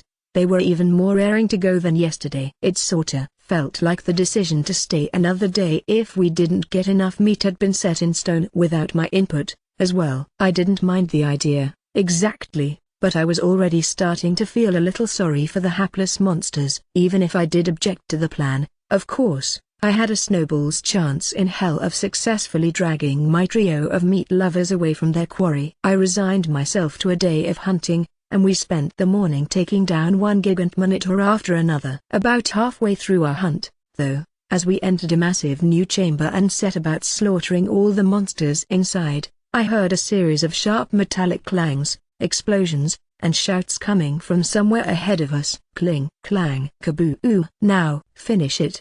Peering toward the other end of the room, I could just make out a party of 6 adventurers battling a single gigant minotaur. A tall adventurer with a thick build was taking the front, stabbing and slashing at the beast with a bastard sword, while a smaller, nimbler adventurer with a short sword was dashing in and out of the fray, carving away at its legs. A massive beastman helped on that front, swinging for the creature's knees with a great axe, and a stern-faced woman stood a short distance away, pelting its face with orbs of magical fire. She was accompanied by an elven woman with a bow, who shot arrow after arrow into its arms. More than anything, though, my gaze was drawn to the 6th member of their party, a tamer. By his side was a red-furred tiger which he ordered into battle. The adventurers could only be the ones I'd heard about the day before, the dungeon's frontrunners and the strongest party in the nation. Even at a glance, the fact that they'd earned their reputation was plain as day. Their coordinated assault on the gigant minotaur was a sight to behold. "What are you gawking at? Keep a tight hold on me unless you want to fall off," scolded Phil. He was right. I'd been so preoccupied by the frontrunners' fight, I'd let my grip slacken. "Whoops, sorry," I apologized, readjusting my hold on his fur. He'd been nice enough to stop the moment he realized I was letting go, and I had that consideration to thank for my not getting thrown off his back. "Let's get a move on. Our meat's out there, waiting for us." "Our meat? That's even worse than before, Dora-chan," I sighed. "All right, fine. We don't wanna get in the way of their fight, so let's circle around them. And no helping, Sui." "Oku-e." I'd been warned about their prideful, pain-in-the-ass attitudes, and I wasn't about to go poking that hornet's nest for no reason. We gave them a nice wide berth, quickly slipping past them and moving along on our way. We didn't escape their notice, of course. The strongest party around would never be that inattentive, and for just a moment their eyes widened with shock as they caught sight of us. Then, right after we passed them by, I heard a dull clang. A second later, something thudded into the ground directly in front of us. Huh? I squinted down at the ground. A stray arrow? Yucks, that it was close. I guess this sort of thing just happens when you try to run past an ongoing battle, but geez, that sure could have gone worse. "I'm so glad I had you put up a barrier before we went into the dungeon, Phil." I'd insisted he do so, really, for not just me but Sui and Dora-chan as well. No way was I going to take any chances in a dungeon renowned for its difficulty. That arrow just now had definitely pinged off his barrier, so it seemed to have been a good call in the end. "Thanks for—" "Wait, what's wrong?" For some reason, Phil was glaring at the adventurers behind us, his brow furrowed irritably. "What, are you upset about the arrow?" "Come on, they're fighting. These things happen in battle." "Quit giving them the evil eye like that." "Ha, I swear, you're so carefree I have to wonder if you think at all sometimes." "What's that supposed to mean, Dora-chan?" "You need not bother, Dora. Explaining matters such as these to him is a waste of time." "Matters such as what?" "How am I supposed to understand if you won't tell me what you're talking about?" Whatever they were trying to get at, I wasn't following it at all. "Let's go. Let's go." "We gotta hurry and find more meat," interjected Sui. "Yes, quite. We do not have the time to waste idling in fruitless conversation here." "True enough." "It's meat time." Spurred on by an impatient slime, we set off in search of gigant minotaurs to slay once again. Interlude: The Adventurer's Perspective. The battle ended shortly after Mukota's party made their exit, the frontrunners' party emerging victorious in their struggle against the gigant minotaur. They were known as the strongest party around for a reason, their foul attitudes notwithstanding. "Ugh, I'm exhausted," said the stern-faced mage, taking a seat on the ground to catch her breath and glaring at the man with the bastard sword. "And what the hell was their deal, boss? I thought we were supposed to be the ones blazing a trail through this dungeon?" "Yeah, I'd like some answers on that front as well," said the beastman with the great axe. "Not a damn clue," snapped the man with the bastard sword, scowling bitterly. "I've got a pretty good guess as to who they are, though." "Well, who?" "Come to think of it," said the tamer, stroking his red-furred tiger's head as he spoke. "Don't you remember the rumors that were going around about the S-ranked tamer who commands a Fenrir? The slender adventurer with the short sword frowned and clicked his tongue in irritation. You telling me that some newbie tamer thinks he can just stroll on in and make off with our glory? Like hell he can. Sides, everyone up top was flapping their jaws about Fenrir this, Fenrir that, but nobody's ever actually seen the damn thing fight, have they? Hell, nobody'd seen a Fenrir period outside of the storybooks for gods know how many centuries before that bastard turned up out of nowhere. His rep's bigger than he is, I'm telling you. You don't have to tell me that, said the man with the bastard sword. I'm as pissed as you are. I won't let anybody barge in and take this away from us, not after what we've been through to get here. That's why I gave the order to play dirty. Nobody could blame us for an arrow flying foul mid-combat. I aimed for his shoulder, for what it's worth. I wanted him hurt bad, but I didn't mean to kill the man. Figured a deep enough wound would send him back to the surface, even if he did have some high-grade potions on hand, said the elf, pausing for a moment to chew bitterly on her lower lip. Something got in my way, though. He's got something protecting him, a magic item, most likely. Oh, you're oh so precious, oh so magical. Elf-maid Bao couldn't so much as scratch him. To think, the mage quipped sarcastically. Too bad you couldn't be bothered to pitch in with the fire magic you're so proud of, then, eh? The elf replied with a baleful glare. I'd have been happy to, assuming you were fine with him being reduced to a pile of cinders. Enough, snapped the man with the bastard sword. What's done is done, no point fighting over it. All that matters is that we make sure we're the first party to clear this dungeon. We'll make that happen. Whatever it takes, whatever it takes. You follow me? The other members of the party nodded grimly in agreement. The day wore on, and we devoted ourselves fully to hunting gigant minotaurs, or rather, full, Dora-chan, and Sui did while I sorta just tagged along. We'd find one, kill it instantly, grab its drops, then rinse and repeat, moving on to the next target. We'd already gathered a considerable stock of gigant minotaur meat, but my familiars were still far from satisfied with the amount we'd obtained. In Full's words, there is no telling when next the chance will come to procure such scrumptious meat. As such, he had every intention of hunting down as many of the things as he could possibly justify. Dora-chan and Sui were both on the same page, and diligently assisted him with the hunt.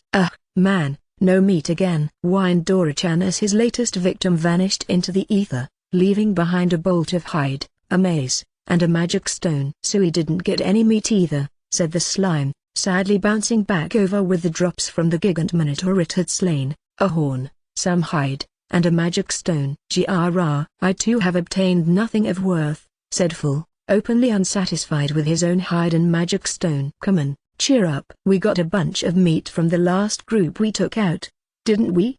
I called out as I helped pick up the items. Clearly, my familiars wouldn't be satisfied with anything less than 100% meat drop rate. But we go out of our way to kill them, so they should at least give us meat for the trouble. Sui thinks so too. It'd be so great if they all gave us tasty meat when we won. I am in firm agreement, but alas, such is the way of dungeons. We cannot change how they function, but we can press on in search of more prey. Full set off to do just that, plodding away without giving me the chance to hop on his back. Hey. Wait, Full, I shouted, running to catch up. Let me get on first. Your pace is insufferable. If you intend to ride me, then make it quick. I wasn't about to get left behind on a floor like this, so I jumped aboard in a hurry. Sheesh, Full. I know how much getting a stock of meat means to you, but you can't just leave me behind. I'd definitely die if I ended up on my own in this place. Yeah, no way I'm taking on one of those giants alone. Nope, not happening. I can imagine 1,000 ways they'd kill me, and 0 ways I could come out on top. Full sighed. I truly cannot comprehend the way you think. Yeah, seriously. What kinda weirdo brags about not knowing how to survive on his own? I don't get why you're so exasperated about this. I'm just telling the truth. Here. It'll be okay, Master. Sui'll protect you. Sui, you're the best. I could always count on my favorite little slime to heal my emotional wounds. The massacre continued. My peerless trio of familiars had turned the floor into a gigant minotaur slaughterhouse, and all I could do was follow in the wake of their gory assembly line and pick up the drops. We just finished off a room's worth of work, and were moving into a long corridor in search of our next prey. We quickly spotted some not far ahead of us, A pack of gigant minotaurs that didn't seem to have noticed us yet. I count 4. Let us hope these ones have the decency to drop meat. You said it. Kamoa-un, meat. Yup, Teamful's taking this as casually as ever, I thought. Have you noticed them, Dora? You mean the folks behind us? Yup, sure have. They couldn't make it more obvious they're out for blood if they tried. They seek to make our chef into a corpse while we are distracted by the hunt, I assume.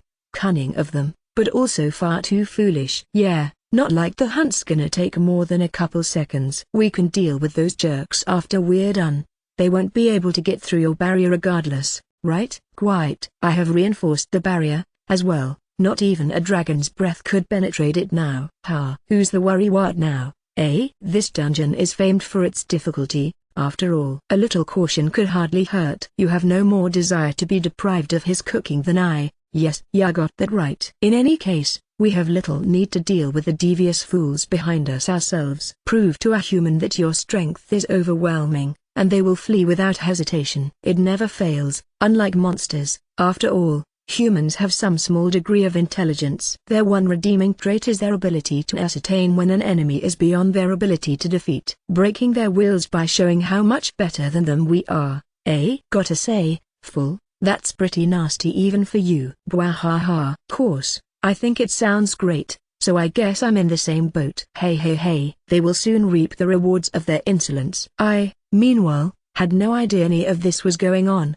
but I did notice that both Phil and Dora-chan were grinning maliciously. Hey, guys. Think you could fill me in on whatever you're smirking about? I've been suspicious about this for a while now. You've got a direct telepathy thing going with each other, don't you? Stop leaving me out of the loop. I get really worried when I know you're plotting something and can't listen in. Worry not. It was nothing more than idle chatter. Yeah, what he said. Meanwhile, our conversation had dragged on long enough for one of the gigant minotaurs to finally notice us. It roared, alerting its 3 companions to our presence as well. All 4 of their gazes locked onto us as they stampeded in our direction. Gah, crap, here they come!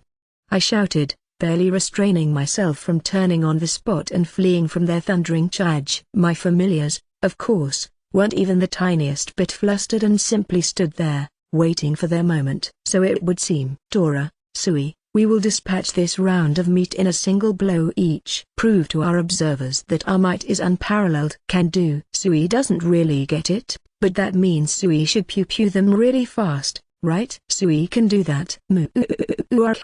The gigant minotaurs bellowed mightily as they barreled into our formation. Pew! Sui shot an acid bullet so big it was more of an acid artillery shell, boring an enormous hole straight through one of the monster's chests. Shik! A pillar of ice erupted from the floor, perfectly shish-kebabbing another. That would be Dora-chan's doing. Whoosh! Phil took on the 2 remaining gigant minotaurs, summoning up what seemed at first to be nothing more than a mighty gale. A second later, though, the monsters crumbled, splattering across the floor. They'd been reduced to mincemeat by razor-sharp blades of air. The entire encounter was over in literally a matter of seconds. You guys are seriously broken, you know that? I observed, once again keenly aware that I was traveling with a trio of perfectly efficient killers. Interlude, the adventurer's perspective. The party of 6 sprinted through the dungeon, their faces white as sheets. Gigant minotaurs tried to bar their path several times, but they slipped past and kept running without pausing for a second. Anything to get even just one step farther away from the S-ranked tamer, or rather, from his familiars. The members of the strongest party in the country ran, and only stopped when they finally reached a safe area that felt far enough away to really be safe. WHWH, what the hell was that? Screeched their mage. Those monsters took down a gigant minotaur in one blow, muttered the elf, whose face had moved past pale and was rapidly approaching a sickly shade of blue. It's hopeless. We could never take that thing on. Wadamas said that the Fenrir wasn't as tough as it was cracked up to be, shouted the mage, rounding on the slender man with the short sword. I didn't say it wasn't tough, he shouted back. I just said that the rumors were overblown, that's all. The mage's panic was perfectly justified. As a magic user, she had understood the Fenrir's overwhelming strength more clearly than any of her comrades. It didn't even move, she whispered, starting to faintly tremble. It didn't move? So what? Asked the beastman with the great axe, arching an eyebrow. So, It cast a spell like that without even batting an eyelash," wailed the mage, once again descending into terrified hysterics. "No gestures, no incantation, no nothing, and the little dragon did it too. I've never seen an ice spell that powerful before." "Not just the Fenrir and the dragon," added the tamer, who looked downright mystified. "That was no ordinary slime. His familiar, the red-furred tiger, was wandering restlessly about the safe area. It must have intuited the terrifying might of the monsters they'd witnessed as well." "That's right," said the elf, trembling as she remembered what the slime had done to its victim. "Slimes are supposed to be the weakest of the weak, so what was that thing?" "They never saw us, I was sure of it," said their party's leader, who had been silently frowning up until that moment. "But then, after the fight was over, I swear that Fenrir turned around to look at us. He was right. They'd all seen it. They run into the S-ranked tamer a second time by pure chance, and every one of them had been convinced that they'd remained perfectly undetected. They decided to take the opportunity to thin the competition, and were working up the nerve to do the deed when everything went wrong. But the moment their leader pointed out that the Fenrir had looked at them, the pieces finally fell into place. It had known they were there all along, and the display of sheer, overawing power it had put on was meant for their sake. I refuse to fight a monster like that." "Throw your lives away if you want, but I'm out," shouted the mage. "You think I want to take that thing on any more than you do?" countered the elf. The rest of the party thought back on the display they'd witnessed, their expressions racked with fear and horror. Just imagining themselves standing in the place of those gigant minotaurs was enough to make them shudder with terror. Their leader closed his eyes and spent a moment in careful deliberation. Finally, he made his call. "Change of plans. We're steering clear of those four, and making for the next floor down as quickly as possible. We'll be the first party to clear this dungeon. No matter what."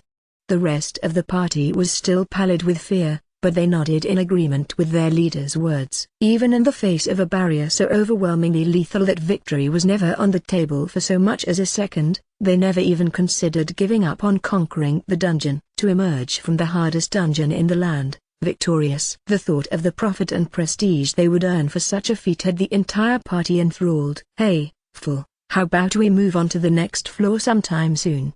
Our stock of meat is essentially sufficient by now, so perhaps your suggestion has merit, Dora." "I believe, however, that there is even greater merit in aiming to have a more than sufficient stock of meat." "True enough.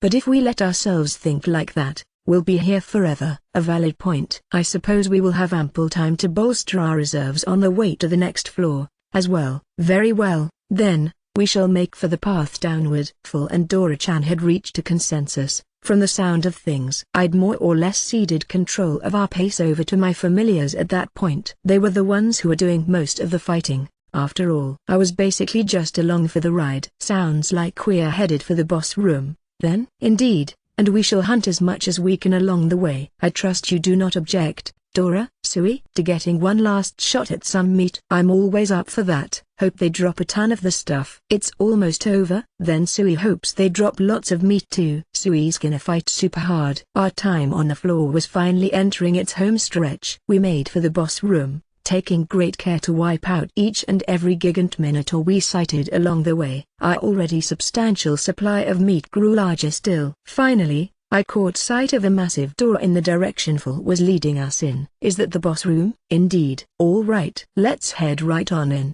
I said as I walked up to it. It really was huge, big enough to suit the floor's oversized nature, so I gave it a nice, hard push with both hands. Strangely enough, though, the door didn't move. "Huh? Is this thing just that heavy?" I pushed harder, this time putting my whole body weight into it, but the door still wouldn't budge so much as an inch. "What's going on here?" "Hey, if the door's not opening, doesn't that mean there's somebody else inside already?" I thought about it for a moment, and realized that Dora-chan was right. "Oh, yeah, there was another party on this floor." "Huh? We must have just happened to get here right after they did." "Tough luck for us, I guess." "Wait, that means we have no way of knowing when it might open, does it not?" "Yup, sure does." "No way to tell when their fight's gonna end." "That's not even the half of it. We can't be sure the door'll open as soon as they're done, right?" "Right, yeah, good point." The cooldown period before a new group of boss room monsters spawned had varied from floor to floor up until this point, but a fair number of them had definitely been on the longer end of the spectrum. We didn't have any information about this floor at all, so there was no way to say for sure, but at the very least I felt pretty confident guessing that the cooldown wouldn't be instant. Very well, then, let us use this opportunity to rest, and challenge the boss room tomorrow. Huh? Is it really that late already? Sure, then, sounds like a plan. We had spent the entire day hunting without breaks, meals aside, so I wasn't about to object to Full's idea. I was pretty tired out, frankly, and calling it a day early suited me just fine. Is there a safe area around here? There is, and quite nearby. Come. The instant we made it to the safe area, my squad of invincible chowhounds started kicking up a screaming fuss about how hungry they were. I ended up jumping right into cooking without a moment's rest. What to make tonight? I mumbled to myself. The stock of prepared meals I'd stashed in my item box was finally starting to run low, so I had to save those for when I really needed them. Most of it had been stuff that I'd made for the journey to Brixton, so there hadn't been a whole lot of it left in the first place, really. I wanted to save the pre-made stuff for breakfasts or lunches, when I wouldn't have the time to make anything from scratch, which meant that I was stuck cooking something fresh for dinner. I didn't have much else to do in my free time before bed, so I wasn't exactly losing anything by devoting it to cooking. Sounded like everyone wants more gigant minotaur meat tonight. I spent a moment pondering my options. Now that I think about it, it's been ages since the last time we had sukiyaki. I bet gigant minotaur meat would be great for that. Plus, I'm starting to crave the stuff myself. Alright, that settles it.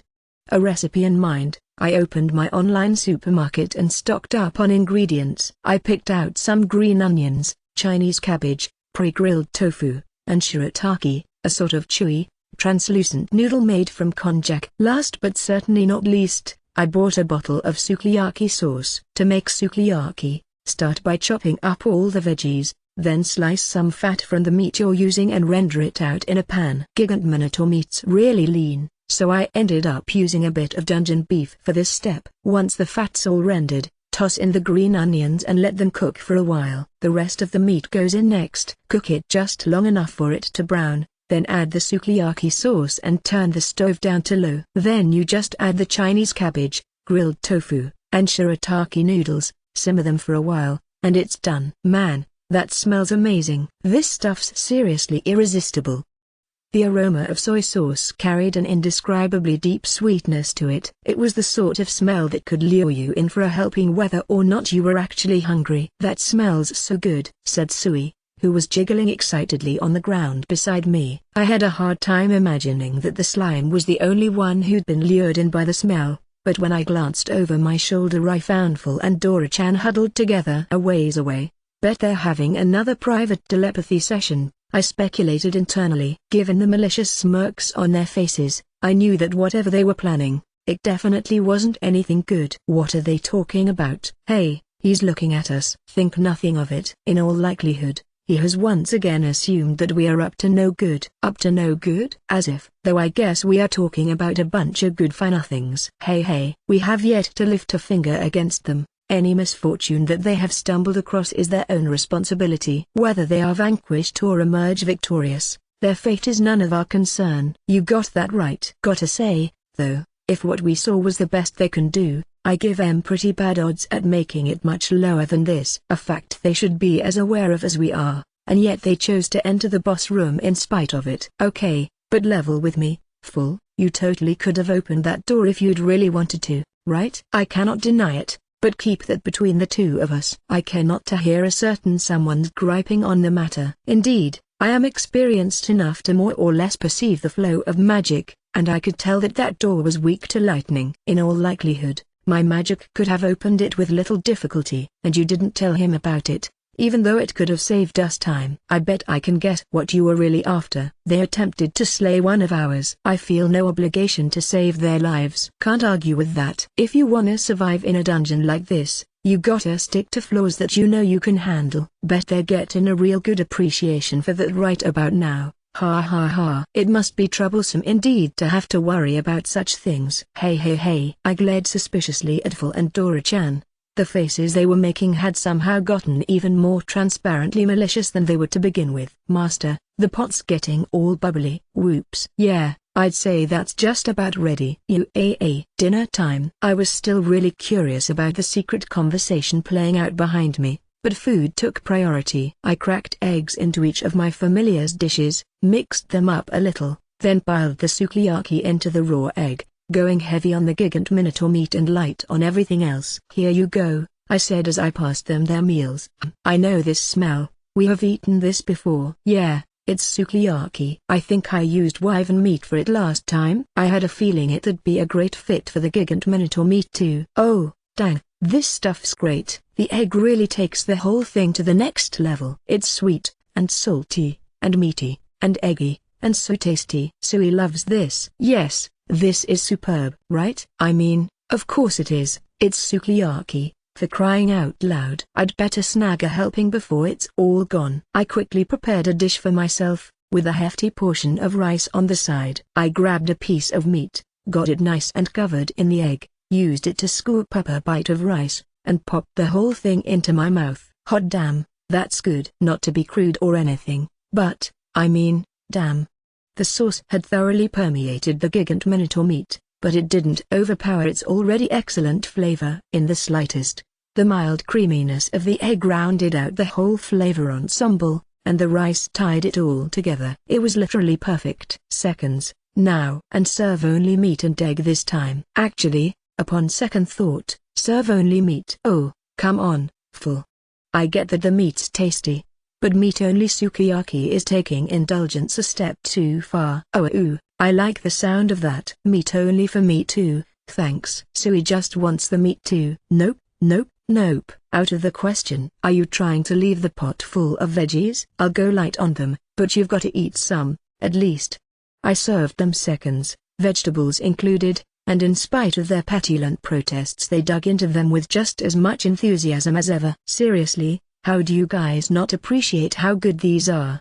I grumbled, then munched on a chunk of green onion dipped in egg. I think they're tasty. Anyway. Interlude, the adventurer's perspective. While Mukota's party enjoyed their sukiyaki, the other party on the 37th floor was having a much less pleasant evening. What the hell? How are there this many of them? I did not sign up for this, damn it. Screamed the utterly terror-stricken mage. This is hopeless, they're everywhere. We've gotta get out of here. The elf-naja pushed desperately at the door they'd entered through, barely taking the time to make sure she wasn't attacked from behind. It won't open. Oh, gods, it won't open. Let me help. The mage called out, freely offering her companion her aid for the first time since they'd joined the party. They pushed with all their might, but the door remained firmly in place. You're wasting your time, shouted the party's leader, not taking his eyes off the gigant minotaurs before him for so much as a second. It's locked, and it won't open again until the fight's finished. A dozen gigant minotaurs were packed into the room. Each member of their party could take on a single one of the monsters alone, in theory, though not without significant risk. With an army like that blocking their path, though, getting through the room without any casualties was an outright impossibility. The leader's brow broke out in a cold sweat. If running's off the table, we'll just have to fight. It's do or die, team, get ready. Never before had the words do or die sounded so disturbingly literal. Each and every member of the party felt the weight of the encounter painfully well. A gigant minotaur's war cry shook the room. It's on, damn it, just watch me, shouted the beastman, trying to psych himself up as he gripped his beloved great axe tighter than ever before. I am not dying here. We're gonna clear this rotten dungeon. We'll make a killing and be famous across the whole damn continent, shouted the adventurer with the short sword, more for his own benefit than anyone else's. He's right, we're surviving, no matter what. You can get us through this, right? Said the tamer to his familiar. The red-furred tiger replied with a commendably brave growl of agreement. I don't wanna die. I'm not gonna die. I refuse to die in this shithole of a dungeon, shouted the mage, biting her lip so hard she almost drew blood. Stay calm. I'll make it out of here, no matter what, whispered the elf to herself before taking a deep breath. She scanned her surroundings, looking for something, anything, that could help her through the harrowing situation she'd found herself in. We're winning this, roared the leader, The other members of the party echoed his cry, and the battle began.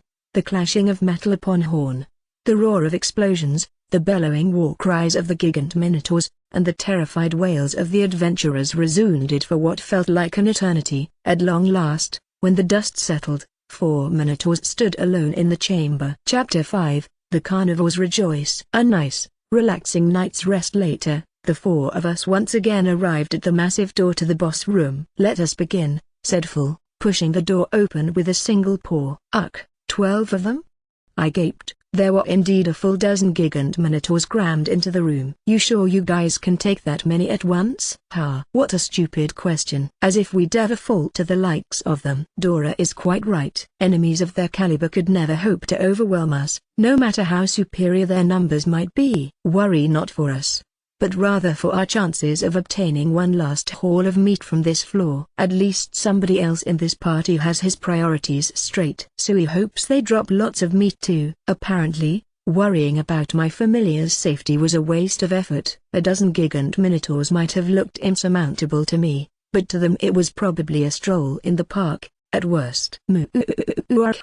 roared one of the monsters as it noticed us. They charged in unison, brandishing their ridiculously oversized weapons in a display that took my mind back to all those giant monster movies they showed on TV in my old world. The sight was intense enough to make me want to turn tail and flee, but my familiars seemed totally unfazed. "Let us end this swiftly." "Dora, the 4 on the right are yours." "Sui, take the 4 on the left." "I shall deal with the ones in the middle." "Gotcha." "Oku-e." With a thunderous crash, Phil's magical lightning struck the heads of the 4 gigant minotaurs in the center of the group. They slowly crumpled to the floor, their brains fried in an instant. The 4 on the right, meanwhile, had their insides blown across the room by magical orbs of flame traveling at an incredible speed, while the 4 on the left gurgled as Sui's acid bullets melted through their torsos. "Geez, you sure weren't kidding about the swiftly part." "That barely took a second." HMPH. "That goes without saying." "More importantly, look, they dropped meat." "Hurry and collect it." "Oh, they did." "UAA, we got more meat." "Yeah, and 3 lumps of it too." Looks like we had luck on our side. Right at the end of the floor, Phil, Dora-chan, and Sui all beamed at the huge chunks of meat. That wasn't all that the gigant minotaurs had dropped, though, and I made sure to pick up all the items my familiars didn't care about as well. "Let's see here, looks like an axe, a magic stone, a hide, a horn, another magic stone, and, what's this doing here?" For some reason, a bastard sword was lying on the ground among the minotaur drops. None of the gigant minotaurs had been wielding a sword, though, and it was way too small to be any of theirs regardless. As I picked it up and gave it a good, long look, I couldn't shake the feeling that I'd seen it before somewhere. And then it hit me. Hey, wasn't one of the people in that party from yesterday carrying this sword? "You know, the ones who took on this room right before us?" "He was indeed," replied Phil indifferently. "So, what's it doing here?"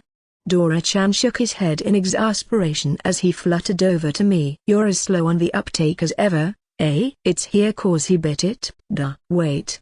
He seriously? Look over there, see the great axe and the short sword? Bet those look familiar too, right?" The tiny dragon pointed over to a corner of the room, where an instantly recognizable pair of weapons were indeed lying on the ground. The entire party was slain, in all likelihood. "The man with the sword you hold was the strongest among them, and if he perished I can hardly imagine any of the others having made it out alive either." "Yeah, true that," Dora-chan agreed. Phil went on to explain that when people die in dungeons, their bodies, clothing, and leather armor or accessories, in short, anything made of organic materials, usually get quickly absorbed by the dungeon itself. Inorganic equipment like weapons get absorbed as well, but it takes a significantly longer amount of time for the dungeons to process them. "So, wait, you're telling me that entire party died?" But hold on, they were supposed to be the toughest, most capable party in the whole country. I know little of their reputation and care even less, but regardless, this is a dungeon. It is only to be expected that some would meet an end such as this. I mean, I get that, but having it shoved in your face is still hard to take. They just weren't tough enough to take this floor on yet, that's all. And besides, Anyone who decides to explore a dungeon knows this might happen. You don't get this far down without being prepared to pay the piper when your luck runs out. You're right, Dora-chan, but still. Even I knew that setting foot in a dungeon meant you might never see the outside world again. Still, though I hadn't exactly been on good terms with them, hell, I hadn't really been on any terms at all with them. But they were living, breathing people who I'd just met less than a day ago, and suddenly, they were dead. It was a tough fact to swallow, no matter how little I actually knew them. Being prepared sounds a lot heavier in this context than it usually would, huh? I mused. I know I probably shouldn't admit this, but even though I'm in a dungeon right now, I'm definitely not prepared to die at all. Nor do you need to be, replied Full. Do not delude yourself into thinking that we are on the same level as they were. That's right. You've got me, Full, and Sui backing you up. There isn't a 1 in a million chance of you dying with us around. Sui'll protect you, Master. It'll be fine. You guys. I had to admit, I was a little touched. It would be a catastrophe, after all, if I were unable to eat your cooking. You said it. Master's cooking is too tasty to lose. Why you guys? My cooking. Look, I know, okay? You're just after the food I make. I get the picture. Ha, gotcha. For real, though, this whole trip with you all has been a blast, food included. You're with me on that, right, Full? Sui? I suppose so, yes. I will admit, this lifestyle has charms that traveling alone cannot equal. Sui loves being with everyone. It's so much fun. So you're only mostly after my cooking, huh? I guess I can live with that. It has been pretty fun for me too, traveling around with you guys. Right? We've got a good thing here, so let's keep it going. We scratch your back, you fill our stomachs, and everyone wins. Dora-chan said, giving me a pat on the shoulder. That little dragon can be a real smooth talker sometimes. Anyway, setting all that aside for now, what should I do with these? I asked, waving at the discarded weapons. Their owners are no longer around to claim them, so I see no reason not to take them for ourselves. Seconded. If we leave them here they'll just end up being dungeon chow, so might as well. Good point. Guess I'll bring them back to the Adventurers Guild, they'll probably know what to do with them.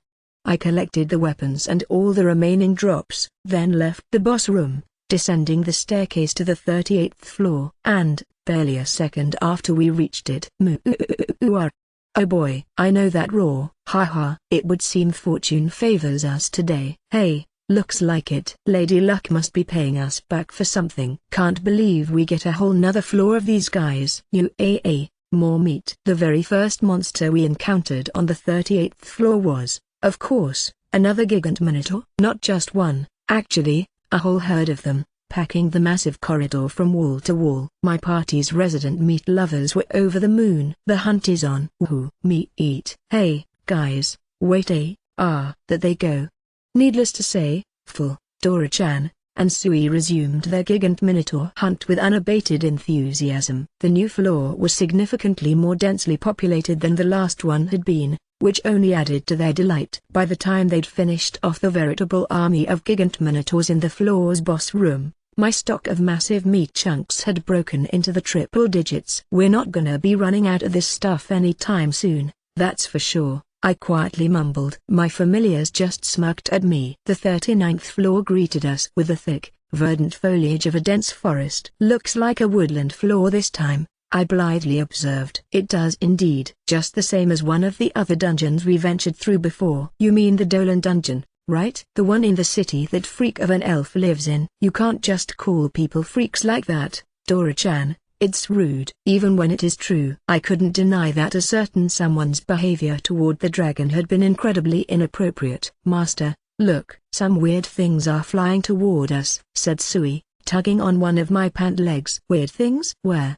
Sui pointed with a slime tentacle, and I looked over to see some sort of insectoid creature flying our way. Now that my attention was on it, I realized I could already hear the buzzing of its wings. What is that? A mosquito? It's pretty big, huh? It was way out of the scale I liked my insects to stay in, and it was flying directly at us.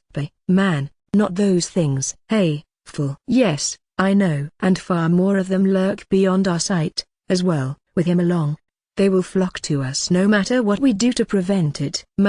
I knew it. This blows. Full and Dora-chan obviously knew something about the giant mosquito. That I didn't. What's the deal, guys? Do you know what that is? Yeah, it's a bloodsucker. Those things can't get enough of the stuff. Indeed. Though each individual is weak, their numbers can prove troublesome. They swarm in droves the moment suitable prey enters their territory. And the worst part's that their absolute favorite food is human blood. Dora-chan shot me a glance at that point, and Full nodded in agreement.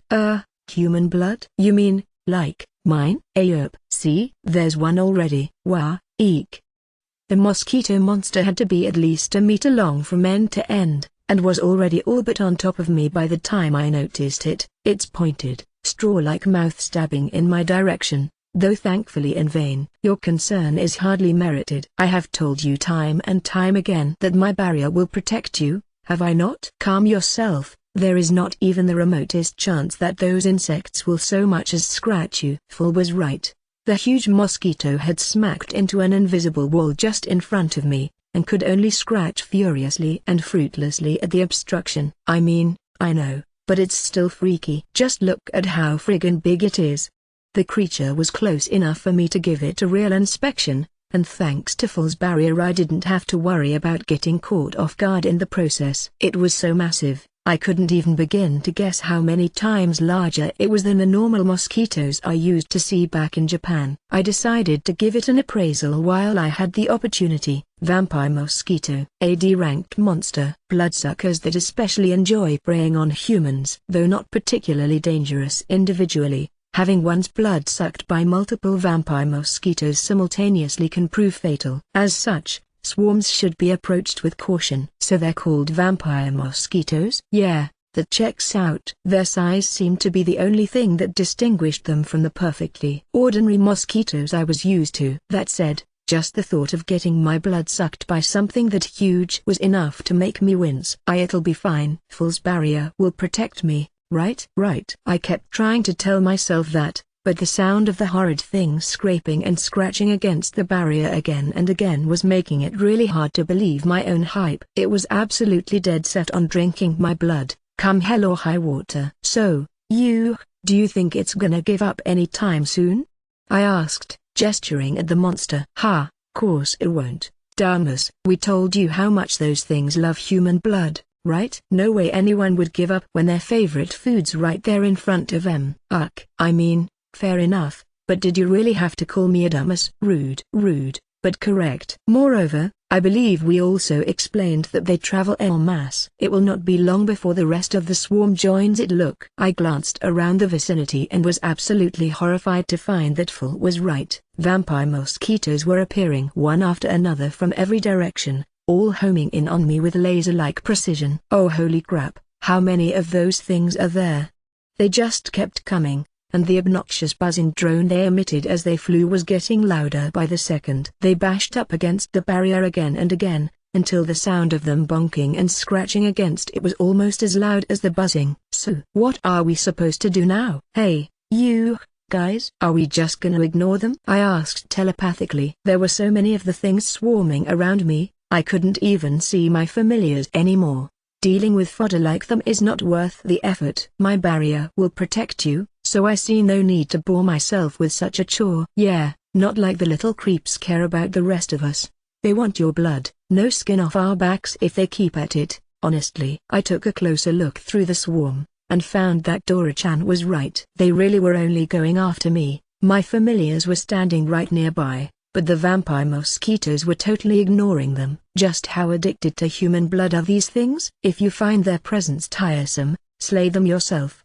Perhaps you will gain a level or two in the process. Yeah, that's an idea. You've barely fought anything since we got here, so might as well take a shot at it now, right? What's the point of hitting a dungeon if you're not gonna kill anything? Again, Full and Dora-chan had a point. I couldn't deny that I'd barely done any fighting so far. I didn't want to do any fighting, to be clear, but on the other hand, there was the whole matter of my potential new tenant. Leveling up a few times certainly wouldn't hurt, and Full's barrier meant that even if I did do a bit of fighting, I could be comfortably assured of my own safety. All right, fine. I know I'm not really in danger here, so I'll give it a shot. The numbers part's still a problem, though. There were so many needle-like proboscises jabbing at me, I found myself flinching no matter how safe I knew I was. Are you okay, Master? Should Sui beat them all up for you? Thanks, Sui. But nah, they're supposed to be really weak, so I wanna try beating them myself this time. Just jump in if it looks like I'm in trouble, okay? Oku dear. Quick. I ran a vampire mosquito through with Sui's specially made mithril spear, and wiped my brow. Man, I stab and stab, but they just keep coming. I grumbled. I was hard at work taking down as many of the monsters as I could. Full and Dorican, meanwhile, had decided that it was nap time and were off to the side, fast asleep. I mean, what is this? The swarm to end all swarms. Just how far off can these stupid things smell my blood from? No matter how many of them I killed, it never seemed like their overall numbers actually decreased. It was pretty obvious why. For every vampire mosquito I shishkababed, another flew in to take its place. Isn't there any way I could take out all of them at once? Somehow, magic jumped to mind as a quick and easy solution for this sort of situation, but the problem was that I only had two types available to me, fire and earth magic. Using fire in a forest was obviously out of the question, and earth magic wasn't usable in dungeons in the first place. In other words, I'm shit out of luck. Nothing to do but swat these overgrown mosquitoes, one after another. Wait, overgrown mosquitoes? Mosquitoes? Oh, duh. I quickly opened up my online supermarket's menu and purchased a certain item. I can't believe I didn't think of this sooner. Mosquito spray. The roach spray I bought back in Aveling worked perfectly on those horrible skittering monstrosities, so it stands to reason that mosquito spray should work on these things too, right? Let's give this a try. I pointed the can at the swarming cloud of vampire mosquitoes and gave them a test spray. Within seconds the giant bugs faltered, reeled midair, and collapsed to the ground. Oh, man, it totally works. I shouted excitedly. I went ahead and purchased a second can of pesticide, dual-wielding them and unleashing death by aerosol upon the army of parasites. Take that. PSSSHHHHHH. And have some of this too. PSSSSHHHHHHHHH. After a considerable amount of time spraying toxic gas into the horde, their numbers finally started to thin out and I paused to take a breath. Man, that really tires you out, I mused, glancing down at the small pile of empty pesticide cans at my feet. Yes, I can see you have been busy. You have slain quite a few of them, observed Full with a big, long yawn as he sat up and took in the substantially larger pile of drop items scattered around us. Yeah, somehow kinda scary that there are still some around, even after I killed this many of them. Numbers are their only strength, after all. But enough talk of insects. I grow hungry. I had a feeling you'd say that sometime soon. I'm pretty worn out as well, so a food break sounds good to me. A fair amount of time had passed, between lunch and our arrival on the new floor, so I figured we were probably getting close to dinner time anyway. Mwah? Somebody say food? Mumbled Dora-chan with a yawn almost as big as Full's had been. The word food had been enough to rouse the dragon from his slumber. Food? Is it food time? Asked Sui, who had woken up in turn after Dora's question. Yup, time to eat. But after we pick up all these drops, okay? Drops? Oh dang, you really gave em what for, huh? That's not a bad haul, by your standards, exclaimed Dora-chan. He sounded genuinely impressed by the pile of items around us. Yeah, I guess. Looks like I've got what it takes when push comes to shove. Master, you're amazing. Hee. Thanks, Sui. Don't you wanna beat all of them, though? Look, there's still some more flying around. It's fine. I'll take care of them eventually. Sui wasn't wrong. There were still a few vampire mosquitoes buzzing around the area. At some point along the way, I'd concluded that wiping absolutely all of them out was a lost cause, and decided to call it a day once I'd thinned their numbers enough to make existing on this floor less of a nightmare. Thanks to my efforts, only 5 mosquitoes remained, and they must have realized that my pesticide attack was bad news. The survivors were keeping their distance and didn't seem nearly as dedicated to stabbing me with their awful buggy beaks anymore. The fact that they weren't running away outright was probably a sign that they hadn't totally given up on human blood, though. They just buzzed about me, waiting for their chance to strike. The noise was obnoxious, don't get me wrong, but I knew that even if I put in the effort to beat them, there'd be more around to replace them before long. I had a plan in mind to deal with them all in one fell swoop overnight, but that was something to think about once I dealt with the issue immediately at hand. Hey, Sui, could you help me pick up all these drops? Sure. Don't sweat it if you miss a couple. There's got to be a billion of them, so it's not that important. Okay. There really were more drops than I could count, and since vampire mosquitoes were D-ranked monsters, I had a feeling that the loot they left behind wouldn't be especially valuable. Still, though, Sui and I set about scooping up all the drops we could get our hands on until Phil interrupted us. Hey, were we not going to eat dinner? I know, I'll make it in just a minute. Though actually, I wanted to ask you a favor first. You know those box houses I make all the time with earth magic? Can you set up a barrier that's about that big? A barrier, you say? Very well. There. It is done. Well, somebody's in a hurry. All right, in that case. I picked out another item from my online supermarket, immediately opened up the cardboard box it came in, and popped off its lid. What is that? It smells atrocious, said Phil, scrunching his nose distastefully. Dora-chan and Sui didn't seem nearly as put off by it, though. They were actually pretty clearly curious about the unfamiliar odor. This is a special sort of incense that's made to repel mosquitoes, I explained. I use these all the time back in my old world. You just light up one of its ends, let it burn, and it'll drive away all the mosquitoes in the area. I figure that since my world's pesticides have worked well on bug monsters so far, it would make sense for these to drive away vampire mosquitoes too. You just light it on fire, and it drives them off? Dang, that's pretty much perfect for monsters that come in swarms like those things, right? The one catch is that it smells even stronger when you light it up, I cautioned, giving Phil a look. If he was this upset about how it smelled before I lit it. Worry not. I shall adjust my barrier to block smells, so hurry and put it outside. Okay. I hadn't even known that he could fine-tune his barriers to block odors, but that was full for you. You don't live for 1,000 and whatever years without picking up a trick or two. I lit up 4 mosquito-repellent incense coils and set them up around their barrier, putting one just outside each of its corners.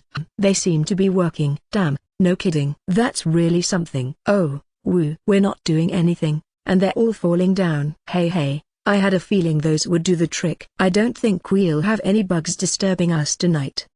The 5 vampire mosquitoes had been joined by a fresh batch of reinforcements while we were busy talking, but as soon as I put out the incense, they all flopped listlessly to the ground one after another. With that problem solidly dealt with for the moment, it was time to start thinking about what to make for dinner. Man, those are actually working better than I thought they would, I mused. The incense was so astonishingly efficient that I couldn't take my eyes off the spectacle, and my plans to get right to making dinner had been put on hold. The bugs didn't stop coming, but the second they got too close to us they dropped dead to the ground. We just picked up all those drops, but now there's even more of them lying around. Should I go pick them up, Master? Thanks, Sui.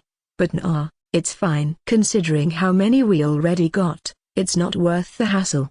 Incidentally, vampire mosquitoes dropped their wings, their needle-like proboscises, and little bottles full of a liquid that a quick appraisal identified as paralysis poison. As expected, D-ranked monsters like them didn't drop anything that was worth much, and I was content with the haul we'd already scooped up before we bedded down. The drops would get reabsorbed by the dungeon eventually, so I didn't feel particularly bad about leaving them lying there. With that decision made, it was finally time to ignore the swarm and get cooking. Alright, what should I make tonight? Gotta be meat. Of course. I'm guessing you 3 are okay with having Gigant Minotaur again?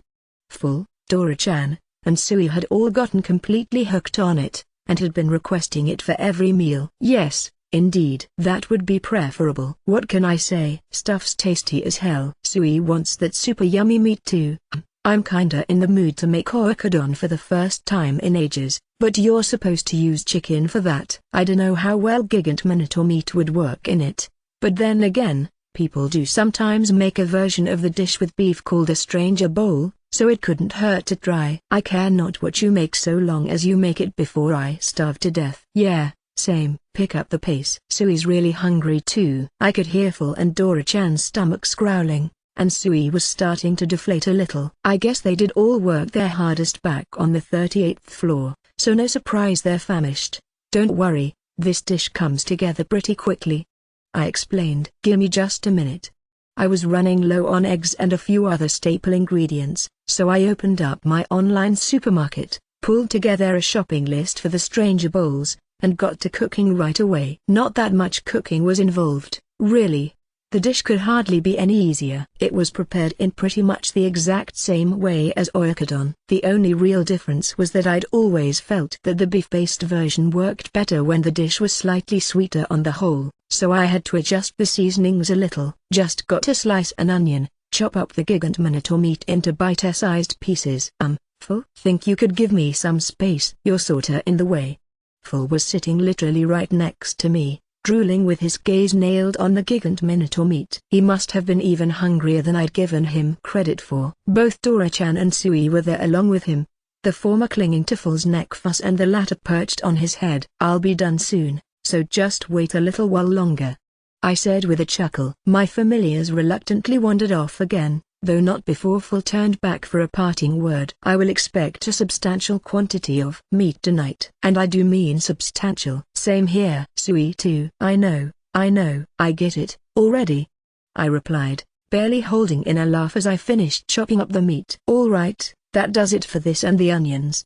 Next up, crack an egg and lightly scramble it up. I say an egg, but with the sheer amount of meat I was using in this case, I had to use a ton of them as well to even the proportions out. Then you pour a mixture of water, dashi, soy sauce, mirin, and sugar into a frying pan, bring it to a simmer, and add the meat and onions. Cook them for just long enough to take the bite out of the onion's flavor, then pour in half of the scrambled eggs and turn the flame down to low. Once the first half of the eggs have set, pour in the remaining half and keep them on the heat for just long enough to cook about halfway through before serving it up. I took out a batch of piping hot, freshly cooked rice from my item box, piled it into our bowls, topped it with a small mountain of tender meat and gooey, half-scrambled eggs, then added a sprig of Japanese parsley on top, just to give the dish a bit of color. All right, stranger bowls, ready to go. Good. Now hand it over. You know, when I said you should wait a little longer, I didn't mean that you should loom over me the entire time. They'd backed off for a while, but it hadn't been long before the three of them had crept up behind me again. Hey, that's on you, Mr. Slowpoke. Oh, come on, these barely took any time at all to make. Master Ear, Sui's hungry. All right, fine. Here, extra large servings for everyone.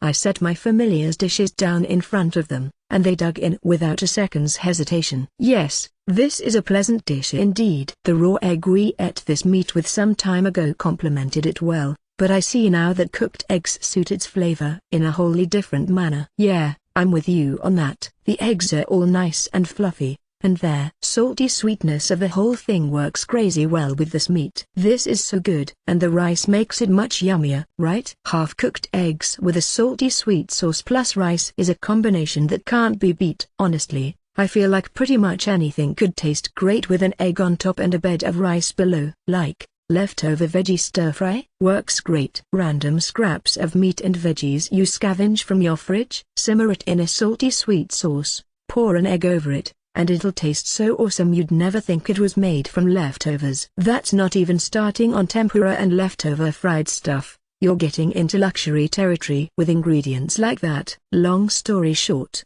finishing off just about any rice bowl with an egg is a surefire win. And with that, I followed my familiar's example and got started on my own serving. Yup. Stranger bowls are just plain good. I can't find anything to nitpick about this one. You have said stranger bowl a number of times now. Am I to presume that would be what this dish is called? Yup, sure is. A peculiar name indeed. Yeah, there's a whole story behind it. You remember how I made something called oyakodon way back when, out of rockbird meat and eggs? Well, the dish's name means parent and child bowl. I guess I got the eggs from my online supermarket, so that example isn't quite right, actually. Okay, imagine I made that same dish out of cockatrice meat and cockatrice eggs. Makes sense then, right? Yes, I see. A cockatrice and its egg are parent and child, while a gigant minotaur and an egg are nothing more than strangers. How droll. Ha. Yeah, That is pretty clever. Family bowls and stranger bowls, I like it. Does that mean you can use other types of meat too, Master? I sure can. Dungeon beef, dungeon pork, bloody hornbull meat, heck, even orc meat would probably work well. Well observed, Sui. I shall have my seconds with one of those meats, then. Oh ooh, a taste test? I like the sound of that. I'm in. Wait, what? You're not seriously gonna make me go through all the trouble, are you? You yourself told us how little time the dish takes to make. Using a different variety of meat should be the simplest of matters. I understood where Phil was coming from, but what he wasn't accounting for was how much time the prep cooking would take. I'd chopped up plenty of onions and gigant minotaur meat slabs for seconds and thirds, but if I was going to make the next helping from a different meat, I'd have to go right back to the cutting stage again. Unless, let's see, great. I've still got some thinly sliced dungeon beef and pork in my item box. You'll have to be satisfied with just those two tonight, okay? HMPH. If I must. Oh, don't give me that attitude. I went on to prepare extra helpings for everyone using the dungeon meats I had on hand. The three of them had a blast comparing what made the different versions delicious in their own right. In the end, I asked them which they liked the best, with predictable results. All of them. Ayup. They were all so tasty. You geese think anything tastes great as long as you're hungry enough, don't you? You'd think they'd have been satisfied with just the gigant minotaur meat, considering. Seeing the elated smiles on their faces made it hard to stay exasperated with them, though. The next morning, we decided to take a moment to relax after breakfast before hitting the dungeon again. I was lounging around with a cup of coffee, while my familiars were sipping on glasses of fruit milk. Thanks to the incense I'd lit up the night before, there were only 2 or 3 vampire mosquitoes buzzing about outside Phil's barrier, and those few that were brave enough to approach were flying so unsteadily it looked like they might drop at any second. I was struck once again by how frightfully effective the coils were for pest control. Considering how universally potent the pesticides from my online supermarket had been so far, I figured they'd probably work on just about any sort of insectoid monster. I remembered seeing specific pesticides for flies, centipedes, spiders, and bees in the menu, and I started to think it might be a good idea to get a few of each of them to store in my item box while I had the opportunity. This was a mid-dungeon forest, after all. It would only be natural for a wide variety of bug monsters to make an appearance before we made it to different terrain. Dolan's dungeon had an area just like this, and it threw plenty of bug monsters at us, along with all the birds and beasts. Can't hurt to be prepared, right? I opened up my skills menu, bought a few of each type of pesticide, and dumped them all into my item box. As I gulped down the rest of my coffee, I glanced over to find Phil giving me a pointed stare. What? You have leveled up substantially. Wait, for real? I decided to take a look at my stats and see if Phil was right. Status open. Name Mukoda, Tsuyoshi Mukoda. Age 27. Race kind of human. Job victim from another world. Adventurer. Cook. Level 85. HP 492. MP 483. Attack 476. Defense 464. Agility 382. Skills appraisal. Item box. Fire magic. Earth magic. Perfect defense. Double experience gain. Familiars. Contracted magic beasts. Fenrir. Huge slime. Pixie dragon. Unique skill online supermarket. +1. Tenants Fumio. Liquor shop Tanaka. Blessings blessing of the goddess of wind. Ninra. Small. Blessing of the goddess of fire. Agni. Small. Blessing of the goddess of earth. Kishal. Small. Blessing of the god of all creation. Demiurge. Small. Bwahyu. Level 85. I was pretty positive that the last time I checked my status I was level 78. In other words, I'd jumped up a whole 7 levels before I knew it. I could only assume that the vampire mosquitoes killed by the incense I'd put out overnight had counted as my kills for the purpose of experience. They might have been D-ranked monsters, but considering the sheer number of them I'd taken out between that and the bug spray, it made sense that it would have added up quite a bit, especially with the double experience gain skill the gods had given me. Level 85. I'd jumped right past level 80, and even if I'd somehow forgotten what that meant, the little +1 next to the unique skill on my stat page would have reminded me, Like it or not, I had a feeling I knew exactly what was going to happen the moment I reached the surface, and if I was right, it was going to be a humongous pain in the ass. A new tenant. Ugh, there's that headache again. Chapter 6, Mukota flirts with his dark side. Man, there's just no end to these bugs, grumbled Dora-chan, who was flying off to my side. Sui and I were riding on Full, Sui on his head and me on his back. I mean, we're in a forest, so it only makes sense, right? I replied telepathically. Full was running a little slower than he usually would, on account of all the trees, but a verbal conversation was still definitely not going to work at the rate we were moving. Okay, sure, but it's weird for there to be this many. What do you think, Full? It would seem so indeed. It may well be an inherent trait of this forest itself. A bug forest? Ugh, I do not like the sound of that, I replied before a thought suddenly struck me. Wait a second. You told me about dungeon cores a while back, right? They, control everything about how the dungeon's structured and how it expands, I think. Indeed.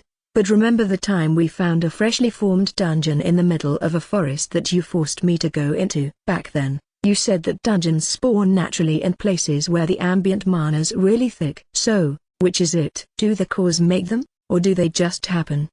Yes, I understand your confusion. However, Phil went on to explain the whole process in a bit more depth. According to him, ample ambient mana is one of many prerequisites required for a dungeon to appear naturally, just like he'd initially claimed. The dungeon cores come into the process after the dungeon gets spawned. They're born once a dungeon has grown to a certain level of maturity, which can apparently take years. The dungeon's growth continues at the same rate after that point, but from then on the core dictates how that growth occurs. It decides how many floors there'll be, what sort of monsters will spawn, and all that jazz. Not even the Venerable Full had ever communicated directly with the dungeon core. Of course, all of this was purely second-hand knowledge. In any case, I'd verified one important fact. The odds were good that we could blame the dungeon cow for setting up the whole floor to be a bug-infested woodland. Oh, another monster. Hooray! Pew! Unlike the rest of us, Sui was delighted by the sheer quantity of bug beasts to brutalize. It blasted yet another monster out of the air, specifically, a type that looked like a huge horsefly which I hadn't bothered appraising yet, with a single acid bullet. The slime's position atop Full's head had actually been Full's idea this time. According to him, the insects may be bothersome, but I am certain Sui will deal with them for us. Yeah, Sui'll beat up all of them, replied the slime with so much enthusiasm I just knew it would have been hyperventilating if it were actually talking out loud. Looks like Full was right. Ha ha ha, chuckled Dora-chan as Sui brought down another insect. Sui, I quietly muttered. Every time we set foot in a dungeon, it took another step toward turning into some sort of dedicated battle slime, and I was definitely not excited by that prospect. The insect monsters swarmed and Sui gunned them down time and time again as we advanced through the forest, taking care to pick up the drops from the occasional rare monster. Dora-chan was the smallest and fastest of all of us, so I strapped a magic bag around his neck and had him handle item recovery duty. Sui had just defeated a giant centipede that dropped its shell and a magic stone, and I was getting pretty sick of this entire floor. Man, it really is nothing but bugs, I whined. Why couldn't there be at least a couple normal beast-like monsters here and there? It hasn't been all bugs, replied Dora-chan. There've been other sorts of slimy creepy crawlies too. Oh, right. I guess there were some poison snails and giant slugs, huh? But they're so rare, I totally forgot about them. The kinds of slimy creepy crawlies he mentioned were a venomous snail monster about the size of a small dog and a ridiculously huge slug monster. The latter were at least 2 meters long. Oh, and the ones that dropped on us from above too. Ag, don't make me remember those things, Dora-chan. Now there was a monster that had seriously traumatized me, big forest leeches. They were exactly what they sounded like, leech monsters that measured about 20 centimeters in length. They were only F-ranked. The weakest class of monster there was, but out of everything we'd encountered up till now, they'd inflicted the most psychological damage on me by far. They'd cling to the bottoms of tree branches and fall on anyone that passed beneath them en masse. And I do mean en masse. I'm talking an absolute rainstorm of giant black wriggling leeches almost the length of my forearm. It was so utterly, mind-breakingly disgusting. I still had goosebumps hours after. They hadn't actually managed to attach to me thanks to Full's barrier, but if they had, I'm 100% confident I would have passed out on the spot. I had a feeling the scars those horrible things inflicted on my psyche would last for years. Long story short, it was such a disgustingly nightmarish sight that just remembering it gave me shivers. Yug, now you have me thinking about those things. I'm gonna be sick. I know I'm the one who brought it up and all, but honestly, same. It sounded like Dora-chan had been just as traumatized as I was. At around that point in our conversation, Full came to a sudden stop. Not that I'm complaining about a break or anything, but what's up, Full? Something wrong? I asked. Yeah, added Dora-chan, I know I said I'm getting queasy and all, but it's not that bad. Full let out a snort-like laugh. I have not stopped for your sake. Look, he said, gesturing into the woods. There, finally, stood something I thought must not exist at all on this floor, an actual beast-type monster. What is that, a red boar? I asked. It was surrounded by a group of insect monsters, ant-like creatures that were about half a meter long each, making them relatively small by this world's standards.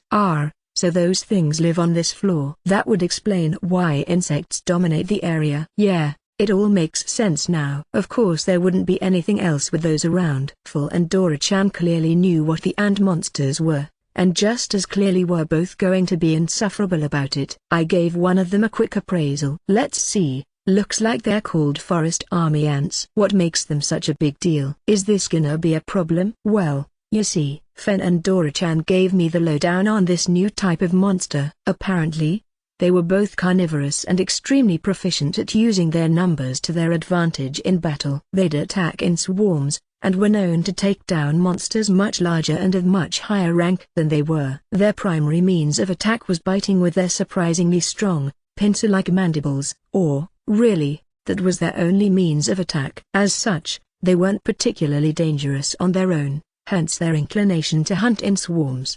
They won their battles through attrition, paying no heed to their comrades' demise and relying purely on overwhelming numbers. Numbers, after all, are the one area they do not lack in. As you can see, they attack with persistence until they claim the life of their prey, Phil explained. As one forest army ant after another latched onto the red boar, the phrase strength in numbers felt more than a little apartment.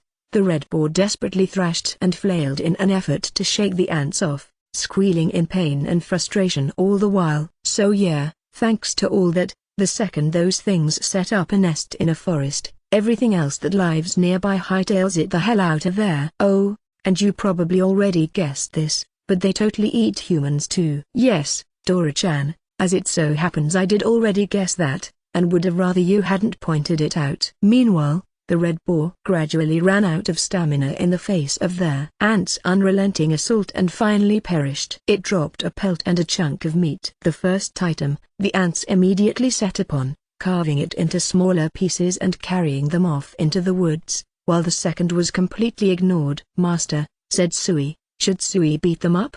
Do not interfere, Sui reprimanded Full before I had a chance to say anything. What's the big idea, Full? I snapped back. In my view, there was no call for him to be that blunt about it. Sui had taken it personally, and was deflating into a sad little puddle, so I gave it a comforting and protective hug. HMPH. I will concede my tone was harsh, but I had good reason to react so. Phil went on to explain himself. As it turned out, messing with forest army ants could have had terrible consequences in the worst-case scenario. They could sense when their fellow ants died, and that sense drove them to swarm and attack whatever creature did the deed. Full had nothing to fear from a bunch of ant monsters, of course, but their sheer numbers were not to be underestimated. They couldn't hurt him, but they could definitely annoy the hell out of him. They were one of the monster types he least liked involving himself with, he explained with a scowl. Dora-chan was on the same page. Yeah, if you so much as touch one of the stupid things, they'll keep harassing you forever until you destroy their whole nest.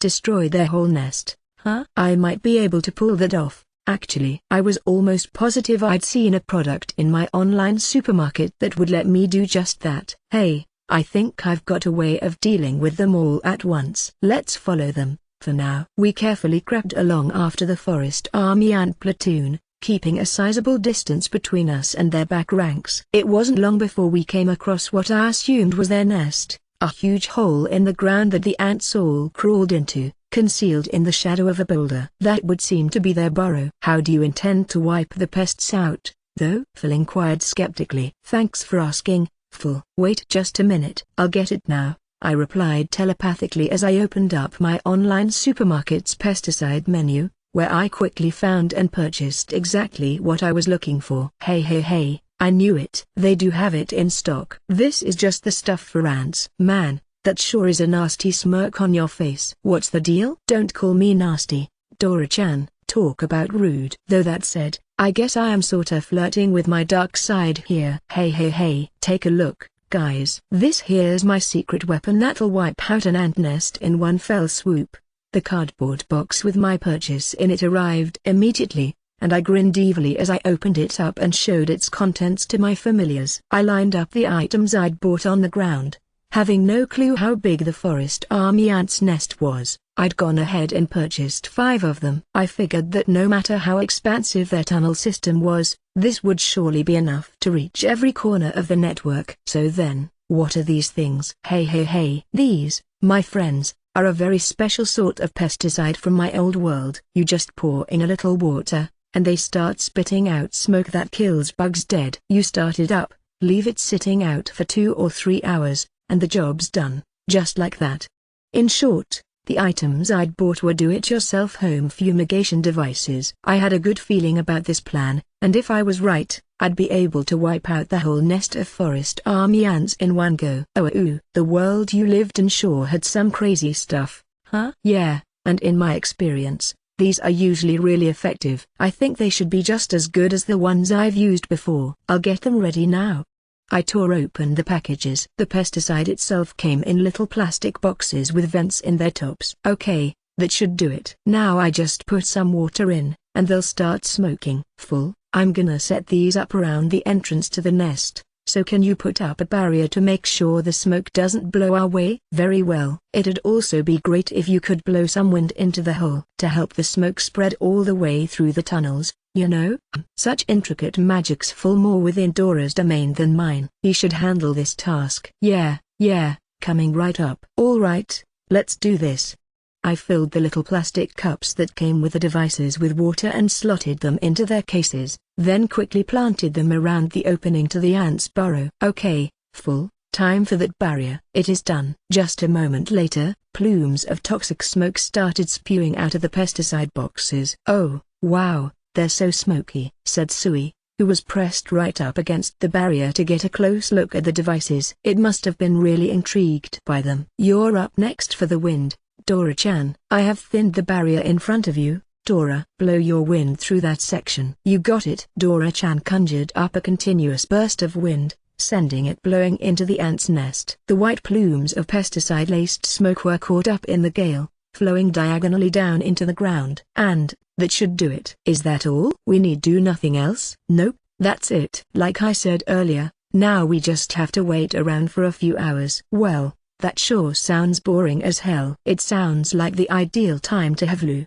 Nope, not yet. It's still way too early in the day for lunch. I might not have your internal clock, but even I can tell that much.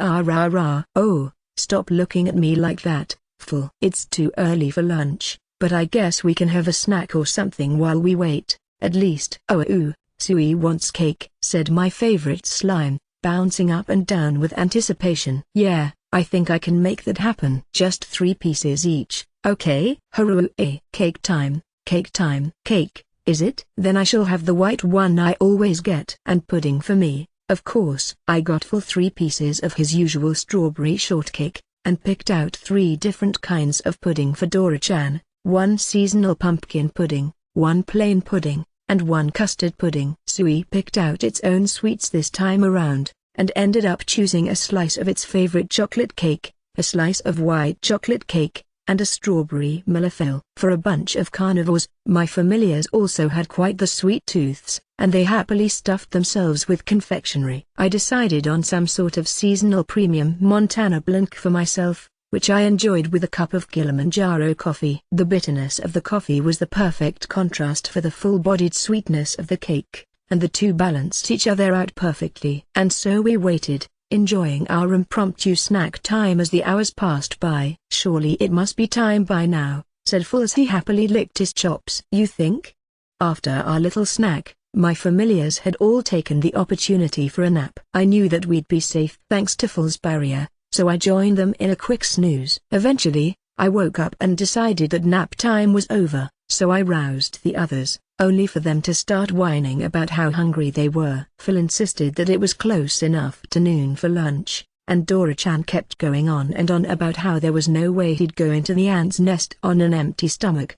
Between the two of them, I was eventually browbeaten into serving an early lunch. I brought out some orc cutlet sandwiches, which my chowhounds were more than happy to devour. Anyway, thanks to all that, we ended up spending way longer waiting around than I'd planned. I guess this means that the pesticide's definitely done its work by now, at least. And really, if it has worked out, it's not like we have any reason to hurry. All right, let's head into this nest and give it a look. We made our way down through a slanting entry tunnel. Phil and Dora-chan strode into the darkness without a hint of hesitation, but they weren't the most fearless in our party. "Here goes." Sui jumped ahead and rolled down the tunnel like a rubber ball, rapidly picking up speed. Sui, are you okay?" I shouted into the darkness. That was so much fun." "Sui wants to do it again," replied the slime. "Apparently, I shouldn't have bothered worrying." "That was fun for it." "Come on, Sui, don't freak me out like that." I took a second to pull myself together, then headed down into the nest after it. I wasn't about to just plunge into total darkness without a second thought like Phil and Dora-chan, though, so I brought out my usual lead lantern before I set off. I slowly descended through the tunnel, keeping one hand on the wall just in case I happened to lose my footing. Before long, I arrived at what appeared to be the nest's first major chamber. "Finally." "What kept you?" "If you intend to proceed so slowly, perhaps you should try it upon my back." "Nope, out of the question." "That'd be like riding a roller coaster through a pitch-black cave, and I am not interested in trying that." HMPH. Those words mean nothing to me. But your refusal, at least, rang clear. "Do as you will. Just take care not to slow us down." "I'm a careful person, and you're just going to have to deal with that fact." "Anyway," I paused, glancing about the room, "I know I'm the one responsible for it, but man, this sure is something." The floor of the entire chamber was utterly buried in glimmering black mandibles, the most common drop for a forest army ant. "Are we gonna pick all this up, or what?" asked Dora-chan in a disbelieving tone as he looked over the mountain of items. "I mean, they're pretty low-ranking monsters. We don't have to get all of them, but we should at least take whatever we can pick up in this room." Pooring. "Come on, that's enough of that. Look, Sui's already helping out." "Give it a hand." "Here you go, Master," said the slime, who had just arrived to hand over a load of drops. "All right, fine," said Dora-chan, finally giving in to the pressure. "You too, Phil." "Very well." Bothersome though it may be, I lent Phil my magic bag and we split up to grab all the ant drops we could lay our hands on. The whole process was almost meditative. Finally, when we'd picked up everything that seemed worth the effort, we moved on. The path out from that first room led downward once again. My familiars took the lead, plunging ahead with wild abandon, while I followed slowly and carefully behind. I finally caught up with them at the entrance to the next room, and was surprised to find them looking a little dejected. "What's up, guys?" I asked, glancing into the room. Again? Are we gonna pick them up, Master?" Once again. The room was brimming with forest army ant mandibles. For crying out loud. Just how many of those things were in here? "We have more than enough of these drops already, so we should just move on," I quickly decided, to Phil and Dora-chan's visible relief. "Come on, we didn't spend that long on the last room, did we?" "Right then, let's get going." Dora-chan flapped off into the next room which looked exactly the same as the one before it. As did the one after it, and the one after that. The whole nest was just room after room filled with nothing but ant mandibles. "Okay, I got to admit, I thought you were talking out of your ass when you said those smoky things would wipe out all the ants, but man, That stuff really works. It even got the ones way off in the back, marveled Dora-chan as he glanced into yet another mandible-filled chamber. Impressive indeed, agreed Phil. Yeah, fumigation's one of the more intense options as far as pesticides go. Smoke can fit into even the smallest nooks and crannies, so it's really effective, I bragged. Not like I'm the one who made it, of course. Thanks, Big Pharma. You'll never know it, but your pesticides are saving the day in another world. Anyway, we moved on to the next room, which, from what I could tell, was also the final chamber. That immediately explained what we found inside. That would be the forest army ant queen. To think it would still live, it must be tenacious indeed, said Phil, gesturing with his nose at a massive ant. It was probably 4 or 5 times bigger than the rest of them, and was turned over on its back, its legs twitching pathetically in the air. Nothing else in the room, huh? Guess the larvae must have all bit it. Didn't even miss one of them. This slaughter was set into motion by your hand. Thus, yours ought to be the hand that ends it. Finish her. Right, okay. At Phil's urging, I stepped up to the queen and withdrew my mithril spear from my item box. With a shout, I plunged its blade deep into the monster's abdomen. It spasmed one last time, then gradually went limp before vanishing, leaving behind a set of ant mandibles and a tiny magic stone. That would have been a disappointing haul, but as it turned out, the room wasn't as empty as we'd thought. Look. Yeah, I see it. Master, there's something back there. A treasure chest had been concealed behind the forest army ant queen, small enough to be impossible to notice until after she'd disappeared. A treasure chest? Really?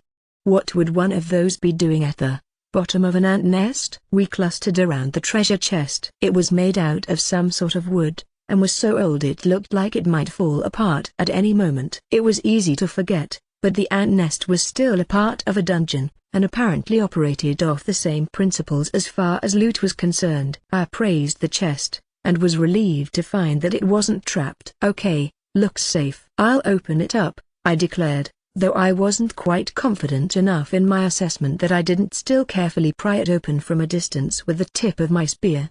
The chest's lid fell open with a resounding thud, and the 4 of us timidly leaned over to peer inside, where we found a single pendant. I lifted it up by its chain to get a better look. The pendant looked like some sort of medal, made from a silvery metallic material with a strange geometric pattern inscribed on its surface. At the very center of the pattern sat a glimmering stone that shone with all the colors of the rainbow. I wasn't positive, but I thought it might be an opal. Oh, that is quite the find, said Phil, who must have beaten me to appraising it by a half-second. I quickly followed his example. Cursebreaker pendant. A magic item capable of nullifying any magical spell, no matter how powerful. Can only be used once. Holy crap.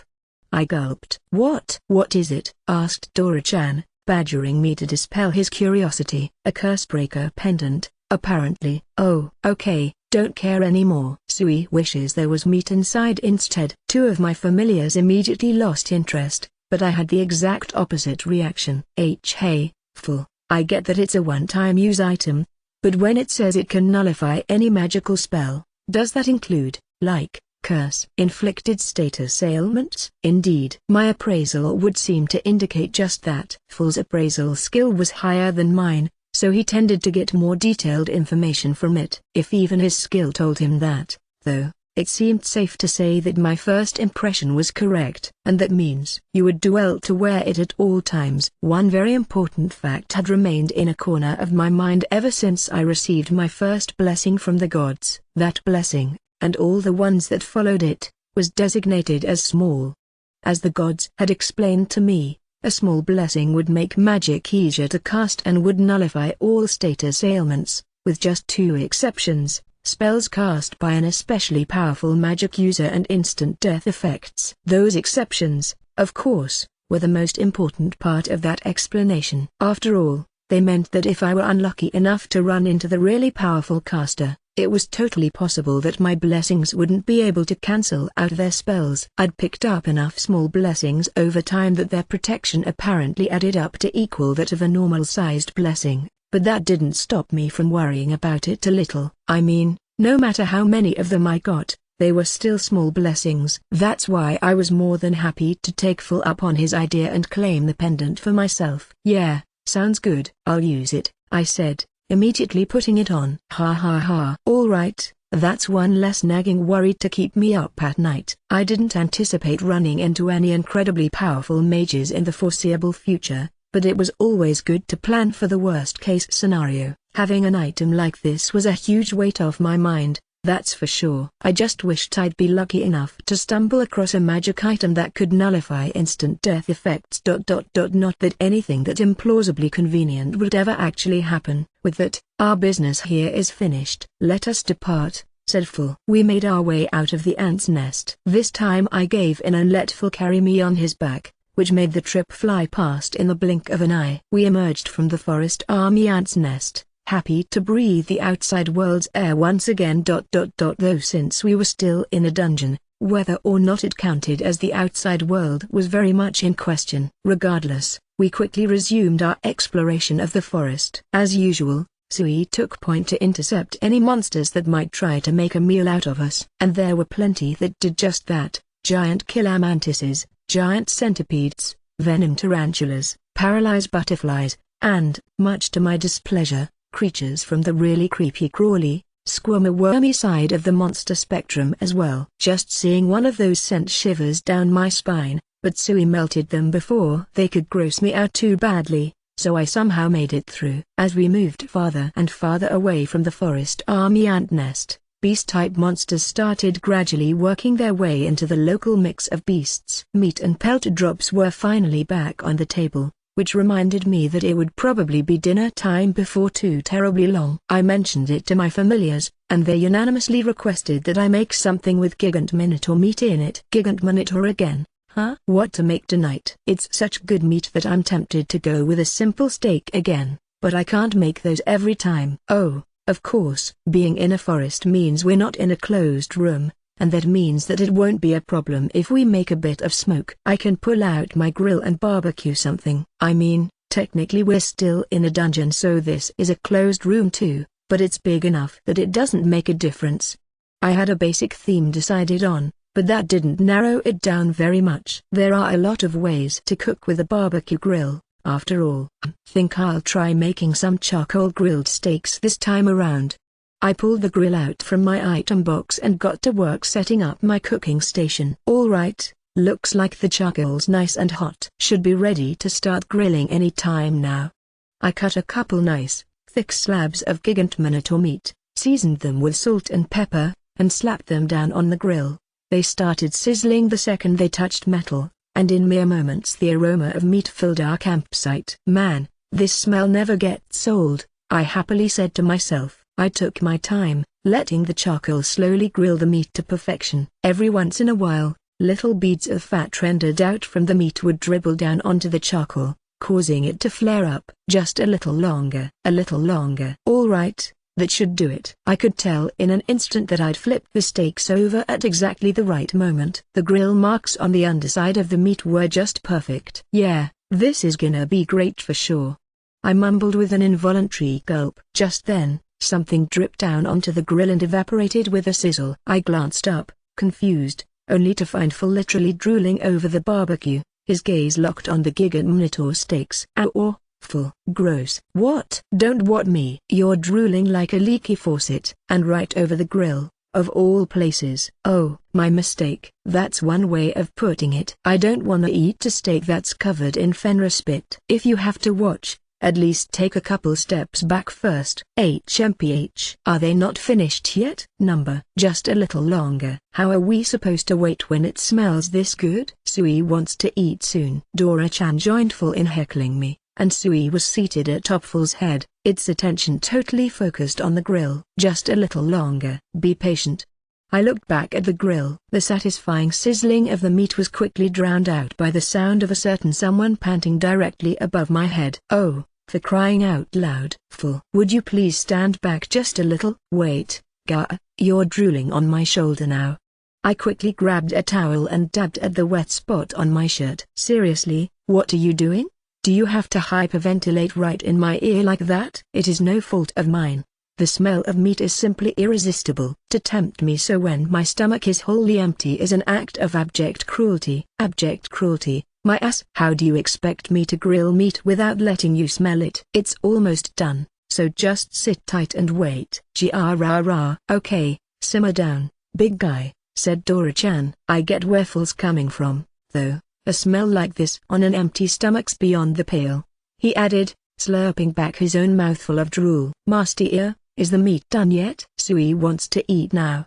The slime whined with an impatient jiggle. I get it, okay? It'll seriously be just a couple more seconds. A little more. There. Okay, they're ready.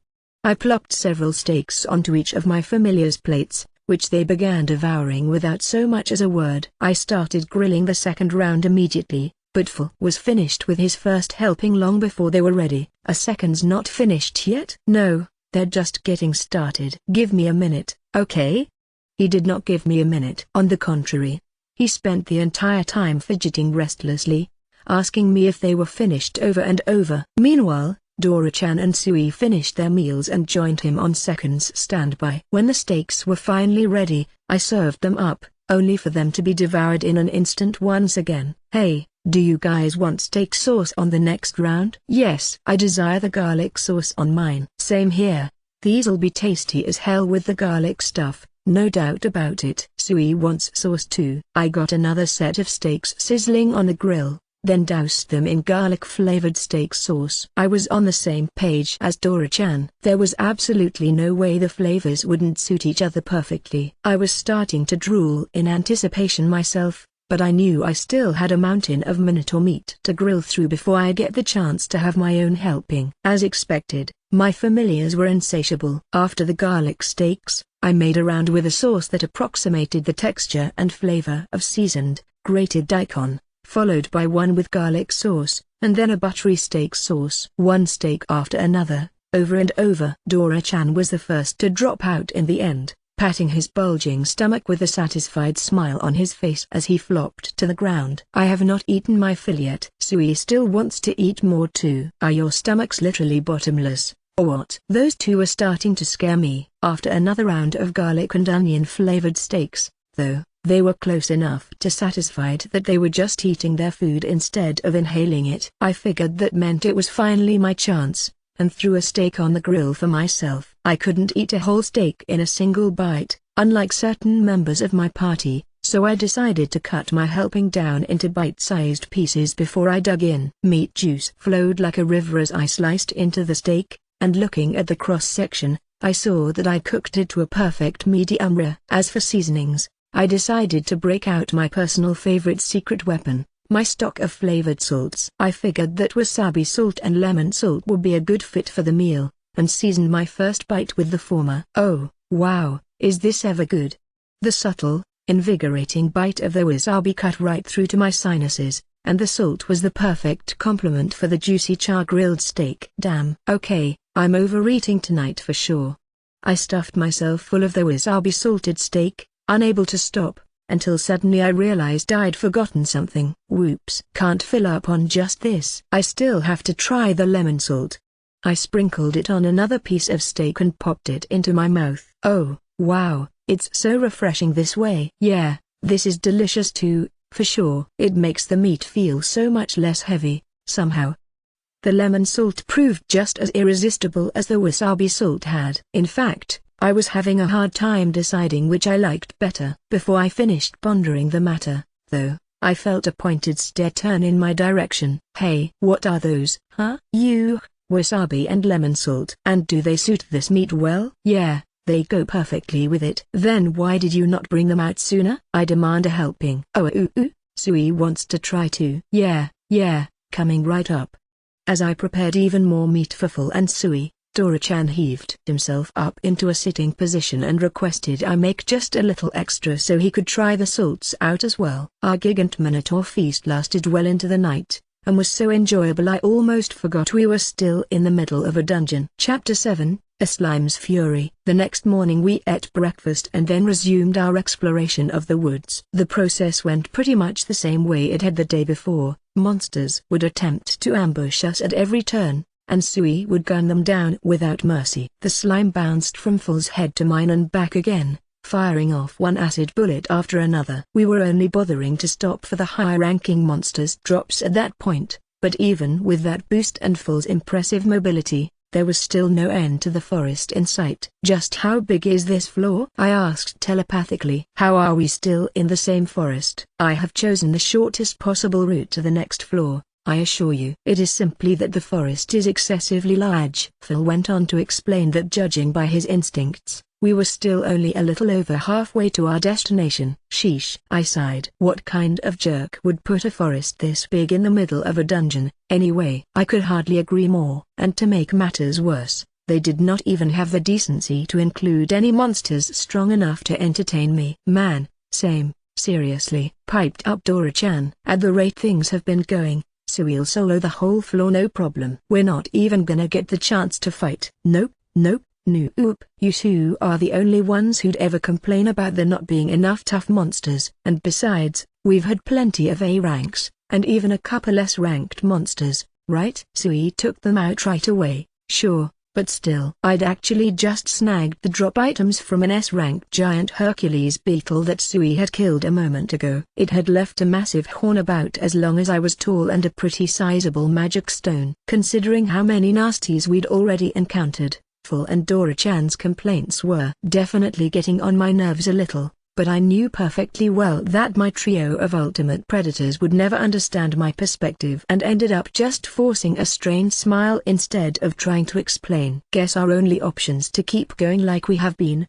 I reluctantly admitted. "If I were to run faster, we would reach the end in a fraction of the time." "Don't even think about it, Phil. You know I'd fall off and die before we got there." Now that was a suggestion I had to shut down right away. Phil's top speed was seriously nothing to sneeze at, and I knew for sure that I'd get blown right off his back if he went that fast. I could see it coming from a mile away. Only not really, because I definitely wouldn't last a mile if he went all out. If that was the alternative, I was alright with moving along at our current speed. And so our party moved on, cursing this stupid, seemingly endless forest every step of the way. 2 days of travel later, we'd finally reached the edge of the forest. That, of course, meant it was finally time for the floor's boss to make its appearance. "That's got to be it, right?"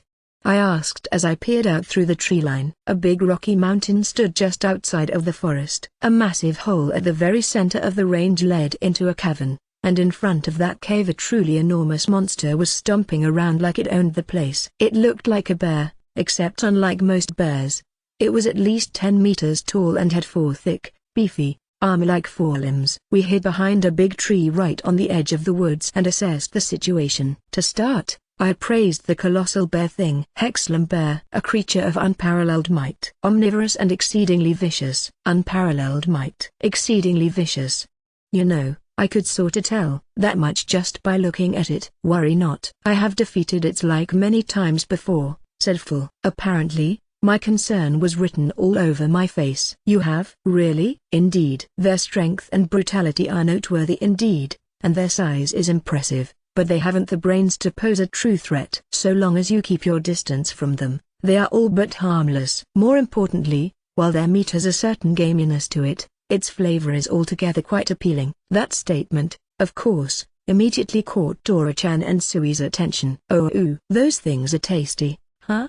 I've seen one of them out in the wild once, but I've never gotten the chance to eat one before. I like the sound of this. Tasty meat." "Yay!" Sui's excited. "Welp, looks like in my familiar's eyes, that walking symbol of savagery is just another chunk of meat." Wish I could say I didn't see that coming, but I sure did. I sure did. "Now then, let us dispatch the beast." "I'm in." "Hand over the meat, bear boy." "Meat time." "UAA." My familiars leapt out from the tree line in unison. "Hey," I shouted after them, "we don't know for sure that it's gonna drop meat." "Don't get your hopes up."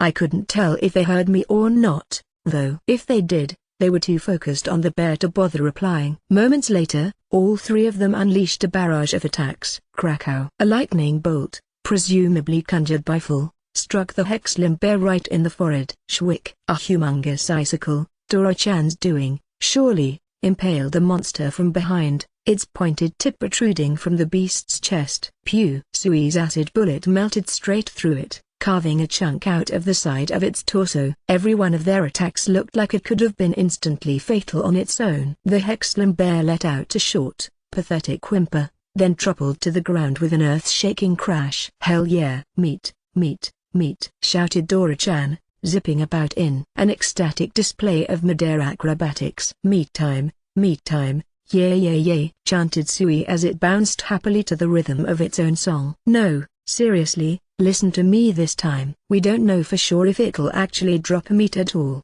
"Indeed, this is true." "Quit looking so surprised about this, fool." "Say what?" "What do you mean, it might not drop meat?" "No meat." "Really?" "No, I mean, we won't know until we see the drops." "They're random, right?" "Ah. Look, there it goes." The Hexlim bear happened to vanish at just that moment, depositing its drop items on the ground. I gave them a look. "Let's see." "Looks like a belt, a liver, and a magic stone." "Ugh, the worst has come to pass." I had my hopes up too."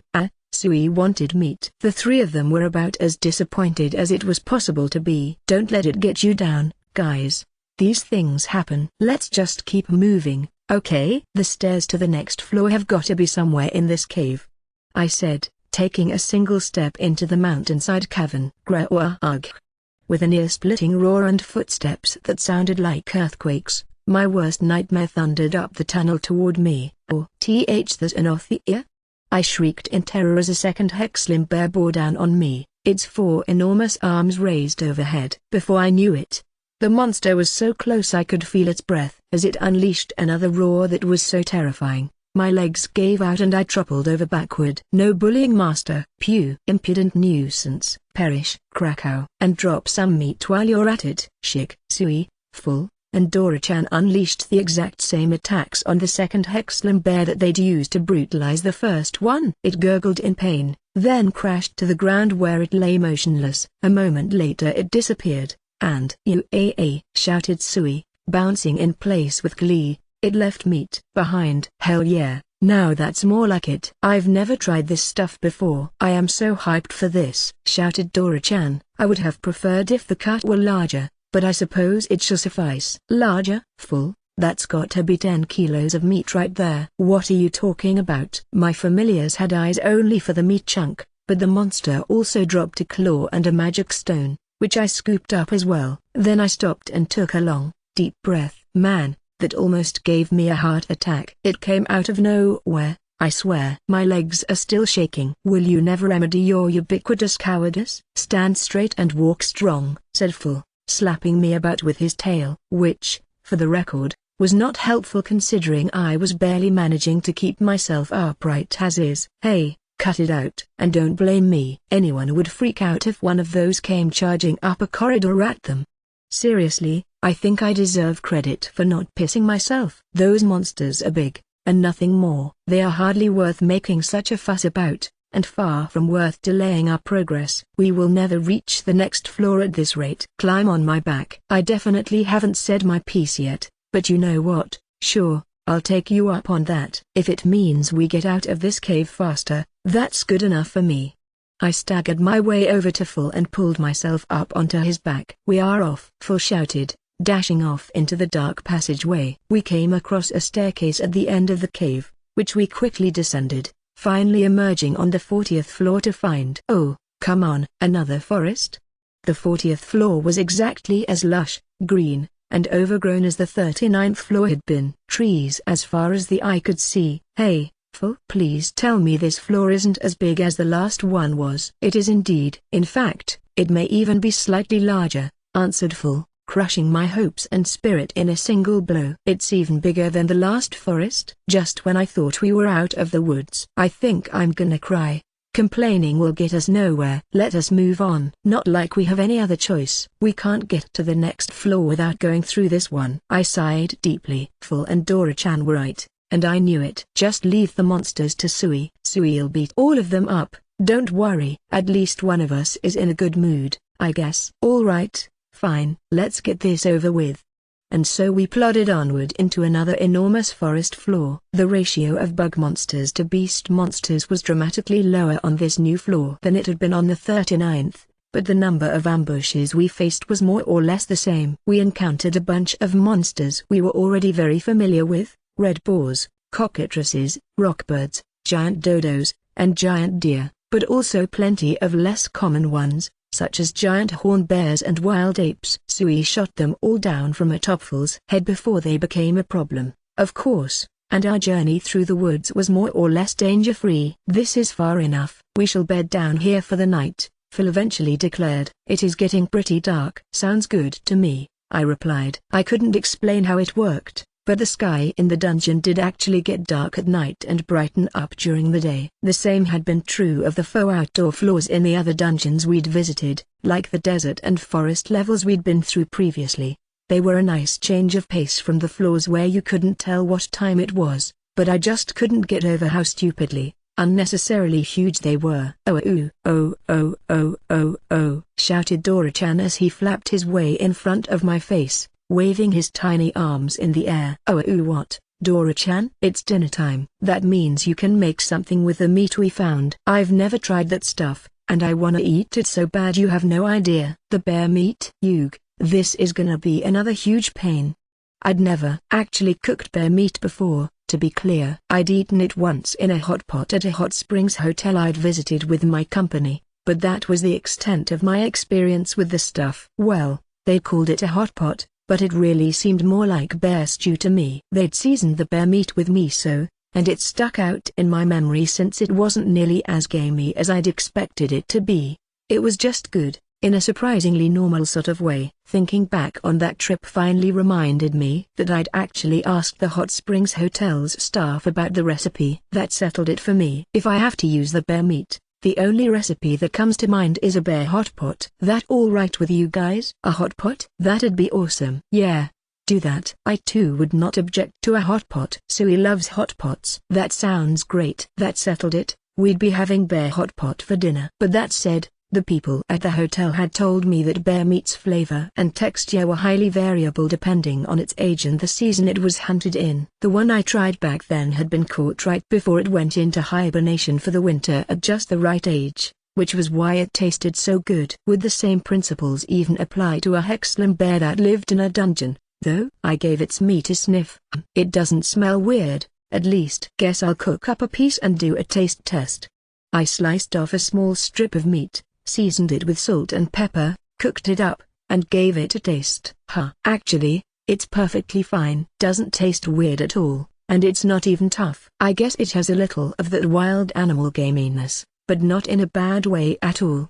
I was honestly caught off guard by just how palatable it was. In retrospect, of course it wouldn't taste quite the same as the bear meat I had back in Japan. This stuff was from a bear monster in a fantasy world's dungeon. It'd be weird if it was exactly the same. Yeah, I think this should be great in the recipe from that hotel.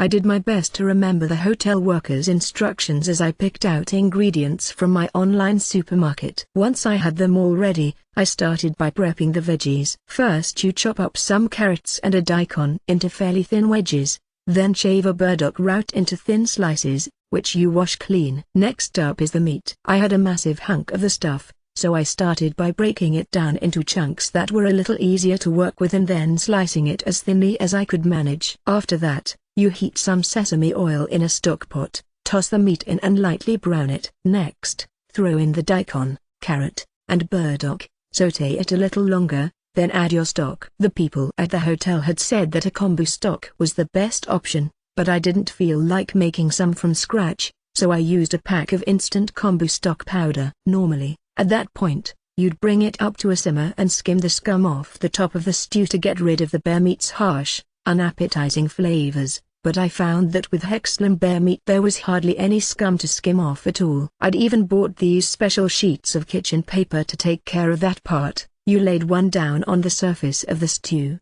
and it'd pick up all the nasty scum stuff when you removed it again. Easy as pie, so I went ahead and used one anyway, just for good measure. Next up is the miso. Add it in along with a dash of mirin. Incidentally, I used a sort of miso with barley in it this time, and simmer it all for a little while longer. While it's simmering you can break apart a couple clusters of enoki and shimji mushrooms, slice your green onion, and cube up a block of firm tofu. All of those ingredients cook really fast, so you add them right at the end of the process to finish off the dish. I gave the stew a try, and I have to say, it was pretty darn tasty. It definitely still had a touch of that wild animal funk to it, but it wasn't unpleasant in the slightest. Phew. That ended up taking a pretty long while, I guess.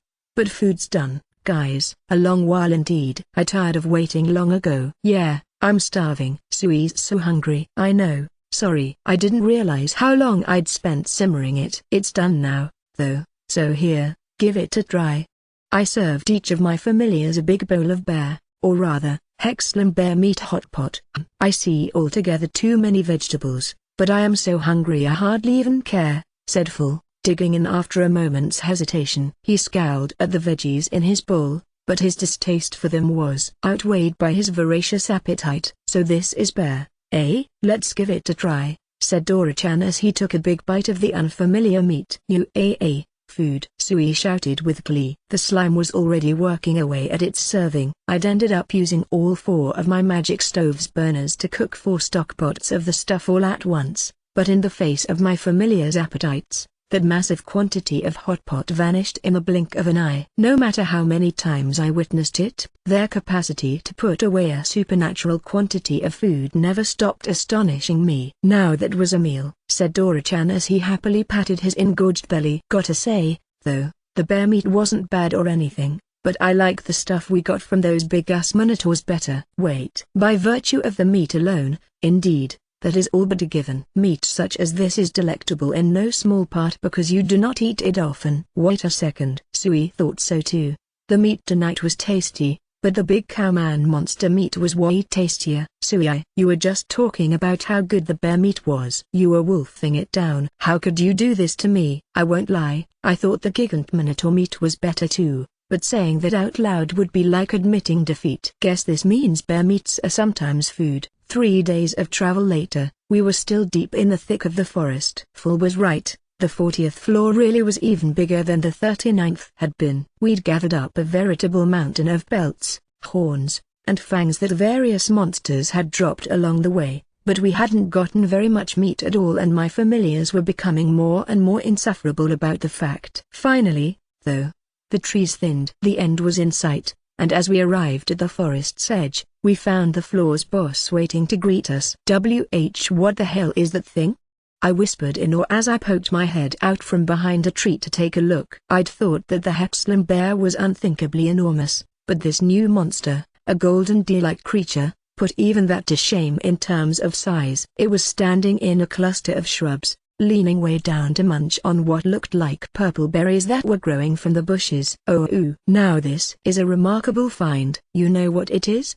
I asked, my eyes still glued to the titanic deer. I encountered one once, long ago. I would have liked to dispatch it, but it fled before I had the chance. Full, of course, was over 1,000 years old. For him to have only seen the likes of this monster once meant that it really must have been incredibly rare. Yeah, I believe it. That's just what I'd expect one of them to do, said Dora-chan with a nod. You've seen one before too, Dora-chan? Yeah.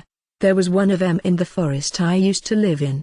He explained that the one he knew had been an almost mythical creature that some considered the master of the forest. They're smart, and they don't like fighting either. I bet the one you met figured out you could take it in an instant and decided to run before it was too late. That sounded reasonable enough, but I was getting the impression that whether or not one of them ran from Full, we were looking at a strong monster indeed. Course, I was pretty young back then, Dora-chan continued. I'd never seen the thing fight, and I figured that the whole master of the forest thing was probably a bunch of bunk. I figured I could take it, and, well, Dora-chan scowled as he continued his story. The so-called master of the woods had made its home at the root of a tree that it was particularly fond of. The tree bore a sort of orange-colored fruit, and was the one exception to the monster's pacifism. It would do its best to drive away any creature that tried to approach that tree, by intimidation if possible or force if necessary. Dora-chan, meanwhile, was convinced that those orange fruits must be delicious and got it into his head that he had to give them a try. Long story short, he snuck past the master of the forest and stole one of the fruits, right under its nose. While trying to get away from the tree, however, his attempt at stealth was much less successful. I tell you, I thought it was gonna bring the whole forest down around me. You see those golden antlers? They can channel lightning magic through them, and the one back then did its damnedest to fry me dead with it. Even worse, it just wouldn't give up. Chased me for a whole day, I swear. Dora-chan shivered as he told the story. In the end, not only did he wind up dropping the fruit part way through the chase and never getting a taste of it, he actually had to abandon his home and leave the forest entirely. In complete honesty, my first thought was that he totally brought all that on himself. All right, let's see what this mystery monster that Fool's only seen once and Dora-chan got terrorized by in his youth is called. Zlatarog, an S-ranked monster, highly intelligent and generally docile, but prone to fits of violent fury when an item or place important to it is approached or threatened. Welp. That's pretty much exactly what Dora-chan told me about it. Prone to fits of violent fury when an item or place important to it is approached or threatened raised some questions, of course. What, I wondered, did the Zlatarog before us consider important to it? I was starting to feel optimistic. If we could just figure that out, we might not have to fight it at all. Of course. Hey, guys, I think I have an idea about what that thing's protecting. Dora-chan wasn't listening, though. He was just staring at the monster's feet. The one back then really liked its fruit, he muttered to himself. I bet we're thinking the same thing. It's got to be whatever's on those bushes. Quite so. The plants that it is eating as we speak, agreed Phil.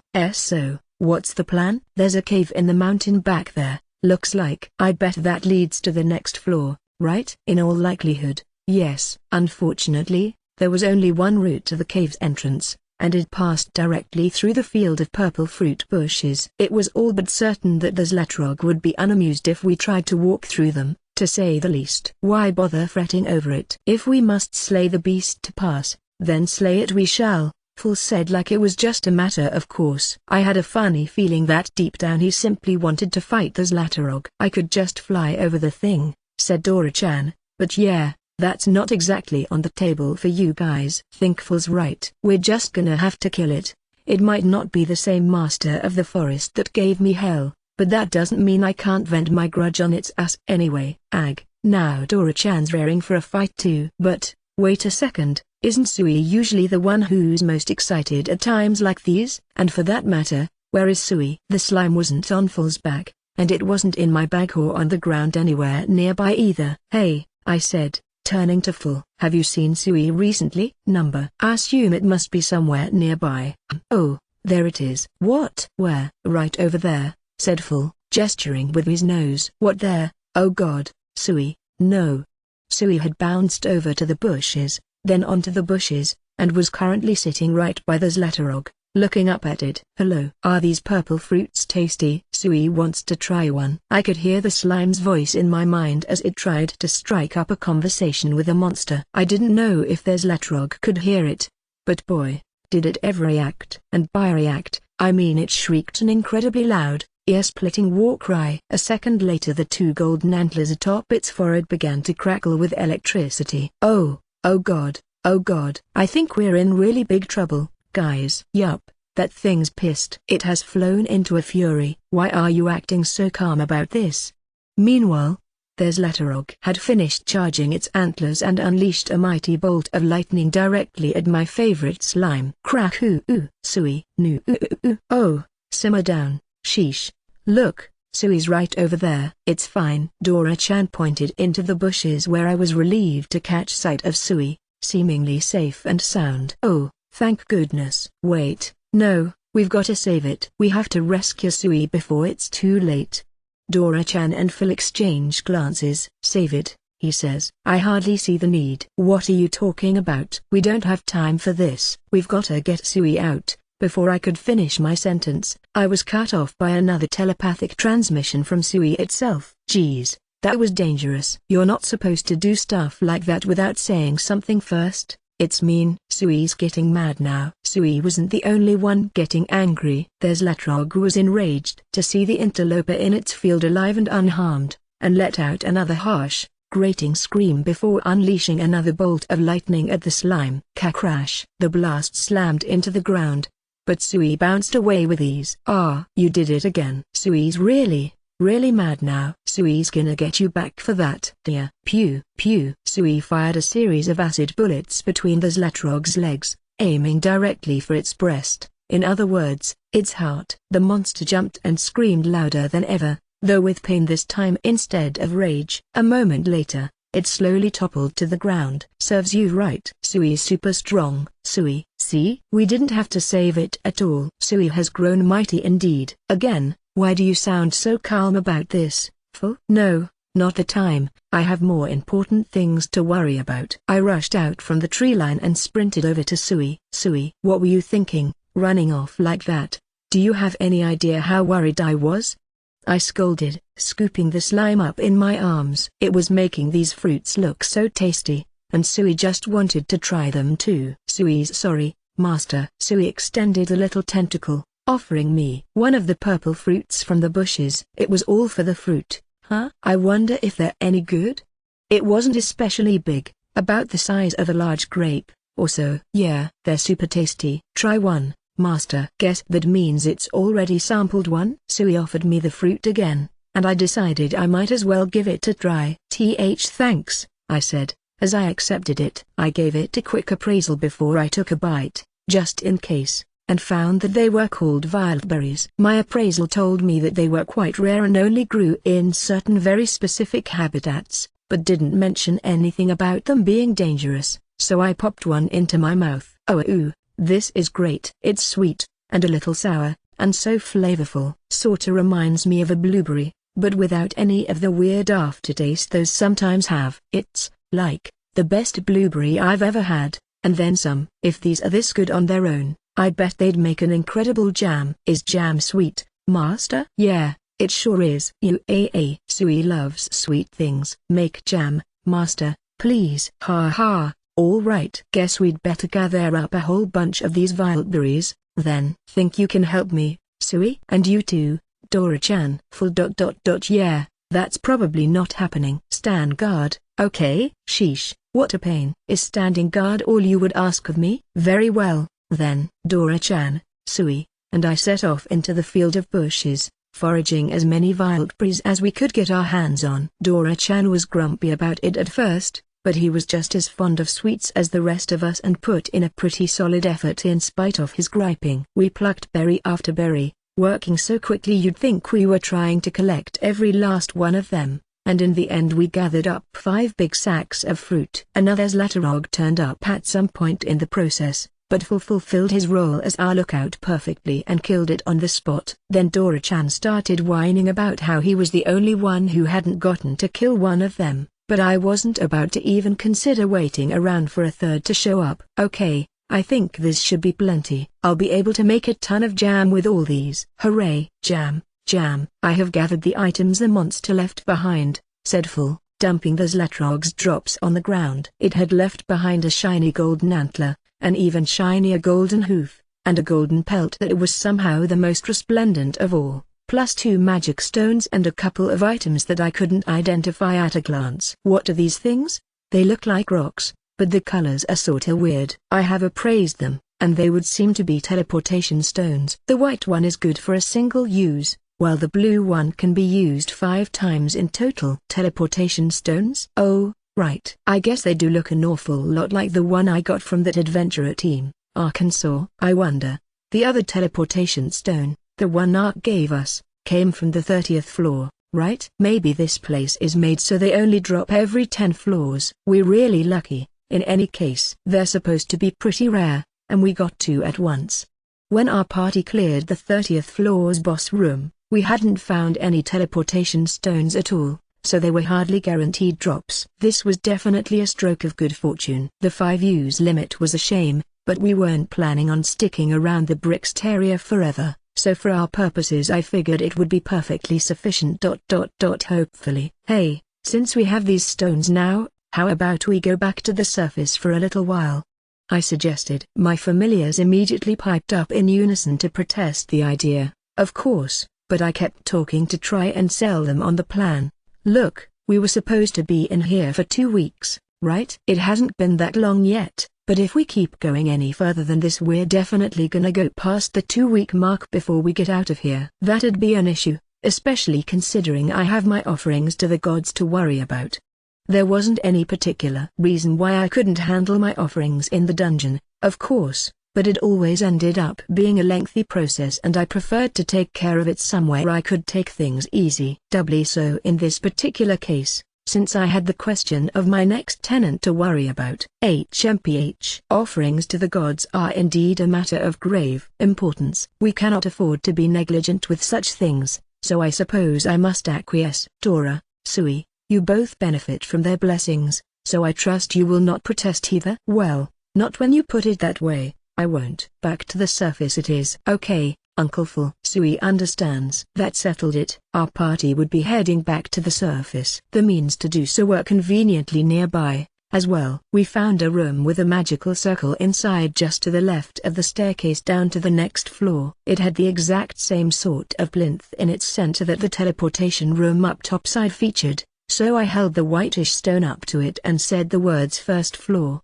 Moments later, we found ourselves in a very familiar room. Light shined through the entryway, and I could see crowds of adventurers passing to and fro just out the door. I basked in the sunlight as we finally emerged from the dungeon, back in the outside world at last. Finally, we're back, but not for long. We shall make our offerings to the gods, then return to the dungeon immediately, said Fu, instantly cutting in to spoil my moment of relief. What? No way. We've got to spend some time taking it easy up here first. 5 days, at least. Suddenly, I was struck with an ominous premonition. Wait a minute. Am I forgetting something important? Hey, when we use that stone to teleport back into the dungeon, we'll be starting on the 40th floor, right? Indeed. Yeah, of course we will. That's where we got the stone, after all, so of course that's where it would take us. But something's still bothering me. The 40th floor. The 40th floor. Hey, just checking, when we teleport in, will we end up at the start of the 40th floor? So, like, we'll have to go through the whole floor again? Yeah, most likely. How it worked on the 30th floor, anyway. Oh god. No. We have to go through that stupid forest again? My sudden wail of despair drew an awful lot of attention from the surrounding adventurers, but in that moment I couldn't have cared less. I just inadvertently doomed myself to another trip through the endless forest of misery. Oh, hell yeah. That means I get to fight the master this time. Stop being happy about this, Dora-chan. You're gonna make me even more depressed. Chapter 8, At long last, the third tenant. Our first destination after exiting the dungeon was the Adventurers Guild, to check in and report on our progress. We asked the receptionist at the window to tell the guild master that we'd returned from the dungeon, and my plan was to head right on home after that. But Tristan was more sharp-sighted than I'd anticipated and caught us before we could make a break for it. His relentless politeness got the better of me, and I found myself being ushered into his office in spite of my best efforts. My familiars had come inside with me, but none of them cared enough to make my predicament into their problem. The three of them sprawled out behind the chair I sat down in, ready to nap through my entire conversation. Oh, I'm so very happy to see you back already. Could it be that you've already explored the whole dungeon so soon? No, not yet. Not even we could pull it off that quickly. I explained how we'd reached the 40th floor, found the teleportation stones, and returned to the surface for a break. I see. So the 40th floor is the next one where teleportation stones are available. That's breaking news, and making it that far down means you've set a new record. Nobody's ever gotten farther than the 37th floor up until now. Leave it to an S-ranker to outdo that achievement on his first try. Ha. Nah, I wouldn't go that far, really. Full, Dora-chan, and Sui deserved the overwhelming bulk of the credit, after all. Oh, right, speaking of, his mention of the 37th floor reminded me of the adventuring party we'd briefly encountered there, the so-called strongest party in the country. I explained what had happened to Tristan, and showed him the weapons that I'd found discarded in the boss room. It can't be. But, no, it is. I'd recognize those weapons anywhere. I see. He let out a long, tired sigh, his shoulders slumped. That party had been the guild's biggest breadwinners, and the news was clearly hitting him pretty hard. An adventurer's life is always fraught with peril, though. These things happen, and everyone in the business knows it. That struck me as pretty harsh, but on the other hand, I suppose that for adventurers death was indeed just another occupational hazard. Tristan told me that the guild would take care of contacting the families of the deceased, and explained that since their owners weren't around to claim them, the weapons I'd found were mine by right. Now, not to change the subject, said Tristan, rubbing his hands together and smiling eagerly, "but I do have another important matter to discuss with you." That important matter, as it turned out, was him asking for any information I could possibly provide on the floors I'd traveled through, no matter how minor or seemingly insignificant. To adventurers on the forefront of a dungeon's exploration, any information they could get on the upcoming floors was of the utmost importance. The further down in the dungeon they got, though, the harder such information was to come by. The fact that the guild only sold maps of the 30th floor and above was sort of telling. In that sense, the 37th floor was the farthest any party had reached before we entered the picture, and knowledge about that region was so lacking. Even the monsters that appeared were considered a mystery. That particular floor had ended up being a pretty exciting one for my familiars, though the reason was definitely not one other adventurers would consider their priority. "I'm not asking you to tell me everything, of course," Tristan clarified. "Perish the thought. But anything you can tell me that won't interfere with your own operations would be greatly appreciated." "I'm fine with telling you everything I know, actually," I replied. "But I'm not sure if it'll amount to all that much, really. We didn't explore all those floors super exhaustively, so there's only so much I can tell you." I gave Tristan a rundown on each floor's features and the monsters we had encountered there.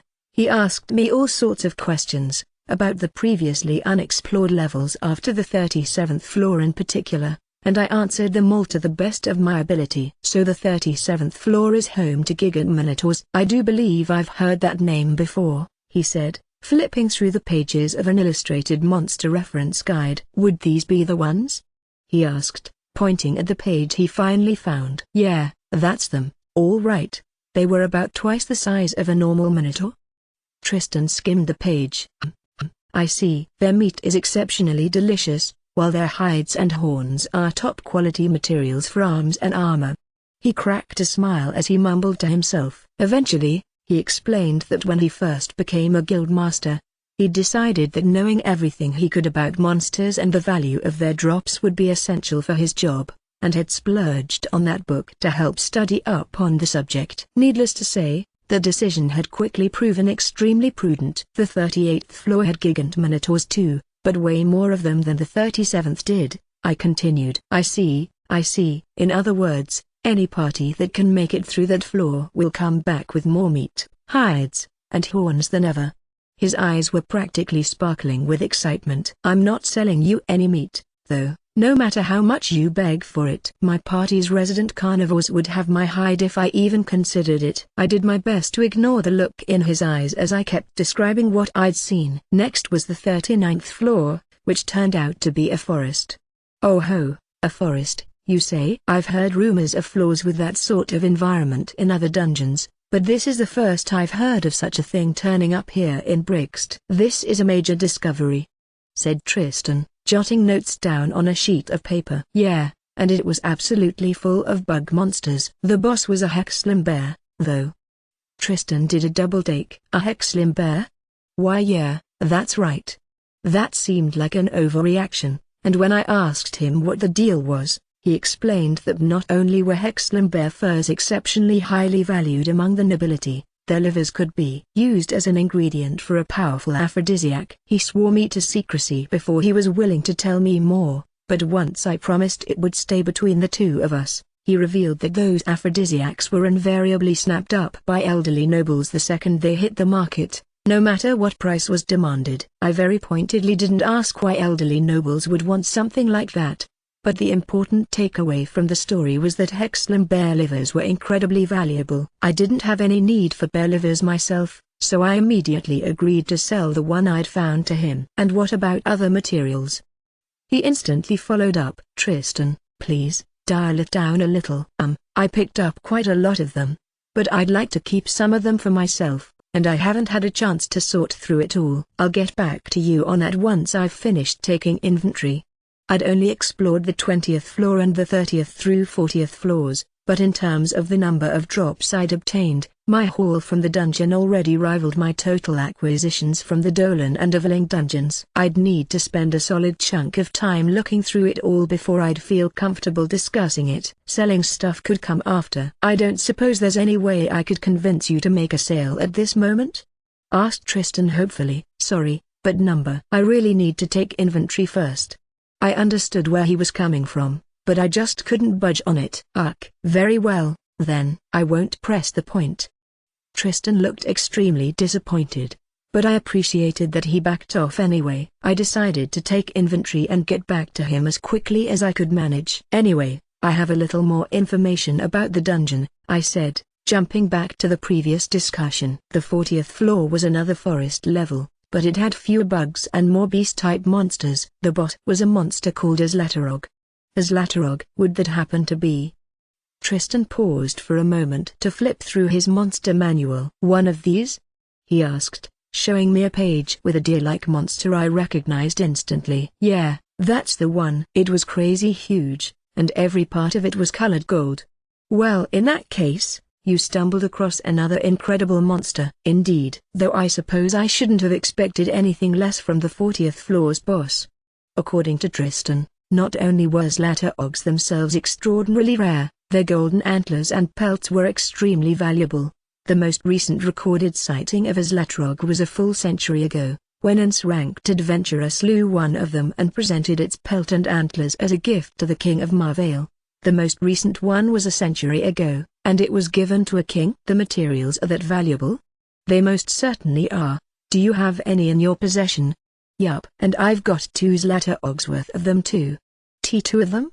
I explained that we'd taken one of them down, stopped to harvest wildberries, and then killed another that arrived to attack us while we were busy. The face Tristan made was indescribable. Your party truly does defy all explanation, he commented in an awestruck murmur. Not the whole party. It's just my familiars, really.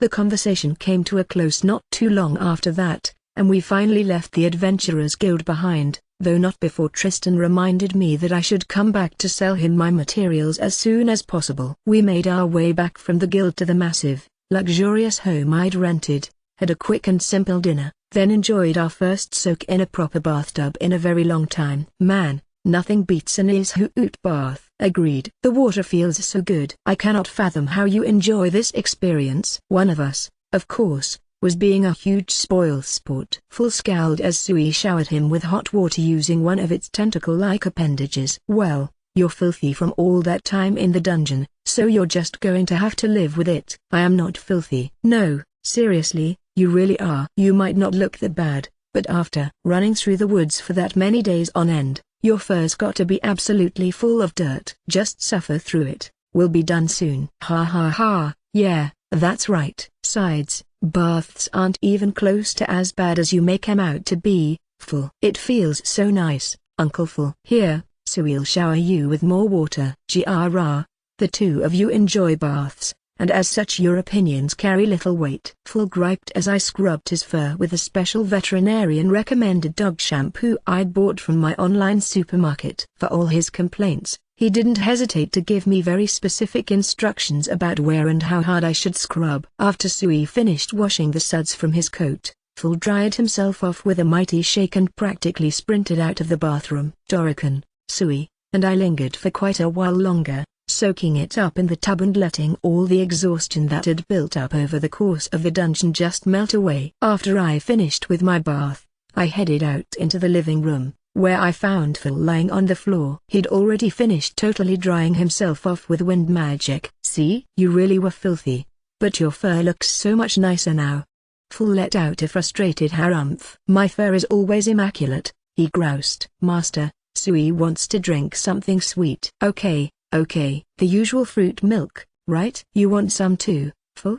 Dorican? But of course. You have to ask. We spent a little while lounging around, but it wasn't long before my familiars retired to the bedroom on the second floor. We're heading to bed, Dora-chan told me with a mighty yawn. Gotcha. Night. A horrific end to the day, truly. I will fall asleep at once. I don't care how horrific it was, Full. Washing up after a dungeon's just common sense. Even bath haters have to clean up every once in a while.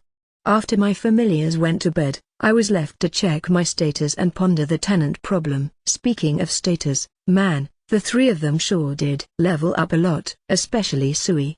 That wasn't much of a surprise, considering the slime had fought more than any of us. My three familiars' current statuses looked like this: Name full. Age 1014. Race Fenrir. Level 947. HP 10151. MP 9778. Attack 9442. Defense 10,172. Agility 9,974. Skills: Wind Magic, Fire Magic, Water Magic, Earth Magic, Ice Magic, Lightning Magic, Holy Magic, Barrier Magic, Rending Claws, Body Reinforcement, Physical Attack Resistance, Magic Attack Resistance, MP Efficiency, Appraisal, Battle Boost. Blessings: Blessing of the Goddess of Wind, Ninra. Blessing of the God of War, Vahan. Name Dora-chan. Age 116. Race Pixie Dragon. Level 202. HP 1243. MP 3469. Attack 3324. Defense 1173. Agility 4048. Skills: Fire Magic, Water Magic, Wind Magic, Earth Magic, Ice Magic, Lightning Magic, Healing Magic, Bombardment, Battle Boost. Blessings: Blessing of the God of War, Vahan. Name Sui. Age 6 months. Race Huge Slime. Level 50. HP 1756. MP 1709. Attack 1714. Defense 1734. Agility 1758. Skills: Acid Bullet, Potion Creation, Cloning, Water Magic, Smithing, Giganticize. Blessings: Blessing of the Goddess of Water, Rizalka. Blessing of the God of Blacksmithing, Hephaestus. Full's level had always been ridiculously high, which probably explained why he'd only gone up a single level, but the fact that he leveled up at all was impressive in its own right. His stats were a cut above the rest of the party. Guess they don't call him a legendary beast for nothing. Dora-chan, meanwhile, had only gained 3 levels. He'd been high level from the start as well, so again, no huge shock there. I had to wonder just how they managed to fight enough to level up when they were starting at such a high level already. Sui, meanwhile, had gained 8 levels. It had gone all out on the combat during this expedition, and the fruits of its labor were clear to see. Unfortunately, I'd known that going up a couple levels was inevitable, but I was still distressed. Sui, please, you've been fighting way too much. That just leaves me. It can't be that big a jump, right? After all the levels I gained from the vampire mosquitoes, it can't have gone up much more. Status open. Name Mukoda, Tsuyoshi Mukoda. Age 27. Race kind of human. Job victim from another world. Adventurer, cook. Level 90. HP 508. MP 499. Attack 495. Defense 480. Agility 394. Skills: Appraisal, Item Box, Fire Magic, Earth Magic, Perfect Defense, Double Experience Gain, Familiars, Contracted Magic Beasts, Fenrir, Huge Slime, Pixie Dragon. Unique Skill: Online Supermarket, +1. Tenants Fumio, Liquor Shop Tanaka. Blessings: Blessing of the Goddess of Wind, Ninra, small. Blessing of the Goddess of Fire, Agni, small. Blessing of the Goddess of Earth, Kishal, small. Blessing of the God of All Creation, Demiurge, small. The hell? What? I mean, what? How did I level up 5 more times? I ran through my memories of the past several days, looking for an explanation. Finally, it hit me. Oh, of course, the ants. It was the ants. I remembered the nest of forest army ants I'd exterminated on the 13th floor. But I didn't do anything. I just set up a few fumigation boxes and left it at that. But now that I think about it, I leveled up from the vampire mosquitoes that the incense killed too. Didn't I? Of course I'd get credit for the ants.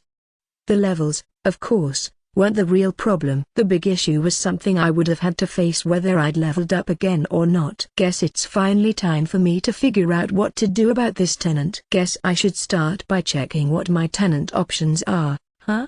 I wanted to at least see what was on the table before a certain goddess had the chance to kick up a fuss. I took a moment to steel myself, then poked the little +1 next to the online supermarket's entry on my skill page. You have unlocked a tenant for the unique skill, Online Supermarket. Please choose from the following: Bose Burger, Yamada Dry Cleaning, Matsumorakami, Sate's fresh fish. Less than all ragged. Greater than a shrill squeal of glee pierced directly into my brain. Hi there, Kishal. Guess you've been keeping a close eye on me, huh? Also, boy, could I ever hear that one? Less than he. My apologies. Greater than. Funny. You sure don't sound sorry to me. Apparently, she'd done her homework on Japanese businesses. Masa Murakami, after all, was the largest and most well-known drugstore franchise in all of Japan. I couldn't believe that I actually got a drugstore as one of my options, and considering how she'd been desperately wishing for one since she'd learned of their existence, I couldn't really blame her for being excited. I sighed. Honestly, if it were up to me, I'd have taken the cleaners or the fish shop over a drugstore any day of the week. Getting my clothes washed in this world was a huge pain. After all, I'd gotten used to wearing the same outfit for longer than I had in my old life, to an extent, but my ability to endure being covered in dirt and the stink of sweat had its limits. It wasn't so bad when I was at home in Kelina. The resident housewives handled all the laundry there. When I was on the road, though, I had no choice but to do my own washing whenever I had the opportunity. I'd bought a plastic washboard and some detergent from my online supermarket at one point, which made the task a little easier, but it was still unbearably tedious. If I had access to a dry cleaning place, though, I could leave it all to them. They'd probably send everything back nicely ironed too. Choosing them would make my everyday life so much more hygienic. It goes without saying that the fish place was tempting me as well. Speaking as a Japanese person, I could never turn down fresh fish. I would have gone to great lengths for a plate of sashimi. But since the fish in this world were full of horrifying parasites, eating them raw was unthinkable. I was forced to cook everything I got my hands on, and my dreams of sushi remained unfulfilled. Now, to be clear, my online supermarket did have a fish section and they did stock sashimi. That said, there's a world of difference between the fish you can get at your everyday grocery store and the fish they sell at a real specialist shop, and I was desperately craving the good stuff. They'd probably stock varieties of fish you couldn't get at a supermarket too. All that said, though even just thinking about what would happen if I succumbed to my desires and picked the cleaners or the fish shop gave me chills. Kishal's voice in my head wasn't exactly helping with that either. Less than I'm certain, of course, that a kind, considerate man such as yourself wouldn't dream of picking anything other than the drugstore. I believe in you. Pick the drugstore. I believe you understand perfectly well what will happen if you choose anything else. Greater than. Her tone sounded nice and pleasant, sure, but the overall atmosphere of the exchange made it very clear that there would be hell to pay if I even considered opposing her. I could feel an invisible pressure bearing down on me. Oh, of course I'll be picking the drugstore. Here, watch, I said, caving under the threat of Kishal's wrath. I pressed Masa Murakami. Form a contract with the tenant, Masa Murakami? Yes, no. Needless to say, I pressed yes. Not like I had any other choice. Contract formed with Masa Murakami. The next tenant will be unlocked at level 160. We look forward to your continued patronage. Less than Finally, at long last, I finally get to shop at a drugstore. I'll buy it all. I say, I'll buy it all. Greater than. Welp, I think I broke Kishal. Less than how very rude. I am not broken in the least, I'll have you know. I'm simply moderately enthused. After all, this means I now have the means to get my hands on all sorts of beauty products. I've done my research, and taken a long and deep look into your homeland of Japan. Oh, so many items I'd just love to try. I can hardly wait. Greater than. She paused for a moment to erupt into another fit of ebullient laughter. Less than I would love to see your new selection right away, but I shall restrain myself for the time being. Tomorrow, however, I trust you'll have some time to spare for me. Greater than. Sure thing, I replied after a long, reluctant pause. No way I can turn her down when she's in this good a mood. I'm not even close to brave enough for that. Less than what was that? Greater than interjected another voice, Ninra's, this time. Less than. That's not fair, Kishal. If you get to request stuff, then I do too. Greater than. Wow, can't believe I'm actually relieved to hear Ninra barge into my head. Less than oh, you wanted to hear my divinely beautiful voice that badly? I'll give you an earful whenever you'd like. Greater than. not even close to what I meant. Anyway, yeah, sure, if you have a request, I'll hear you out. It's right about time for me to make my offerings this month anyway. Less than I, naturally, want sweets. Greater than, declared Ninra. Less than dorayaki, of course, and cake too. If there are any specials going on, I want all of those. Greater than dorayaki and seasonal cakes for Ninra. Then, I jotted her request down on a notepad. Less than, Kishal's out of the running for now, so I'll go next. Greater than, said Agni, taking advantage of my promise to let Kishal peruse the drugstore's menu tomorrow. Less than, not that I want anything different, really. Just beer. You know, the usual. Greater than.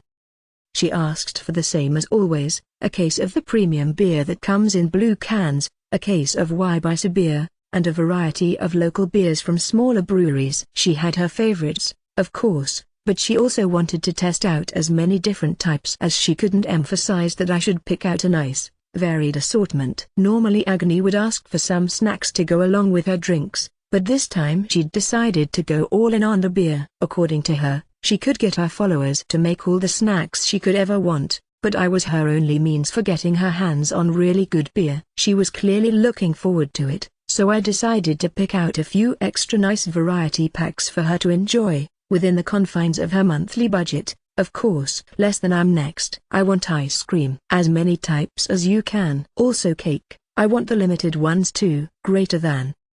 That would be Ruka's request, and unsurprisingly, she wanted the same thing as always. She asked for the same spread as last time too, an assortment of ice creams from both Fumiya and my standard online supermarket's menu. Apparently the vanilla ice creams sold in each store were subtly different in flavor, and she enjoyed comparing them with each other. As for her cakes, she had the same preference for seasonal stuff as Ninra. I hadn't checked Fumiya's menu for that sort of stuff yet on this particular day, and I didn't know if they were holding any events. Hopefully they have a bunch of limited time stuff in stock. Less than, we're next, and we want whiskey. Greater than.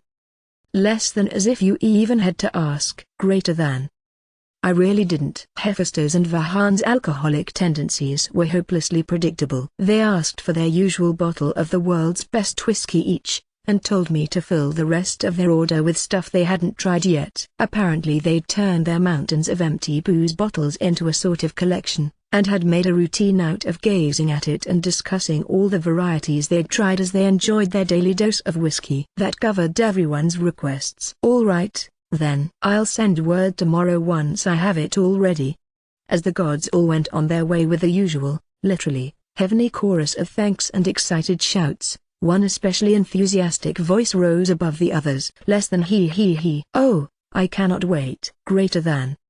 Wish I could say the same. I sighed. So the time's finally come. Barely a day had passed since I returned from the dungeon. My only task today was to get my offerings ready, so I'd managed to take it relatively easy overall, but the prospect of the evening's divine consultation ended up looming over me the entire time regardless. I'd just fed my familiars an early dinner, taken a short after-meal rest, and had relocated into a room I wasn't using for anything in particular to summon the gods. It was very easy to imagine the process taking a long time in Kishal's case, so I made sure to set aside a good chunk of time for it. Considering how she'd been acting yesterday, I had a bad feeling that I'd regret it if I didn't. No point putting it off any longer. I called out to the gods. Ahem. Are you there, everyone? An instant later, the sound of a stampede was beamed into my mind, followed by Ninra's bellowing voice. Less than, how long were you planning on keeping us waiting? Greater than. Less than, oh yes, it truly has been a long wait. A long wait indeed. Greater than, said a second voice. Less than, hey. No pushing, Kishal. Hands off. Greater than. Less than, I didn't push you, Ninra. You tripped on your own, but that's not important anyway. The moment has finally arrived. Hurry. Greater than. Less than, grrr, Kishal. Greater than. Kishal. Don't you think you're getting a little too worked up? Less than, you are, Kishal. You're not making the rest of us wait. You get to go last today. Greater than, said a new voice. Less than, agony. But why? Greater than. Less than, cause your turn's gonna take an eternity, that's why. Greater than. Less than, that's right. Greater than, said another, quieter voice. Less than, let us go first, Then take all the time you want to decide. Greater than. Less than. I'll admit, Ruka, you might have a point. I do certainly want to take my time perusing my options. Greater than. Less than. Great, that settles it, so butt out, Kishal. Sheesh, what was even the point of shoving me? You should have just been nice about it in the first place. Greater than. Less than. Okay, simmer down, people. Greater than. Cut in agony. Less than. You're up first, Ninra. Don't you want your stuff? Greater than. Less than. That's right. Dorayaki. Cake. Hand over the sweets, and make it snappy. Greater than. I know. I pulled a cardboard box with all of Ninra's offerings out from my item box and set it down for her. Okay, this first one's Ninra's share. Whenever you're ready. Less than. Yes. Greater than. The box vanished, and Ninra's telepathic ski soon followed. I'd picked out a whole assortment of dorayaki for her this time, some with smooth red bean paste, some with a portion of the red beans still left intact, and some with chestnuts, whipped cream, and red bean paste all together. As far as the seasonal cakes went, I got her a premium chocolate shortcake, a strawberry cheesecake, a strawberry shortcake topped with a huge amount of the sweetest berries you could buy, and a whole assortment of individual cake slices and less remarkable whole cakes. Let's see her complain about that spread. Less than. All right, I'm next. Bring out the beer. Greater than. Okay, I have it right here, Agni, no need to rush me. I got her the cases and sampler packs she'd requested, plus a gift pack of some sort of special malt beer that was apparently brewed with natural spring water. I also chose a variety pack of stout beers with bottles from a bunch of different brewers, since it happened to catch my eye. Finally, I picked up a half-dozen random six-packs to polish off her budget. Less than. Now that's one hell of a variety. Can't wait to crack some of these open. Greater than. Agni exclaimed. Glad to hear you're satisfied. Less than. I'm next. Greater than. Don't worry, Ruka, I have your offering already as well. I knew how much she loved vanilla ice cream, so I got her everything Fumia had to offer, plus the most expensive premium vanilla ice creams that my basic online supermarket stocked. I also picked out a variety of other flavors for her to try: strawberry, chocolate, matcha, rum raisin, and more. She'd asked for seasonal cakes, just like Ninra, so her assortment of those ended up being more or less the same as the other goddess. The box vanished, and I heard a very quiet chuckle in the back of my mind. Sounds like she's happy with it. Less than. Right, our turn next. Greater than. Less than. Woo. What sort of whiskey are we gonna get this time? Greater than. Oh, don't worry, I picked out a whole spread for you. As usual, I'd started with their customary 2 bottles of the world's best whiskey, then made my way to Liquor Shop Tanaka's whiskey rankings for the rest of my picks. First up, I picked up a single malt whiskey that was recommended for people who liked their booze to have a smooth, smoky flavor. I had a feeling it might lack punch by Hefester's and Vahan's standards. They liked their whiskey hard and potent, but it was definitely something I'd never sent them before, so I figured it couldn't hurt. Next was an Irish whiskey that was considered unique for being the only peated single malt Irish whiskey on the market. Honestly, I just saw the word unique in its description and threw it in my cart. I picked up another Irish whiskey while I was at it, which had supposedly found a dedicated fanbase among the true whiskey diehards, and was made with the attention to detail you'd expect from a favorite of that sort of crowd. I threw in a couple other random varieties they hadn't tried yet from the list as well. I was sure they'd be happy with such a wide array of choices, and as expected, I heard an immediate laugh of glee as the box vanished. Less than. Oh ho, what have we here? I've never seen any of these whiskies before. Greater than. Less than. It's true. Nothing but new stuff. Let's try one out right away. Greater than. With them out of the way, I'd reached a stopping point in my task. Unfortunately, though, the greatest trial was still yet to come. Less than. Finally, it's my turn. The God of all creation has cautioned us to avoid inconveniencing you. But I've waited for this drugstore for oh so long. I'm sure you wouldn't mind keeping me company just for today, would you? Greater than. All I could do was nod in agreement. Her tone left absolutely no room for me to protest. Less than. Now then, let's have ourselves a look at the drugstore's menu. Greater than. All right.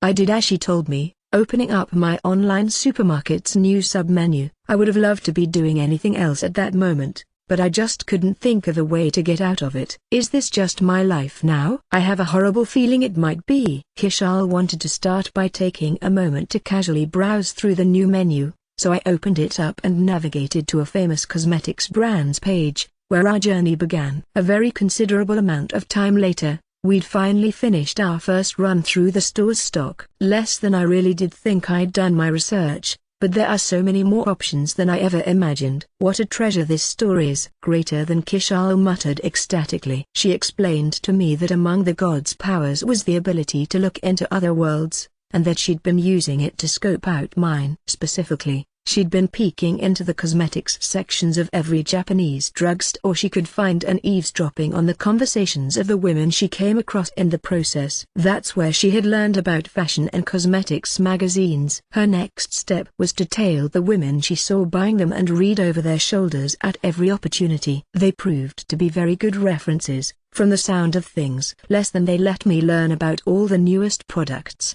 and the features were so informative. I learned about the best moisturizers, how to deal with loose skin. They introduced me to so many wonderful tools. The only problem is that every time I got to read one, my wish list just ended up getting longer and longer. I can hardly manage it anymore. Greater than. Anyway, once we'd finished browsing through the full menu, Kishal was finally satisfied enough to move on to selecting her purchases. Less than this is a new type of foundation that just hit the market. All the magazines are giving it rave reviews. Greater than Kishal cheerfully explained about a pink bottle in the new products section. Less than if you use it along with a beauty oil that works well for your skin, it's supposed to make those frustratingly tiny wrinkles vanish like they were never even there. How wonderful. And it's affordable to boot. Greater than.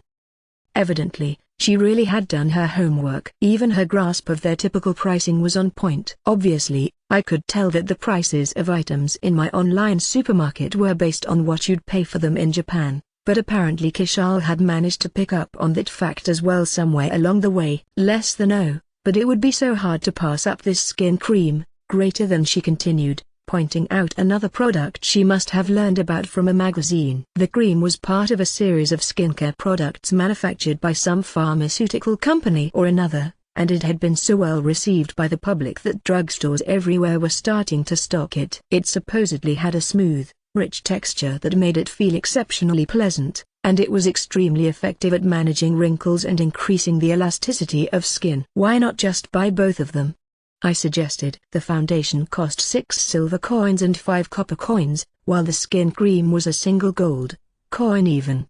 They were expensive, sure, but they'd fit in her 4 gold coin budget no problem. Less than I'd love to, but there are just too many other items I'd like as well, not to mention the everyday necessities I'm running low on. To make matters worse, there are some products I just can't get, even at a drugstore. Greater than, she name-dropped a foreign cosmetics manufacturer at that point and explained how much she'd love to try their products out. I figured she must have learned about them from one of those magazines as well. Those have got to be really upmarket items, right? You can't exactly walk into a corner store and pick them up on a whim. I could thank my beauty product-loving sister for that particular piece of knowledge. She used to make me buy all sorts of crap for her under the pretense that they were birthday presents. It bugged me at the time, but in retrospect I only had to deal with it once a year, and the whole experience felt like a pleasant memory now. Well, maybe not pleasant, but the point is it was all in the past. Less than, I can hardly contain my interest. But you're right. Drugstores simply don't deal in products of that quality. Greater than, Kishal's words were laced with a tone of profound disappointment. All that said, though, Matsumoto Komi actually did have a small selection of upmarket cosmetics in stock. From the look of things, one sub-menu in particular caught my attention. Kishal didn't seem to have noticed it, but I'd been shocked when I glimpsed it out of the corner of my eye. It was for a brand that made one of the very same skincare lotions my sister had forced me to buy for her, a single bottle of which cost 10,000 yen. I never would have imagined a drugstore stocking something like that. Their products were being sold at a discount compared to what you'd pay in a boutique store, but they were still expensive as hell. Honestly, I'd gone out of my way to distract Kishal from that page. If they had the brand's full skincare lineup in stock, 4 gold coins wouldn't even come close to covering the cost. That said, Kishal had proven herself to have remarkably good intuition in the past. There was no telling how long I'd be able to keep her distracted, and all I could really do was pray that she didn't notice. Kishal went on to point out another product that had caught her interest. This one? Less than yes, that's it. Go on, read the description. Greater than. Let's see. Says here it softens rough skin. Less than he. Excellent. I've been dealing with precisely that problem. I'd love to buy a solid stock of these toners, but it's so hard to manage with a budget this limited. I'll have to inspect my options with the utmost care. Next. Greater than. I was forced to read the descriptions of item after item as Kishal found even more products that caught her eye. Eventually, I decided to ask her something that I'd been wondering about for quite some time. By the way, Kishal, I know you're into cosmetics, but what about, like, full-on makeup? Are you not interested in lipstick and stuff?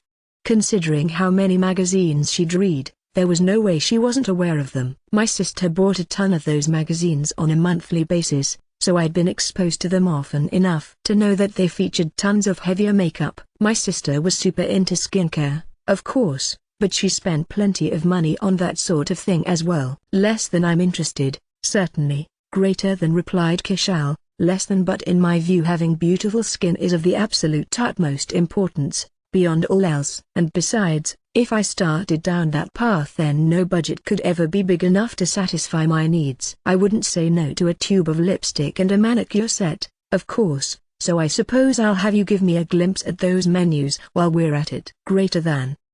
She was particularly interested in manicures, as it turned out, and was happy to tell me all about how much she'd love to paint her nails with all sorts of designs someday. I, of course, didn't get it. I mean, they're nails, for crying out loud.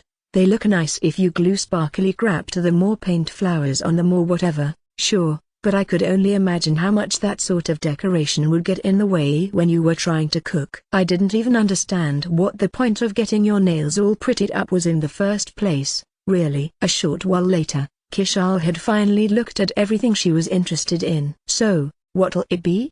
I asked. Less than he. Oh, but I'm not quite done yet. I know you think I didn't notice, but I assure you, I very much have. Greater than. Huh? Noticed what? Less than st3, of course. What else? Greater than. Ugh. Less than, did you forget, perhaps, that I can hear your thoughts? Keeping it secret was hopeless from the very start. Greater than. Rigged. The gods can read my mind. My only chance at keeping anything secret from them would be to go out of my way not to think about it, and unfortunately, I wasn't nearly disciplined enough to pull that off. Why, you are really going there, huh? I sighed. All right, fine. The stay line, right? Let me warn you in advance, though, that stuff's stupid expensive. I opened up the forbidden menu and picked out the line of items she was talking about. They were so well reputed that their brand name, ST3, was practically synonymous with skincare. Less than, the magazines all mentioned that they were expensive, but I must admit, seeing the prices for myself did make me wince. Greater than, she mumbled. Yeah, I can definitely relate. I'd been forced to buy some of this stuff myself, so I knew exactly how painful their prices were. The biggest size of lotion they sold was a tiny little 230 milliliters bottle, but it still somehow cost 22,000 yen, plus tax. Seriously? 22,000 yen for a single bottle of lotion. The time my sister nagged me into buying her a bottle of the stuff, I spent the entire trip back clutching the shopping bag like my life depended on it for fear of dropping the thing and breaking it. Masa Murakami apparently had it on a slight discount, but I really do mean slight. A single bottle cost 2 gold coins and 1 silver. That was a hefty price to pay, no two ways about it. Buying one would eat half of Kishal's budget in a single bite. What's she gonna do, I wonder? Kishal hemmed and hawed as she mulled over her options until finally she spoke up again. Less than, all right, I've decided. I'll take it. Greater than. Ah, really? You're sure about that? Less than, I am. Greater than. I wasn't about to second guess her, and added a bottle of ST3 skin lotion to my shopping cart. Okay, what else? Less than, a bottle of the ST3 brand body cream as well. Greater than. What, seriously? My sister had me pick up a bottle of that stuff too, so I knew that it was another super expensive product. 80 grams of the stuff came out to 17,000 yen, again before you added in the tax. Masa Murakami was selling it at a price point of 1 gold, 6 silver. The two types of lotion together would come out to 3 gold, 7 silver in total. She'd be spending the vast majority of her budget on just 2 items. Less than. I'm quite serious. Yes, every magazine I came across mentioned the ST3 line, and all of them rated it highly. That simply has to mean that it's effective enough to merit the cost. Greater than. She had a point, or at least, my sister said the same thing. According to her, the benefits more than outweighed the expense. I didn't get it at all, of course. Maybe if I were a girl too, I'd understand why they valued that sort of thing so highly. In any case, I did as I was told and put the ST3 body cream into my shopping cart. She said to use the rest of her budget on nail polish and nail polish remover, so I picked up bottles of pink, yellow, and beige polish and a bottle of remover as well. With that, she'd used up every last copper of her budget. I checked out, sent the cardboard box her way, and was thanked with an immediate and ear-piercing squeal of glee. Less than. Yes. Oh, yes. I've finally gotten my hands on some ST3. Oh, how I've longed to try it for myself. Thank you. Thank you so much, and talk to you again next time. Greater than. And just like that, she was gone. I sighed with relief. All right, that's finally over with. Now I just have to take care of Demiurge's portion. The god of all creation was on a whole different level than the rest of the divinity, so I always made a point of handling his package separately. He also never made specific requests, which made picking stuff out for him go much quicker. I'd already chosen a nice selection for him this time around, and since I'd gotten my hands on quite a fair sum of treasure in the dungeon, I'd decided to splurge a little. First up was a sake set from Liquor Shop Tanaka. It came with 6 bottles, all of which were top-shelf stuff from a particularly renowned brewery. I also threw in a second 5-bottle set that came with sakes that had won first place in a variety of competitions. Next, I got another set from the store's recommendation section, this one of amashu. It came with 3 bottles, one of which was brewed using plums at the peak of their ripeness, while the second used shochu and unrefined brown sugar, and the third used plum puree in place of the more typical whole fruits. I picked out another sampler set as well, which included 3 bottles of whiskey-based amashu. Last but not least, I'd made him a helping of Gigantmanat or sukiyaki, which I figured would pair really nicely with the sake. My preparations complete, I cleared my throat and called out to him. Are you the Demiurge? I have something for you, if you'd like. Less than. Ho ho ho. Many thanks, as always. And oh, my, what a feast you've prepared for me. Greater than. You deserve it. You were right about the 20th floor, and that advice ended up earning me a ton of treasure. Less than. Still, though, many thanks and many apologies, while I'm at it. Kishal's behavior today was truly disgraceful. I'm well aware of how much she imposed upon you, in spite of my explicit instructions to their contrary. It seems I'll have to rake her over the coals again. Greater than. No, it's fine, really. This was sort of a special occasion for her. She'd been longing for that drugstore for so long, I could hardly blame her for going a little overboard. I knew for a fact that I'd behave as immaturely as she had if I finally got my hands on something I'd been wanting for that long. I think most people would, really. But that said, I would rather not spend quite that long on it next time, though. I'd appreciate it if you'd rake her over the coals if she does it again. Less than. Ho ho ho. Very well, then. If that's what you would prefer, then that is what I shall do. I'll take my time and make it very clear that she should be more prudent in the future. Ho ho ho ho. Greater than. Ha ha, great, thanks. Less than. Think nothing of it. Until next time. Greater than. And with that, it was over. I had a feeling that Kishal knew not to cross that line again, frankly, but with Demiurge on my side I figured I wouldn't have any issues next month. Even in the worst case. Well, that took forever. I bet the others are already asleep, and I think it's about time for me to join them. The next day, with the looming problem of the gods' offerings, or, really, the looming problem of my new tenant, resolved, I decided to move on to sorting out all the drop items I'd picked up over the course of the dungeon. Tristan was probably fretting over them at that very moment, and I didn't want to keep him waiting forever. There were so many of them that I really wasn't looking forward to the process, to be honest. but I suppose compared to other adventurers' worries, that was one hell of a first world problem. "All right," I exclaimed, slapping my knees to hype myself up. "Time to get this over with." "What are you doing, Master?" asked Sui, who happened to be nearby. "I was just about to sort through all the dungeon drops. See what we found, tally it up, that sort of thing." "Oh, that sounds fun." "Sui'll help too." Thanks, Sui. I can always count on you to come through for me." Unlike some people, I glanced over at my other familiars, who had woken up for breakfast and then summarily passed out again. I could hear them snoring from across the room. "Yeah, those two are out like a light." They probably wouldn't have been helpful for this anyway. "Come on, Master, let's start." "Yeah, sounds good." "All right, Sui, how about I pull stuff out, and you keep count of how many we have?" "Okay." My item box made the process a lot easier than it would have been otherwise, but the only way for me to access it was via a list that was ordered chronologically by when I'd stored the items inside. That didn't tell me nearly enough to get a decent count of everything in there, so I'd have to do some legwork if I was going to put together a full inventory. "All right. Let's start with the stuff we found exploring the 20th floor." The gargoyles there had mostly dropped a variety of gems. I'd found aquamarines, garnets, amethysts, turquoise, moonstone, all sorts of stuff. I decided to start by pulling out all the gems at once. "Ooh, blue stones. There's 1, 2, 3, 4, 5, 6, 7, 8, 9, 10.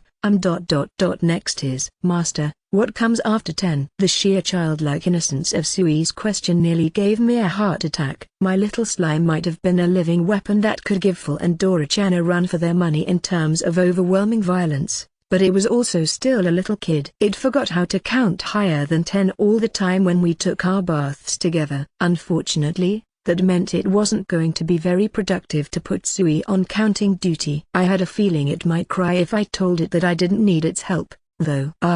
I know. "New plan, Sui. I'll count the items, and you can pack them all up into sacks when I'm done, okay?" "Yeah, okay." "Oh, and if we're storing them in bags?" I quickly purchased an oil-based marker from my online supermarket. Might as well write down the type and number of gems in each bag while I'm at it. "Okay, here goes. Aquamarines first." 1, 2, 3, 4, 5. Long story short, it took forever. Phew. Finally finished. Indeed, all thanks to my aid. "Yeah. Did I have to pull us into this?" "I had another nap scheduled after lunch." Yeah, keep your complaints to yourself, thanks." "And wait, you were gonna sleep more?" "Isn't that a bit much, even for you guys?" Phil and Dora-chan had woken up just in time for lunch, and I'd thrown together some quick and easy ginger fried orc bowls to appease them. Sorting through the drop items had been going nowhere fast up to that point, so I'd ended up conscripting them as well before they'd had the chance to leave. Hey, Master." "You know what?" Sui thought helping was super fun. "You're such a good kid, Sui." "Unlike some people." He. "Sui's a good kid."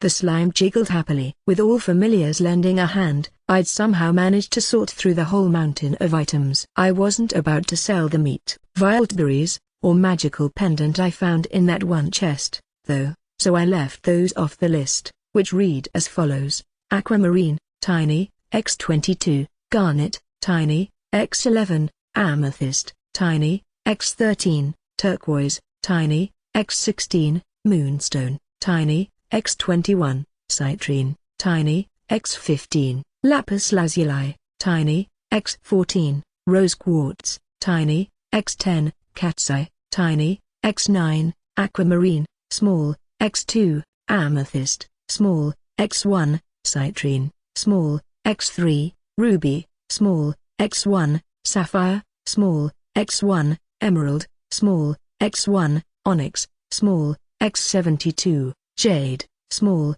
x81, onyx, medium, x9, jade, medium, x13, gazer's magic stone, tiny, x29, topaz, medium, x16, emerald, medium, x10, aventurine, medium, x18, peridot, medium, x15, sunstone, medium, x21, sapphire, medium, x9, agate, medium, x23, amethyst, medium, x18, ruby, medium, X8, diamond, large, X4, ruby, large, X2, opal, large, X2, malachite, large, X3, morganite, large, X2, emerald, large, X2, stone Gillam's magic stone, tiny, X22, iron Gillam fragment X44, iron Gillam's magic stone, tiny, X44, ogre skin X122, ogre horn X93, ogre's magic stone, tiny, X31, red ogre skin X14, red ogre horn X6, red ogre's magic stone, medium, X20, blue ogre skin X11, blue ogre horn X3, blue ogre's magic stone, large, X14, green ogre skin X18, green ogre horn X6, green ogre's magic stone, tiny, X24, black dog hide X58, black dog's magic stone, small, X24, gigant minotaur skin X196, gigant minotaur horn X180, gigant minotaur's magic stone, large, X470, vampire mosquito proboscis X265, vampire mosquito wing X284, vampire mosquito's paralysis poison X169, green longhorn beetle shell X4, red longhorn beetle shell X3, giant black longhorn beetle shell X1, giant black longhorn beetle's magic stone, small, X1, poison earwigs paralysis poison X3, giant horsefly wing X4, poison snails acid X6, forest army ant pincer X528, forest army ant queen pincer X1, forest army ant queen's magic stone, tiny, X1, giant killer mantis scythe X14, giant killer mantis magic stone, small, X3, paralyzed butterflies paralysis poison X6, venom tarantula poison sac X16, giant centipede shell X8, giant centipede's magic stone, small, X3, giant Hercules beetle shell X1, giant Hercules beetle's magic stone, large, X1, Kaiser stag beetle shell X1, Kaiser stag beetle's magic stone, large,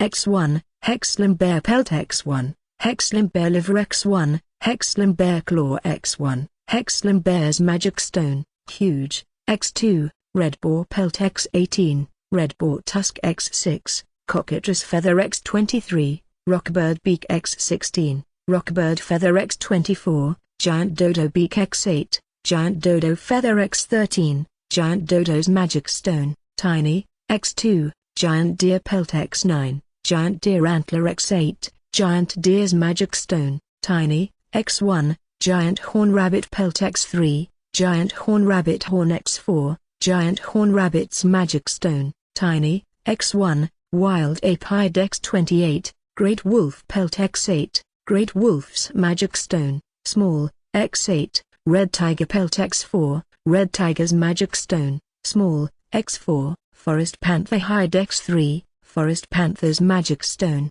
medium, X3, murder grizzly pelt X6, murder grizzly liver X2, murder grizzly claw X4, murder grizzly's magic stone, large, X6, tyrant gorilla hide X1, tyrant gorilla heart X1, tyrant gorilla's magic stone, large, X1, Zlatarog antler X4, Zlatarog hoof X4, Zlatarog pelt X2, Zlatarog's magic stone, huge, X2. And from the treasure chests, gold bar X16, from the 20th floor's chest, diamond pendant X1, diamond earring X1, ruby ring X1, gem-studded bracelet X1, all from the 34th floor's chest. Welp, that's a lot. All right. We hadn't even finished exploring the dungeon yet, and I'd already accumulated a ridiculously huge stock of items. I was doing my best to be picky and choosy about the stuff I bothered to grab, as well. I'd left behind plenty of items that I figured I didn't really need.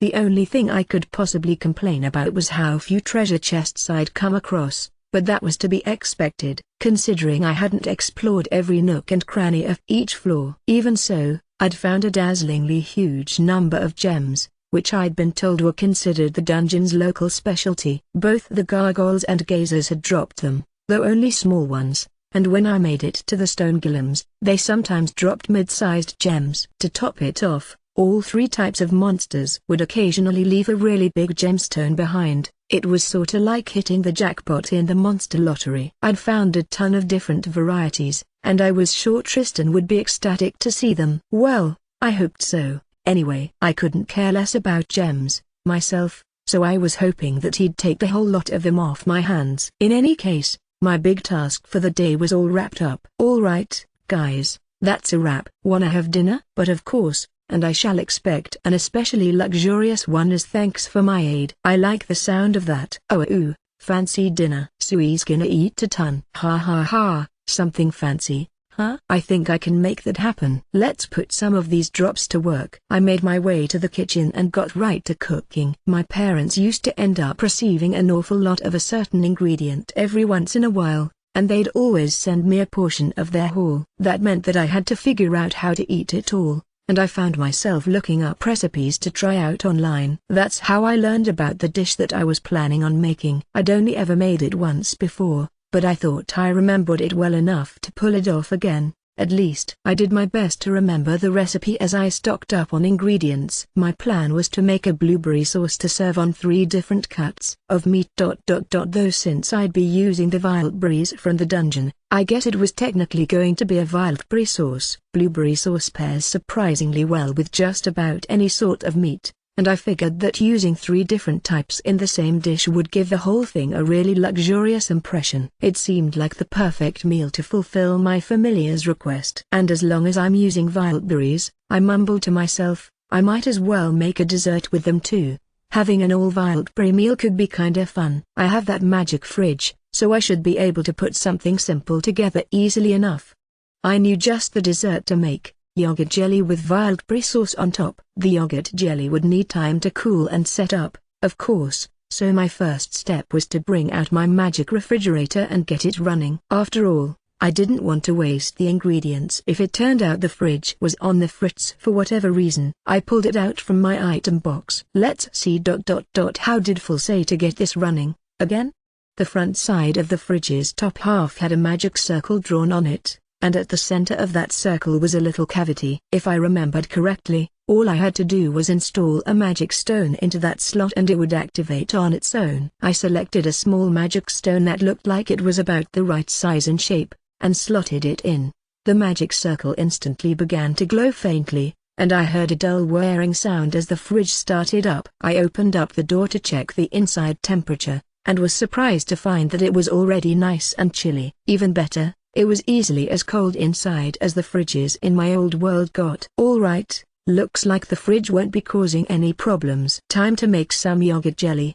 The first step is to combine a packet of powdered gelatin with some water and let it sit for a while to fully hydrate. While you're waiting on the gelatin, mix some milk and sugar in a saucepan and bring it to a simmer. Add the gelatin once it's ready, and leave the pot on the heat just long enough for the gelatin to totally dissolve. Once everything is fully combined, take the pot off the heat, add in your yogurt, and mix it all up again. At that point you're basically done. Just portion it out into containers, and place them in the fridge to chill and set. Incidentally, the containers I chose for Full, Dora-chan, and Sui's portions were extra large glass bowls that I bought from my online supermarket. I figured that would be just right for my party of gluttons. Next up is making the wild berry sauce. It has to chill before serving as well, so I figured it would be best to get it done nice and early. To start, slice the wild berries in half. That helps them break down as they cook. Since wild berries are on the larger side of the berry spectrum,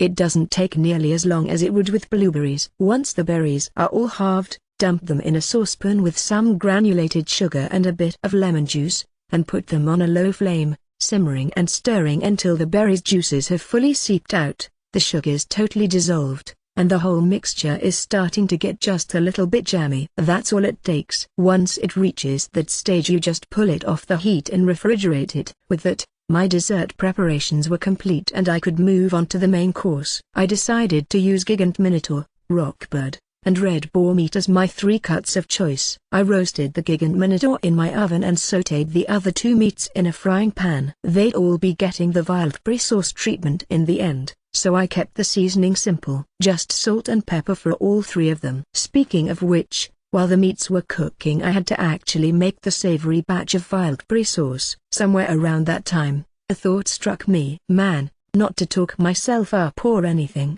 but I've really gotten better at cooking lately. I guess I did have cook show up in my list of jobs a while back. I wonder if that means that my cooking skills improve every time I level up. Not that I've ever considered myself a cook in the first place. I didn't consider myself an adventurer either, for what it's worth. In my mind, my primary occupation was being a merchant. I hadn't done anything even remotely merchant-like in a very long time, but I still liked to think of myself as technically being one. Meanwhile, I kept putting together the second wildberry sauce. This one starts with putting halved wildberries in a saucepan along with red wine, soy sauce, balsamic vinegar, honey, salt, and pepper. Ingredients aside, it's basically the same as the first sauce from that point on. Just cook it down until it starts to thicken, and you're good to go. The roast beef, roast gigant minotaur, had just finished cooking by the time I was wrapping up work on the wildberry sauce, so I pulled it out of the oven, sliced a piece off the end, and gave it a taste test with a spoonful of the sauce. Yup, thought so. That works pretty great. The sauce was unlike anything I'd cooked recently, and the dish was just plain delicious on the whole. Sweet, sour, and fruity sauces pair much better with meat than I ever would have guessed. As I happily chewed away, though, I sensed somebody glaring at me from outside the kitchen. Three somebodies, really, the ever-hungry trio of Full, Dora-chan, and Sui. Hey, how dare you eat on your own while we starve? Yeah, what he said. Dish it up already, I'm famished over here. Master, Sui's you are hungry. It was just a taste test, guys, lighten up. And anyway, it's already done, so it'll be out before you know it. Just wait a couple more minutes. Very well. Only a couple, huffed Full as the three of them plodded back into the living room. Sheesh, I can never catch a break with those three. I started plating their meals. If I was going to make a fancy dinner, I wanted it to look the part, so I bought some new dishes that were white, flat, and extra large to serve the feast on. I started by slicing the roast gigant minotaur as thinly as I could, arranging it on each dish like a flower bud with a little sprig of mint right in the middle. Then I dribbled the wildberry sauce in a circle around the meat flour to finish off the first dish. I used the same sort of plates for the other dishes as well. Next up was the rockbird sauté. I sliced up the cuts of rockbird, arranged them in a line on the plates to make them look as appealing as I could, and garnished them with mint leaves off to the side. A scoop of sauce on top of the meat, and dish number 2 was good to go as well. For the third and final dish, the red boar sauté, I tried spreading the meat slices out in a sort of fan-like pattern. I placed a mint leaf at the bottom of the fan where all the pieces overlapped, and drizzled wildberry sauce over everything. With that, the whole meal was complete. It looked fancy, that's for sure, and the brilliant color of the wildberry sauce made the whole feast appear incredibly delicious. Wait, this is no time to be admiring my work. I've gotta get this out to my familiars before they start a riot. This ...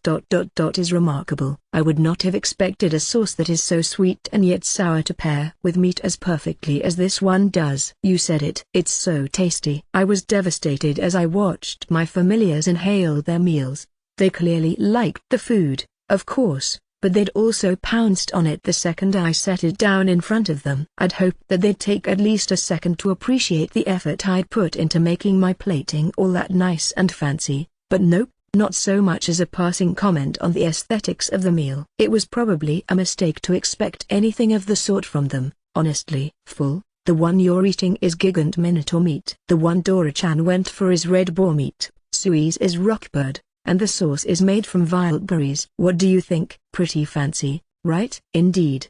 The chance to try 3 different types of meat at once is most welcome, and this sauce works crazy well with the red boar meat. Oh, does it now? Said Full, immediately turning to his own plate of red boar meat. Yes, Dora was right. This is exquisite. Sui was quickly lured into sampling the red boar as well. It's true, said the slime. This is really good. After hearing them heap all that praise on the meal, I couldn't waste the chance to try some myself. I'd prepared my own helping in advance, thankfully, though given my preferred serving size, I'd used a single plate for all 3 types of meat. I started by popping a bite of red boar meat dripping with wildberry sauce into my mouth. Oh wow, yeah, you really weren't kidding. The ever so slight gamey flavor of the boar meat was a perfect match for the sweet and sour bite of the sauce. I tried the rockbird next. This is pretty good too. The meat stands out a lot less, but that just means the sauce can take center stage. It's a great fit in a different way. Phil immediately gulped down a mouthful of rockbird meat. Yes, it certainly is, he agreed. The sauce really improves the gigant minotaur meat too, added Dora-chan. Makes it feel a lot lighter. Somehow he was right. The incredible marbling of gigant minotaur meat could make it feel a little heavy sometimes, but the wildberry sauce completely compensated for its fattiness. This is not enough, declared Phil, who had already cleaned all 3 of his plates. I require seconds immediately. Same here. Just red boar and gigant minotaur for me this time, though. Sui wants seconds of all of them. All right, I can do that. It'll take just a minute. Oh, but be careful. I made dessert too, so be sure to save some room for it. Dessert, exclaimed Sui. The slime was probably the biggest sweets lover out of all of us. My familiars ended up liking the dishes so much, I lost track of how many servings I prepared for them before they were finally satisfied enough to move on to our dessert. I brought out the extra large glass bowls full of perfectly wobbly yogurt jelly and set them out for the 3 of them, though not before topping each helping with a hefty scoop of wildberry sauce, of course. Okay, dig in. I decided to make wildberries the theme for tonight, so I made yogurt jelly with more wildberry sauce as a topping. They've been sitting in my magic fridge, so they should be nice and cold. So you finally used it? Yeah, this seemed like the perfect chance. It worked really well, so I'll be taking advantage of it for all sorts of stuff from now on. Should be great for desserts in particular. Oh? Then I shall look forward to them. This wibbly wobbly dessert's yummy, piped up Sui. Yeah, agreed Dora-chan, especially right after all that meat. This is a real nice palate cleanser. The 3 of them all took quite a liking to the refreshingly tart jelly, and it wasn't long before all 3 bowls were licked clean. Master, Sui wants more of the jiggly stuff, Sui begged. It seemed to like the jelly even more than the rest of us had. Wait, more? You want seconds? Yeah. Sui wants seconds of the jiggly stuff. Oh, sorry. I didn't make any extra of this. The bowls were so massive, it hadn't even crossed my mind to make any spare jelly. Whoops, moaned Sui, deflating into a sad little puddle. I'll make extra next time, I promise. It's just too late for it today, okay? It's a promise, Master. It was mind-boggling that it could slurp down a huge bowl of jelly right after the mountain of meat it had just devoured, and actually want more on top of it. I know this is old news at this point, but Sui's appetite is a force of nature. Chapter 9, More First World Problems. Incredible, truly. Why, everything you've brought to me is of superlative quality. It's been quite a long time since I've found myself this impressed by an adventurer's findings, I assure you. The next day, I left my familiars to watch over the house and made my way to the Adventurers Guild alone. Or really, it might be better to say that they chose to stay at the house themselves. The instant they realized where I was going and that my purpose was to sell off all those drop items, they lost interest in unison and decided they'd rather spend the day napping.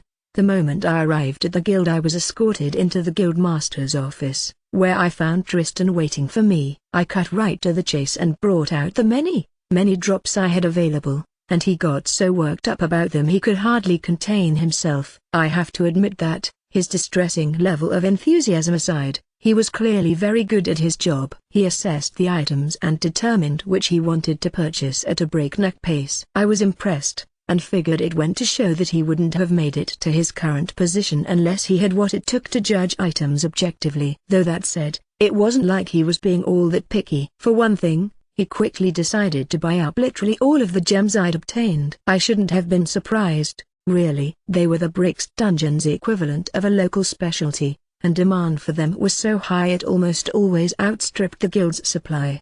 Tristan was so ecstatic to get his hands on a windfall of gems, it felt like he might never stop thanking me. We were off to a great start, which got me thinking that this just might be my chance to offload some of the items that the other guilds wouldn't touch. I actually have these on hand as well, I tentatively opened as I brought out the leftover gems from the Dolan and Ovilling dungeons, as well as the rest of the treasure from the Bandit King's hideout. I didn't think it was possible, but somehow Tristan's smile grew wider than ever. I'd found so much fine jewelry in the Bandit King's cave that not even he could justify buying all of it, but he did offer to take all of my old dungeon leftovers off my hands.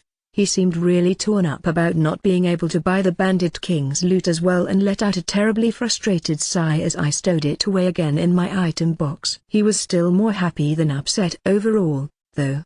Having gotten his hands on a huge stock of jewels and jewelry that were sure to fly off the shelves, he also purchased all the tiny magic stones from the gazers, stone golems, and ogres, plus the small ones from the iron golems. As far as monster materials went, he bought the Hexlim bear pelt and liver, as well as the pelts from the great wolves, red tigers, forest panthers, murder grizzlies, and the tyrant gorilla. The Hexlim bear liver was apparently a must-have in his mind. Considering his reaction when I told him about how they spawned on the 39th floor, I was expecting that.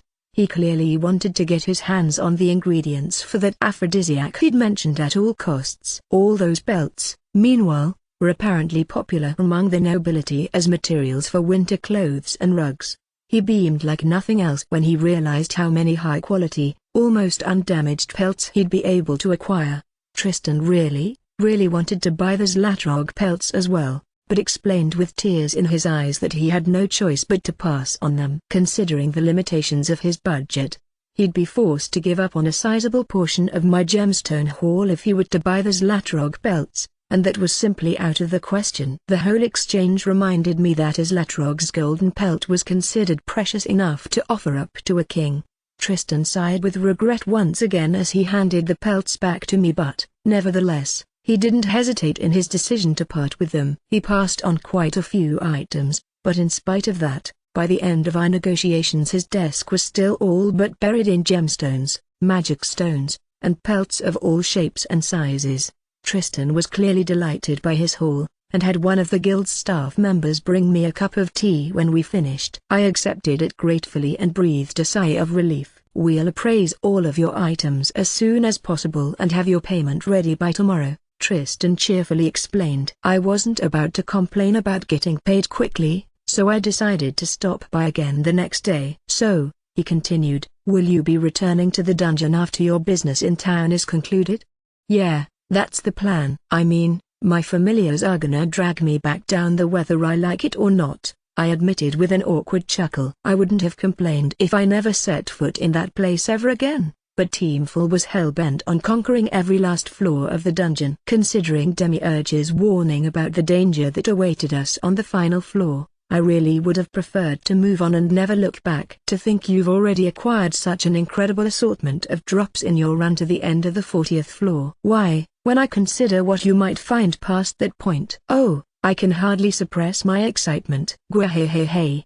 Were you listening to how you laughed just now, Tristan? Do you realize how nasty it sounded?" Not that I couldn't understand how he felt. I had a pretty good idea of how big the guild's profits would be when they sold off everything they bought from me at a substantial markup, and if I were in his position I might not have been able to hold back my laughter either. Which isn't to say it didn't creep me out, of course, so I decided that now would be a good time to make my exit. Tristan saw me off with a satisfied smile and an enthusiastic "see you tomorrow." As I departed from the Adventurers Guild, my familiars weren't around to rush me for once, so I decided to take my time and stroll through Brixt's shopping district on my way home. I didn't find anything especially new or exciting, but I did notice some handy-looking sacks that I bought quite a few of. Then I headed for home to rendezvous with Phil and the others. I took things nice and slow the next morning, made lunch for everyone, then headed back to the Adventurers Guild. I ended up going alone again, for much the same reason I had the day before. Tristan sprinted over to me the instant I walked inside. "I had a feeling you'd be showing up sometime soon. Come along, now." To the second floor. I followed him into his office and sat down across from him at the table. Barely a moment later, one of his staff members arrived to present us with tea. We spent a moment sipping our drinks, then got right to business. "So," I began, "did the appraisal go all right? Did you finish everything?" "We did, yes. replied Tristan. "We made the appraisal of your items our top priority, and moved the process along as quickly as we could manage. Please wait just a moment." Tristan stood and walked over to a safe that was set up by the far wall of his office. "Now then, this will be your payment in full," he said as he reached inside. It came out to a grand total of 40,000 gold pieces. A total of, whoa. I was so flabbergasted by his words, I almost dropped my teacup. Thankfully I saved it at the last second, then took a few deep breaths, carefully set it down on the table, and turned back to Tristan. "I'm sorry, did you just say 40,000 gold pieces?" "Yes, that's correct. You supplied us with a most outstanding stock of gemstones, after all. Not to mention magic stones, which are always in demand, and those wonderful belts. This has been without question the most profitable transaction I've made in my capacity as a guild master," Tristan boasted with an ecstatic grin. "Allow me to break down the sale for you. That's 22 tiny aquamarines for 16 gold apiece, totaling 352 gold, 11 tiny garnets for 15 gold each, totaling 165 gold, 13 tiny amethysts for 15 gold each, making 195 gold, 16 tiny turquoise stones for 14 gold each, totaling 224 gold." Tristan ran through an exhaustive list of each item and its precise worth, but the sheer impact of the words 40,000 gold coins was so overwhelming that it all went in one ear and out the other. The only part that actually registered, albeit barely, was the fact that he'd rounded the final number up to hit 40,000 on the dot. "And with that, here is your payment." Considering the substantial weight that 40,000 gold coins would add up to, "We've taken the liberty of providing your funds in platinum coins," said Tristan, plopping 2 sacks onto the table before me. "I've ensured that there are precisely 400 platinum coins within, but for formality's sake please feel free to count and confirm that for yourself." I peeked into the sacks and found that they were indeed full to the point of bursting with silvery coins of a sort I'd seen on a number of occasions before. "All right," I replied with a gulp, then started counting out the coins into piles of 10, 3, 3, 4, that's 10, 3, 3, 4, 20, 3, 3, 4, 30, 3, 3, 4. By the time I was finished, the table was inundated with platinum coin stacks. 400. Your count was right on the money.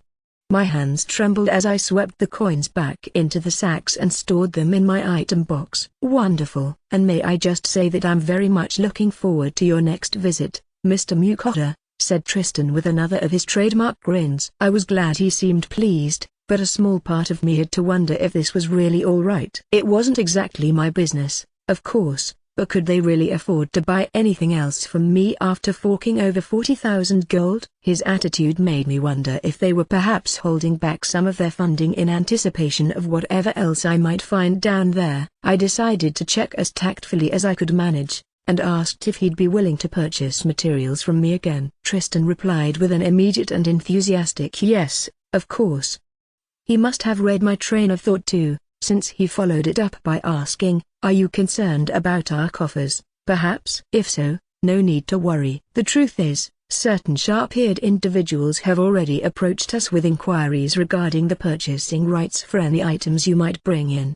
"Wait, what? Seriously?" "Those who are in the know are well aware of what a visit from Mukota the S-ranker and his Fenrir familiar means," added Tristan. "From the sound of things, certain people considered the mere fact that I'd gone into a dungeon and returned alive to be a surefire sign that I'd be unloading a treasure trove of dungeon loot in the near future. They weren't wrong, to be fair, and why else would I have gone straight to the Adventurers Guild upon my return if not to sell my drops? We haven't put out any notice ourselves, and yet we already have plenty or prospective buyers. The drops you've provided for us will be selling out all but immediately, I assure you." Oh, I just can't help but laugh. "You, Tristan? You're starting to sound like some sort of evil local magistrate." In any case, it looked like my worries about the guild's budget were groundless. That meant they'd be able to buy anything else I found during my next excursion, so as far as I was concerned, it all worked out perfectly. My business concluded, Tristan happily saw me off as I departed from the Adventurers Guild. Man, though, 400 platinum coins? What am I even supposed to do with them? I muttered to myself. Having some money in the bank was never a bad thing, but I'd be satisfied so long as I had enough to buy food from my supermarket without needing to worry about the cost. This was a little excessive, to say the least. Maybe I'll talk to Phil and the others and look into making another donation somewhere.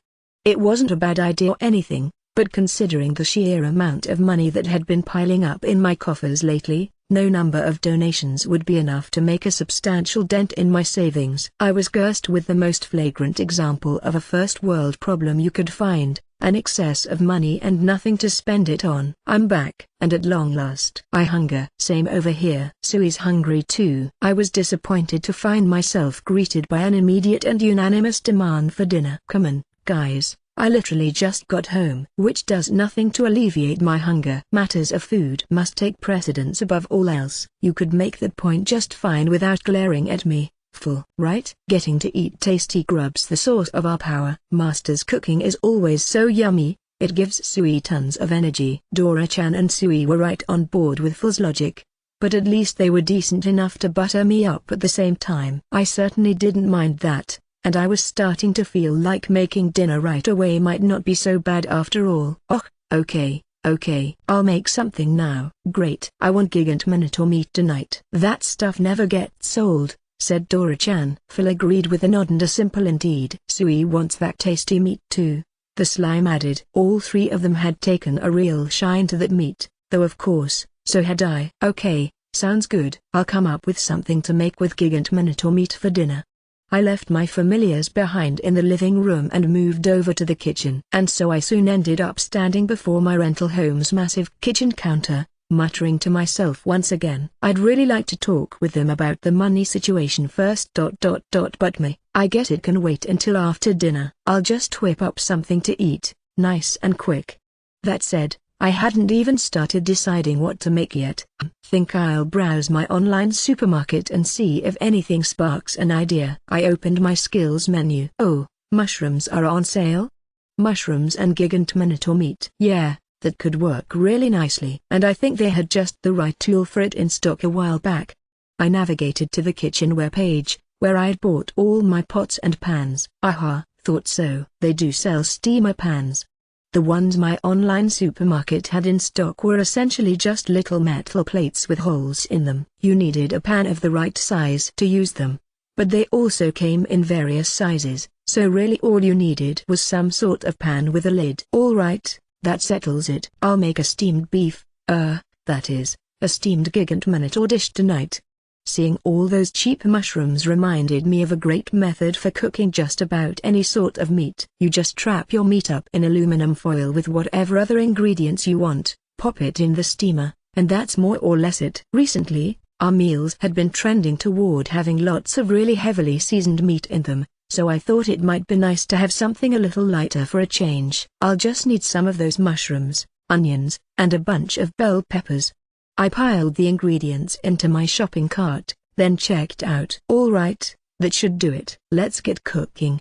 You start by prepping your mushrooms. I ended up picking out Meiotake, Shimeji, and Enoki mushrooms, personally. All you have to do is slice them into bite-sized pieces, and they'll be good to go. Next, slice the onions, finely chop the bell peppers, and slice the gigant minotaur meat, preferably on the thin side. That's all the prep out of the way. Next, pile up some onions and bell peppers in the middle of a large piece of aluminum foil. Add the mushrooms next, and finally pile the meat on top of everything. Then you do it all over again, repeating the layering process. Season the dish with a mixture of soy sauce, sake, and mirin before wrapping it all up and folding the edges closed as best you can manage. All you have left to do after that is to steam the parcel using one of the steamer pans I mentioned before, and it's finished. I ended up using both my own magic stove and the one installed in the house's kitchen simultaneously to steam up a ton of foil packs at the same time. Wait, Phil muttered grimly as he stared at the plate of food I served him. I could just tell he was about to go off on me. Yeah,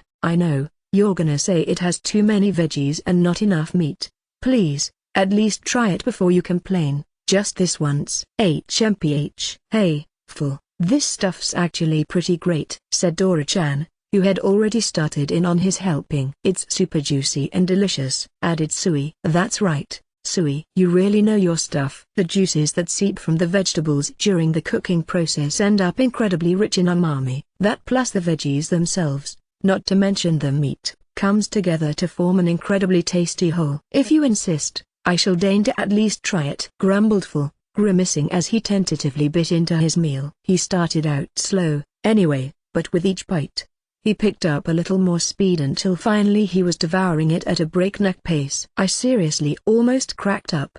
Before long, the first 4 foil parcels had been emptied and the foil itself licked clean. Unsurprisingly, I was called upon to make seconds almost immediately. "Oh, right, I almost forgot. Try squeezing some of the juice from these fruits onto it this time," I said as I served up their second helpings. "It's called a sudaki, and it's a special sort of citrus fruit. That little bit of sourness makes the whole dish so much more refreshing, trust me."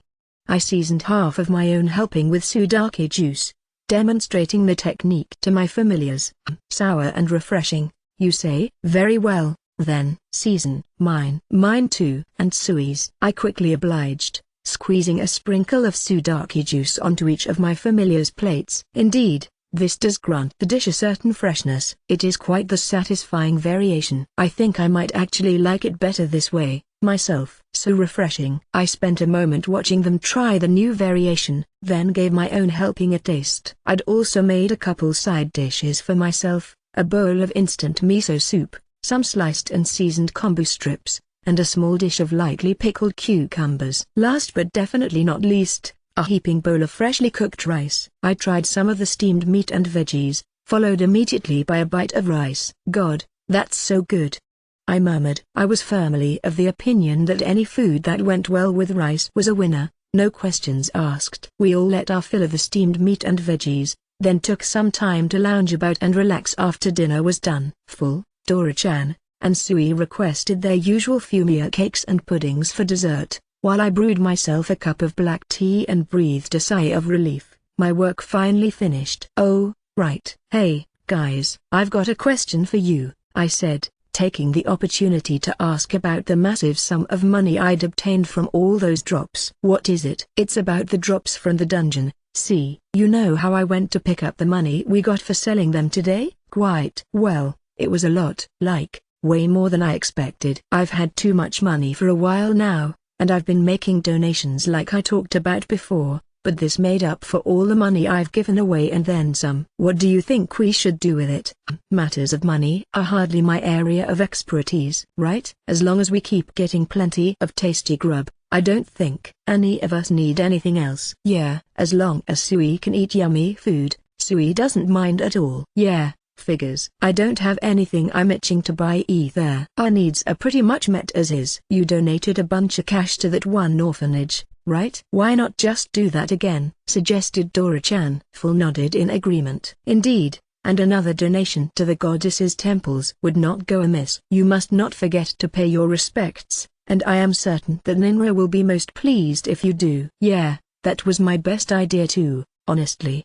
Or really, it was my only idea." We were all in agreement. At some point, we'd find the time to swing by the local orphanage and temples to drop off more donations. Of course, I planned on gathering information about the establishments and scoping out the premises personally beforehand. I didn't want to accidentally donate to some sketchy fake charity. I hoped that a solid bit of charity would take a chunk out of my excess of liquid capital. But there was one flaw in this plan. I'd be diving right back into the dungeon before long, and there was absolutely no doubt that I'd emerge with enough new items to make me even richer than ever. It was a constantly escalating cycle, and it was giving me a headache. Part of me was tempted to start ignoring all of the non-meat drops, but something about that idea didn't sit right with me. Not only would leaving all those items behind be a waste, it just felt wrong to abandon the spoils of my familiar's battles. And then, of course, there was the twinkle in Tristan's eye when he told me how excited he was for my next visit. Clearly, this wasn't a problem that could be solved immediately. I'd just have to keep picking up all the items I could for the moment, and donate money whenever an opportunity cropped up, while thinking about a better way to get rid of it all. And so the days passed by. Before I knew it, It was time for us to head back into the dungeon once more. I'd asked my familiars for 5 days, but in the end I managed to eke out an extra day on top of that by arguing that I needed the time to prepare more meals for our next excursion. Would have liked to stay up here even longer, though. I mumbled disconsolately. Oh, come on, just give up and accept it already. Indeed, you will have to be resolved for the next stage of our journey. We make for the lower reaches of the dungeon, and even with us there to protect you, you will need to be constantly alert. Dungeon, dungeon, dungeon, I know, I get the picture, gimme a break. Our party arrived at the dungeon to find a certain guildmaster waiting for us, his eyes shining once again with the light of the highest expectations imaginable. I'll be awaiting your return with bated breath. Best of luck to all of you, said Tristan, rubbing his hands together excitedly. Tristan, please, you're expecting too much of me. Tone it down, I'm begging you. Let us be off, declared Full, marking the beginning of our second expedition into the dungeon, legendary for being the hardest in the land. Extra, of goddesses and girl talk. Well, that was a nice bath. I'ma pass out now. Sounds good, but I've still got a few things to get done. I'll be heading to bed a little later. Have fun with it, then. Night. Nighty-night. Sleep well, you too. Dora-chan and Sui climbed up to join Full in the bedroom on the second floor, but I made my way to the living room instead. I was planning on doing some shopping while enjoying a cup of nice floral tea that I'd first tried in Lambert's shop and had taken quite a liking to. Alright, let's see here. Vinegar and black pepper. I'd noticed that I was nearly out of both ingredients while cooking dinner that night, and had decided to stock up. Before I forgot, I had a favorite brand for both of them, and decided to buy in bulk this time. I wasn't quite done with my tea by the time I finished, though, so I decided I might as well browse through the seasonings menu a little more and see what new items were in stock while I drained my cup. Unfortunately, my moment of peace was broken just seconds later. Less than hey there, Otherworlder. Greater than. Less than we've a quick request for you, if you'd be so kind. Greater than. Less than and you should feel honored that we've come to you for it, so listen up. Greater than. Less than please. Greater than. That'd be Agni, Kishal, Ninra and Ruka. Kinda weird for all 4 of you to show up together. You know I just sent your offerings for this month 3 days ago, right? Less than yes, certainly, but we were hoping you could grant us just the tensiest little favor. Greater than replied Kishal hopefully. Less than that's right. You know about that thing they call girl talk in your world, don't you? Greater than added Ninra. And I was familiar with the concept. I'd heard some of the women at my company talk about having girl talk get-togethers a few times, at least. Less than we want to try it too. Greater than said Ruka. Considering how subdued the personality she usually projected was, I felt a little surprised they'd managed to drag her into this. Less than and so. Greater than Ninra continued, less than we thought we'd have you send over some of that sweet liquor you were drinking the other day. That way Ruka and I can enjoy a drink along with the others. Greater than. Sweet liquor? Not totally sure what you're talking about. Less than you said something about how it's refreshing and goes down nice and easy. Actually, you got me thinking that I'd like to give this stuff a try as well. Greater than said Agni, the goddess's resident alcohol aficionado. A sweet booze that's refreshing and goes down easy. Oh, I get it. You mean the canned chuhai I had with dinner a while back? I pulled out a few of the leftover cans from my item box. You mean these, right? The booze that comes in really colorful cans? I'd been looking in my online supermarket for something nice to drink with dinner a little while ago, and happened to notice the chuhai section in its menu. I ended up impulse buying a ton of them, focusing mostly on the types I'd never tried. The cans I pulled out to show the goddesses were a few of the leftovers from that shopping spree. Less than that's right, those. They looked just like that. Greater than Ninra excitedly exclaimed. Okay, I think I get the picture. You want to do some girl talk, and you're asking me to send you some canned chuhai to drink while you have your chat. Sheesh. Talk about nearly. Is this really important enough to justify sending me a 4-goddess oracle? This world's gods are way too frivolous about using their powers, I swear. Less than come on, just a little. We would so love to give this girl talk concept a try. Greater than begged Kishal. If all you want is to get together and gossip with each other, don't you already do that whenever you gather up to spy on me? Less than this and that are completely different. After all, were planning on having today's event over at Agni's abode. Not to mention that a little alcohol will make the proceedings so much more entertaining than usual. Greater than. Yeah, I bet it was pretty easy to sell Agni on that plan. Considering how much she likes her booze, I bet she was the most enthusiastic of all of them. Though really, Kishal, Ninra, and Ruka all seemed pretty excited about it as well. Less than common, man, throw us a bone. Greater than. Less than it's just an ever so small request, and we would appreciate it so very much. Greater than. Less than we're begging you, here. Greater than. Less than please. Greater than. Call me a pushover if you will, but I just couldn't bring myself to say no to a request like that. I'd be a pretty sorry excuse for a man if I did. All right, fine, I replied with a sigh. Less than hooray. Greater than, the goddesses shouted triumphantly in unison. I brought out all the Chuhai cans I had left over and lined them up on the table. I was a fan of the more citrusy flavors, lemon, grapefruit, and the like, so I'd bought an especially large number of them. Ninra and Ruka wanted something more on the sweet side of things, though, so I bought a few cans of peach and strawberry Chuhai to add to the assortment. By the end of it, there were a couple dozen cans filling up the table. Is this enough for you guys? Less than, that's plenty. Thanks a million. Greater than. Less than, thank you kindly. Greater than. Less than, well done. Greater than. Less than, thanks. Greater than. The cans vanished in a flash of light. Oh, I forgot to mention, Chuhai doesn't taste super alcoholic and goes down real easy, but bottom line, it's still booze. It's actually pretty high up there in terms of alcohol content, so be careful not to drink too much. Chuhai's one of the easier drinks to accidentally get totally smashed on if you let your guard down. Wonder if they even heard that last part? Sometime later, in the realm of the gods, specifically in Agni's estate, the four greatest members of the pantheon gathered together. The goddess of wind, Ninra, the goddess of earth, Kishal, the goddess of fire, Agni, and the goddess of water, Ruka, had each developed an interest in the so-called girl talk gatherings that the mortals in another world they had been observing partook of. The four goddesses decided that they would host such a gathering of their own, and petitioned another worlder with a particularly convenient skill, Mukota, to help them. He offered up alcohol for their cause, and so their event began. Damn, though, this is some good stuff. Goes down like water, I swear, said Agni as she flicked open the tab of her third can of Chuhai. It really is, agreed Kishal, and it's so refreshing as well. It might even be nicer than the fruit wines I'm so partial to. Right? The booze from that other world puts our stuff to shame. True indeed, though unlike you, I don't imagine I'll be placing any orders for it anytime soon. My beauty products take priority, after all. Ha, course they would. What good's all that primping doing you, anyway? Not like it makes a difference for us.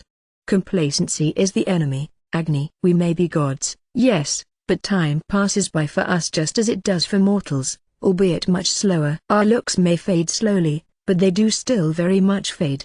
Ah right, sure they do, said Agni, wincing back from the intense pressure suddenly emanating from Kishal. Okay, settle down, Kishal, said Ninra, sliding into the conversation. Here, try some of this. It's nice and sweet. She passed her fellow goddess a can of peach Chuhai. Despite her notoriously unreliable nature, Ninra could be surprisingly smooth when push came to shove. Sometimes, anyway. She was the eldest of the goddesses, and on very rare occasions she actually managed to look the part. Oh, said Kishal as she tried a sip of the drink. This is sweet. How delectable. Her mood improved instantly. It's so sweet and tasty, even I can drink it, Ruka noted as she downed her own can of Chuhai. She normally wasn't much of a drinker at all, so this was quite the exception. Oh, right, here's a nice story, said Kishal, changing the topic. You know that goddess who became the god of all creation's attendant the other day? You mean that lesser goddess? Asked Ninra. Reddish-brown hair, seems a bit on the simple side? Right, her. The one who has an air like some provincial peasant girl. Oh, yeah, guess that was a thing. Why, what's her deal? Agni droned. Oh, Agni, at least pretend to be a little more interested. After all, you're involved in this story. Say what now? I am?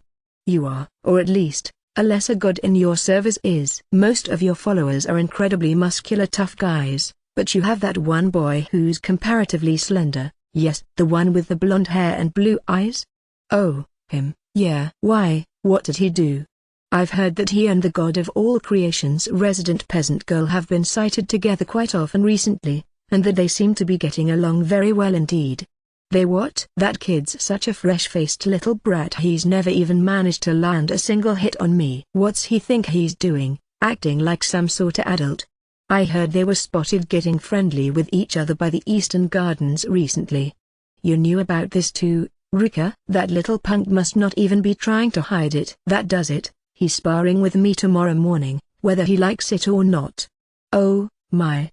Kishar lilted, transparently feigning concern. If that's the sort of story you want, I've got one of my own, said Ninra. I've heard that one of the God of War's followers and one of the God of Blacksmithing's followers have been getting awfully friendly with each other as well, if you catch my drift. Kishar let out a squeal of glee. And neither of them have any goddesses as followers, so that means, oh, I simply love the sound of this. The conversation dragged on, and time passed by. Ma'at, this girl talk stuff. I'm into it. If you're into anything, Agni, it's your cups. You haven't stopped drinking this whole time, have you? Asked Kishal. Bwahahaha. Good stuff. Course I haven't. Wait a minute. Where'd Ruka and Ninra go? Ruka fell asleep before finishing her first can, and Ninra passed out after her second. What about you, though? Are you sure you're all right? Huh? Why wouldn't I be? Replied Agni, taking no notice of the impressive line of empty cans beside her. You remember what the other worlder said before we left, don't you? About how these drinks contain far more alcohol than you'd think, if you judge them by their taste. Fine. Wait. Huh? Feeling kinda dizzy, Agni slurred, moments before she toppled over backward and fell asleep on the spot. What did I tell you? Really, were none of you listening? Kishal sighed. Well, if everyone's asleep, I suppose I'll head on home. This was fun, though. We should do it again sometime. And so Kishal strolled home happily, leaving the other three goddesses passed out on the floor. Afterward, hello, Eguchi speaking. Thank you very much for purchasing Campfire Cooking in Another World with My Absurd Skill Volume 11, Sukiyaki and the Blessings of Battle. We've already reached the 11th volume. I'm pleased beyond measure that this series has managed to last for such a long time. My readers deserve all the credit for its continued publication, and I can't possibly thank all of you enough for your support. In this 11th volume, our heroes finally set foot in a new dungeon. As far as Dora-chan and Sui are concerned, it's all fun, all the way down, but Mukota's just a little too much of a coward to want to go anywhere near a place like that. I hope that seeing the familiars work their hardest and Mukota get dragged along after them is enjoyable for you. Also worth noting is the fact that this volume features the first appearance of a party of haughty, less than friendly adventurers, though Mukota's just a little too easygoing to actually notice the threat they pose to him. I hope you enjoy their part in the story. The publication of this volume coincides with the publication of the 8th volume of the comic adaptation of this story, as well as the 6th volume of Sui's Great Adventure, a spin-off comic in which Sui takes the starring role. Both comics are really entertaining, so I'd love it if you'd give them a read. To Masa-sensei, who did the illustrations for this volume, Akajishik-sensei, who's drawing the main comic adaptation, Futaba-momo-sensei, who's handling the spin-off comic, my editor I, and all the other good people at Overlap, I can't thank you enough for your constant help and support. Finally, allow me to thank you, my readers, one last time. I hope you'll continue enjoying the laid-back, heartwarming adventures of Campfire Cooking in Another World with My Absurd Skill in all the formats it's available in. I look forward to seeing you again in Volume 12. Bonus short stories. To seek the phantom fruit. It all started when I got a message from the local guildmaster asking me to make an appearance at the Adventurers Guild. You and your lot haven't completed any requests around here recently, have you? He asked. Must mean you've got a lot of time on your hands, eh? No, actually, I don't at all. We went hunting just yesterday, and the day before, and the day before that, and even the day before that too. We've been hunting non-stop lately thanks to my familiars and their boundless reserves of energy. I was so exhausted from all the hunting we'd done that week, in fact, that in the end I'd found myself begging and begging and begging for Dora-chan and Sui for mercy, and had finally secured myself a day to rest. I was looking forward to spending it safe and sound relaxing at home, and then the guildmaster had to go and ruin it with his sudden summons. I couldn't exactly ignore a message like that and reluctantly dragged myself to the guild hall, only to hear that I have a lot of time on my hands. Come on, give me a break. Actually, no, not at all, I bluntly replied, shooting him a reproachful glare. Full and the others won't stop making me take them out hunting. You've seen all the monsters I've been hauling in the past few days, right? To be fair, I hadn't gone out of my way to visit him in person every time, but I knew for a fact he'd been getting reports about everything I brought in. Oh, don't give me that look, the guildmaster fired back. Doesn't change the fact that it's been a while since you've done a quest, right? Well, I mean, I floundered. I didn't think any of the requests the guild had on hand would catch my familiar's attention, so I couldn't imagine them agreeing to take one on. Well then, I've got just the jobs for you and your crew. What do you think? Feel like taking on some work? What makes it so good for us? I asked cautiously. Good question, he replied with a nod. See, the request this time around's to go out and gather a certain fruit. Thing is, the only place you can find them is the Terran Woodlands. The Terran Woodlands? I cocked my head. I'd never even heard the name of that particular forest. Full, on the other hand, perked up his ears. It seemed he knew something I didn't. The Terran Woodlands? Those would be the woods due north of here, would they not? That's right, replied the guildmaster. Full's eyes took on a glimmer of unmistakable interest, and I felt an ominous chill run down my spine. What's the deal, Full? Asked Dora-chan. There's some reason we should go to this Terran place? Indeed there is, replied Full. You will find it to be quite the amusing destination. I could hardly choose a better hunting grounds. Hunting grounds? Ugh, I knew it. Is it really that great, Uncle Full? Sui wants to go. Ha ha ha. Yeah, if you think the place is amusing, no way it'll be a drag. Count me in too. The slightest urging from Phil was all it took to get Sui and Dora-chan on board. I turned back to the guildmaster. So, these Terran woods, are they, infested with high-ranking monsters? Yup. The local adventurers call the place the Forest of No Return. The Forest of No Return? Names on the money too. Unless you're A-ranked at least, odds are good you won't come back from that place in one piece. Hell, even an A-rank probably couldn't make it to the heart of the wood safely. That takes an S-ranker to pull off, the guildmaster blithely explained. I knew this would happen. Saw it coming a mile away. He wouldn't have gone to the trouble of calling me to the guild if it wasn't one of those requests. Way I see it, you're a perfect fit for the job, he continued. There's this lord in the next province over, see? Fellow's made a name for himself as a real mate type, and every year around this season he sends out a request to every damn guild in the region, asking us to get him this fruit. Thing is, it's been about 5 years or so since anyone was brave or crazy enough to take the request on, and the pressure he's starting to put on us is a real hassle. The guildmaster explained that the so-called phantom fruit was more properly known as an iris fruit. The lord in question had gotten his hands on one by pure chance, and was so intensely moved by its flavor that he'd been obsessed with them ever since, hence his decision to start putting out a request every time the fruit came into season. Considering where they grew, though, taking on the request was no laughing matter, and after 5 consecutive years of failure, the lord was beginning to lose patience. The incessant pressure he put on the local guildmasters finally grew so unbearable that they got together to discuss it, at which point the S-ranker from Kelina was brought up as a possible solution. In the guildmaster's own words, they decided that there's no way the most promising S-ranked tamer around could mess it up, so we could just shove the job off on you and call it a day.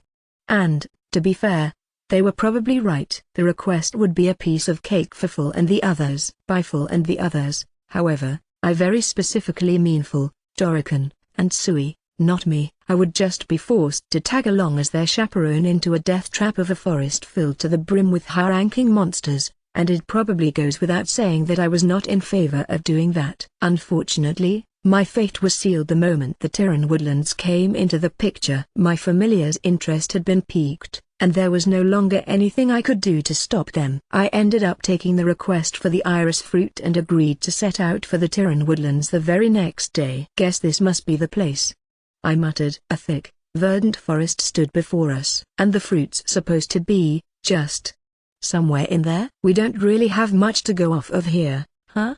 The guildmaster, of course, had given me a flippant "Hey, you've got a mighty Fenrir on your side. You'll work it out." When I voiced my doubts, there were times when Phil was a little bit too reliable. In that sense, he could have at least tried to give me some more specific info. Worry not. Once we have entered the forest, I shall find the fruit by its smell before long. More importantly, Phil said, pausing to give Dora-chan and Sui a look, I am sure you know what else we are here to do. Hunt. Indeed. Now, let us depart. Hold on. At that particular moment, of course, I was sitting on Phil's back. Huh? Wait. What? You're going hunting now? Like this? Oh wait.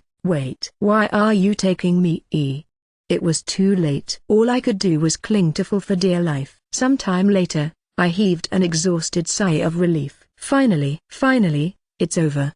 We'd successfully located our target, the tree that bore the iris fruit. Getting there, though, had been even more of a trial than I'd anticipated. I could practically feel my eyes glazing over as I thought back on everything I'd just been through. Phil had dragged me along on his hunting trip, and hadn't left me the slightest chance to talk my way out of it. That meant getting right up close and personal with the action as the Fenrir took on snakes with bodies as wide as my torso, polka-dotted, emerald green lizards that were both obviously venomous and so big that I had to wonder if they weren't literal dinosaurs, a massive grey tiger that was even bigger than Phil, and so many other woodland horrors I actually lost count before we were done. Every one of them was terrifying enough to turn my legs to jelly at a glance, but my familiars had been over the moon to hunt them down to the last.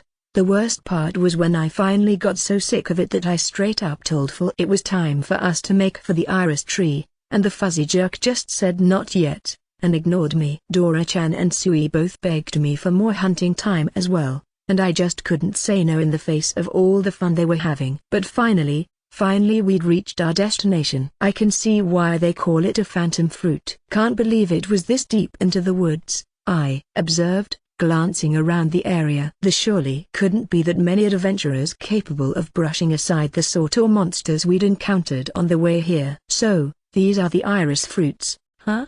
They look good, I'll give them that much.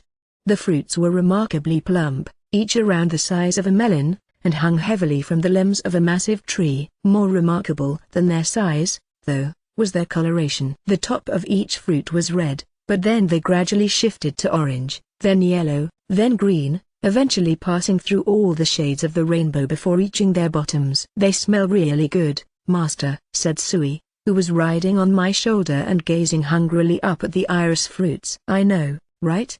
I agreed. I could tell how right the fruits were even from the base of the tree. Their scent was indescribably sweet and potent. All right, let's get harvesting. Think you can handle it, Dora-chan? You got it, said the dragon, flapping up toward the fruit-laden branches above. Sui'll help too, said the slime, bouncing off my shoulder and onto a branch. It jumped up and up, branch by branch, following in Dora-chan's wake. Full, incidentally, couldn't have cared less about fruit and was dozing off somewhere behind us. Coming in, yelled Dora-chan, who had already plucked an iris fruit and was flapping his way back down to me.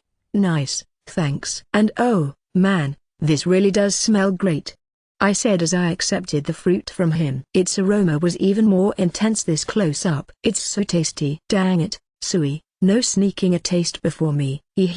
Sui just tried a little bit, that's all. Can't blame it, really. Not with how good these things smell, and there are so many of them. No reason not to have a taste. All right, gather round, everyone. Let's have a taste test. Oh, hell yeah. Sui's gonna eat too. I suppose I shall deign to join you. Everyone gathered around, watching intently as I peeled off the iris fruit's skin. Coloration aside, it really reminded me of the skin of a peach. It had the same slightly fuzzy sort of texture. It was pretty easy to peel off as well, revealing the off-white flesh beneath. It could hardly have looked any more peach-like, so long as you ignored its size. I sliced up the fruit, which I could tell at a glance was going to be incredibly juicy, and passed the pieces out to my familiars. Then we all dug in, and a sweetness the likes of which I could hardly believe exploded into my mouth. Delicious. Holy crap, is this ever delicious?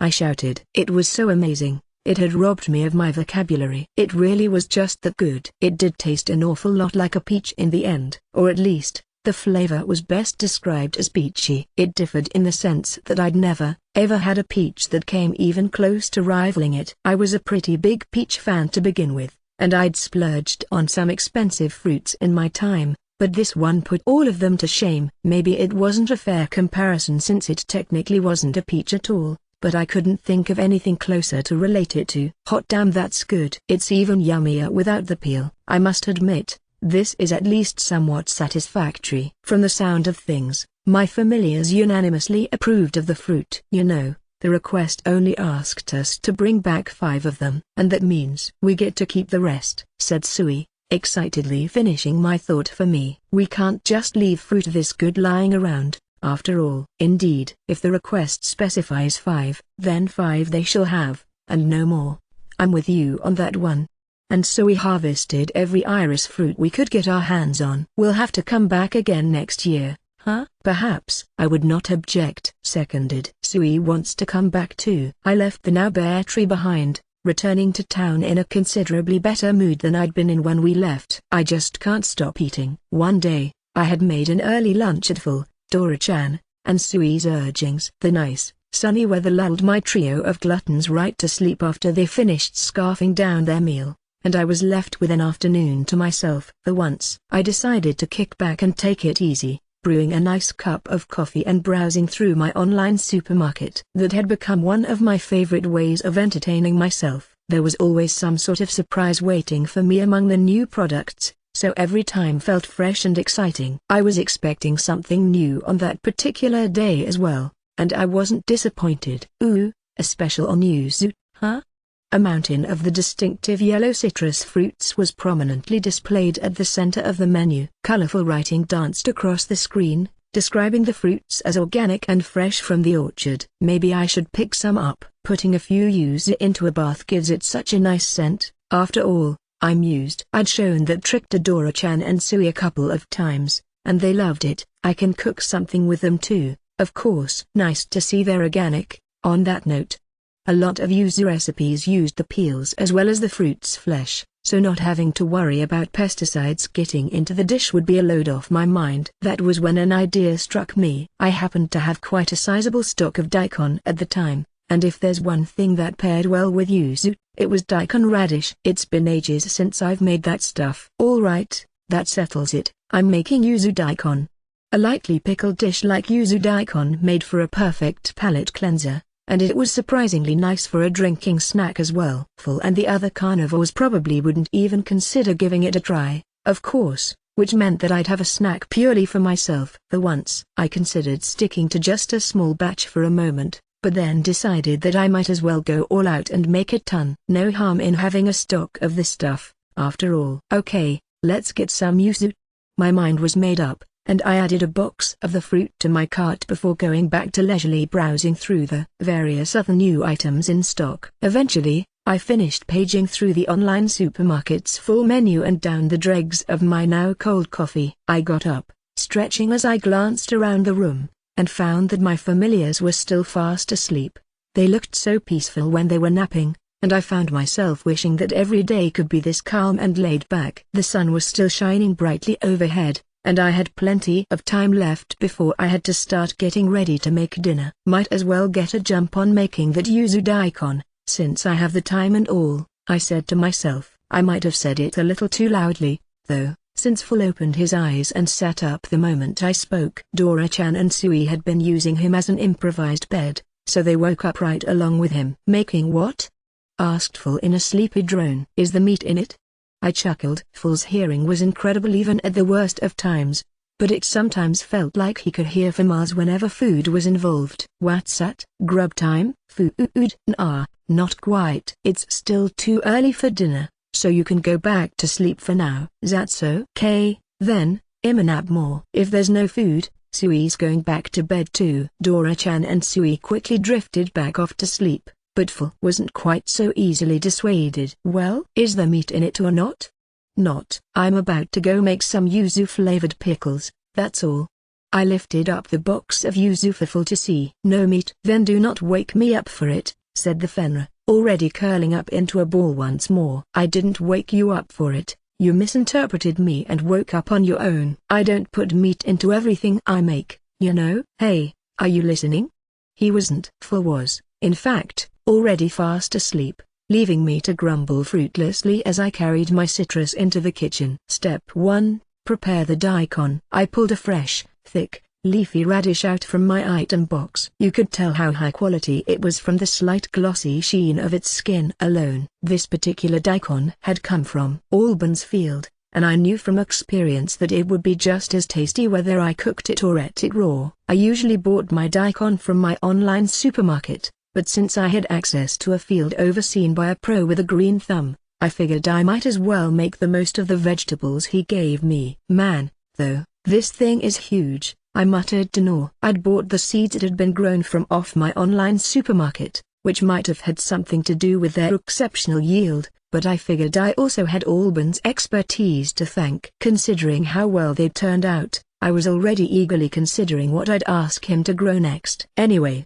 the recipe starts with washing and peeling your daikon, then chopping it up into relatively short sticks, a little shorter and thicker than if you were julienning them. Be sure to keep the daikon's leaves around, by the way, since you can use them for all sorts of other recipes. Daikon leaves are delicious in their own right, and throwing them out should be a crime. They're great in miso soup, and make a tasty addition to pretty much any stir-fry. My favorite use for them is stir-frying them with some whitebait and serving it up on a bowl of rice, though using sakura shrimp in place of the whitebait is just as good. Anyway, I stored my daikon greens in my item box to use some other time and got back to the yuzu daikon. Once your radish is all chopped up, the next step's to put it in a plastic bag, sprinkle in some salt, seal it up, and give it a very thorough kneading. After that, just let it sit for about 10 minutes so the salt can draw the moisture out of the daikon. While you're waiting for that, you can prepare your yuzu. I pulled a few of the fruits out from their box, and their pleasantly refreshing aroma instantly filled the kitchen. The first step with them, of course, is to give them a thorough washing. If you're using organic yuzu like I was, you'll also want to inspect their peels for blemishes and black spots, which you can trim off with a kitchen knife. After that, you quarter the yuzu and squeeze out all of their juices, making sure to strain out all the seeds. The peels don't go to waste, though. The next step is to trim out as much of the pith as you can manage, leaving just the flavorful outer peel remaining. The pith is where all the bitterness in citrus peels comes from, so don't skimp on this step. Once you're finished, slice the remaining peel into long strips. At that point, you're pretty much finished. All that's left is to combine the daikon, the juice and peel from the yuzu, some sugar, salt, and vinegar in a plastic bag. The ones with zippers work perfectly for this sort of dish. The final ingredient is a couple chili peppers, seeded and cut into rounds. Then you just give the bag a very thorough massaging and carefully squeeze out all the air you can manage as you seal it up. All that's left at that point is to shove it in your fridge, or magic fridge, in my case, and give it at least an hour or so to sit before you dig in. I was excited enough to go for mine immediately after that first hour had passed. I hummed happily as I strolled into the kitchen and opened up my magic fridge to find, ooh, these look great. My yuzu daikon was all ready, and I just had to give them a taste test right away. I scooped a small portion out onto a small plate and bit into a piece of daikon, relishing its crisp, satisfying crunch. Wow, the yuzu really comes through in these.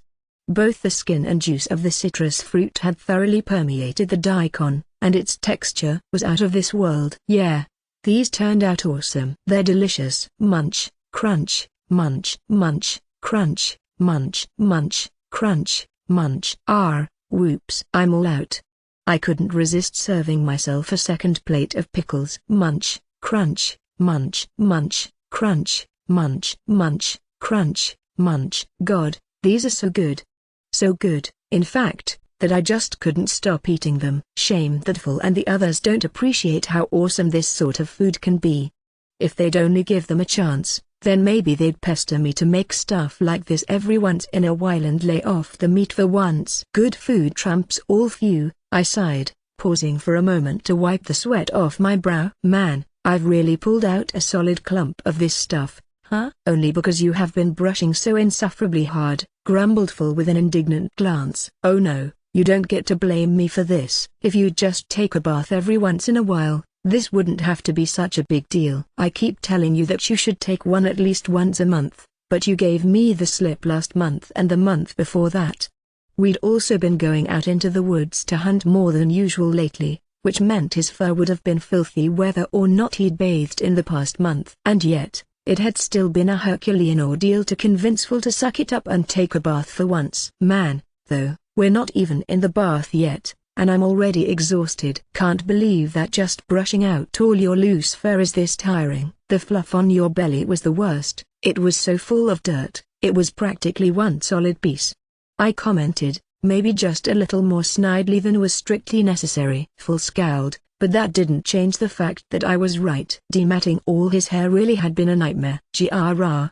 Oh, quit growling. It's time for our bath, I said, stripping down and literally pushing Phil into the bathroom with me. Oh, you finally made it. Took you long enough. Master, Uncle Phil, you're both so slow. Dora-chan and Sui, who had both gone in early, greeted Phil and me as we walked into the bathroom. Yeah, you wouldn't believe how nasty Phil's fur was, I explained. It took me ages to get him all brushed. Hold your tongue. You are not to imply that I am dirty.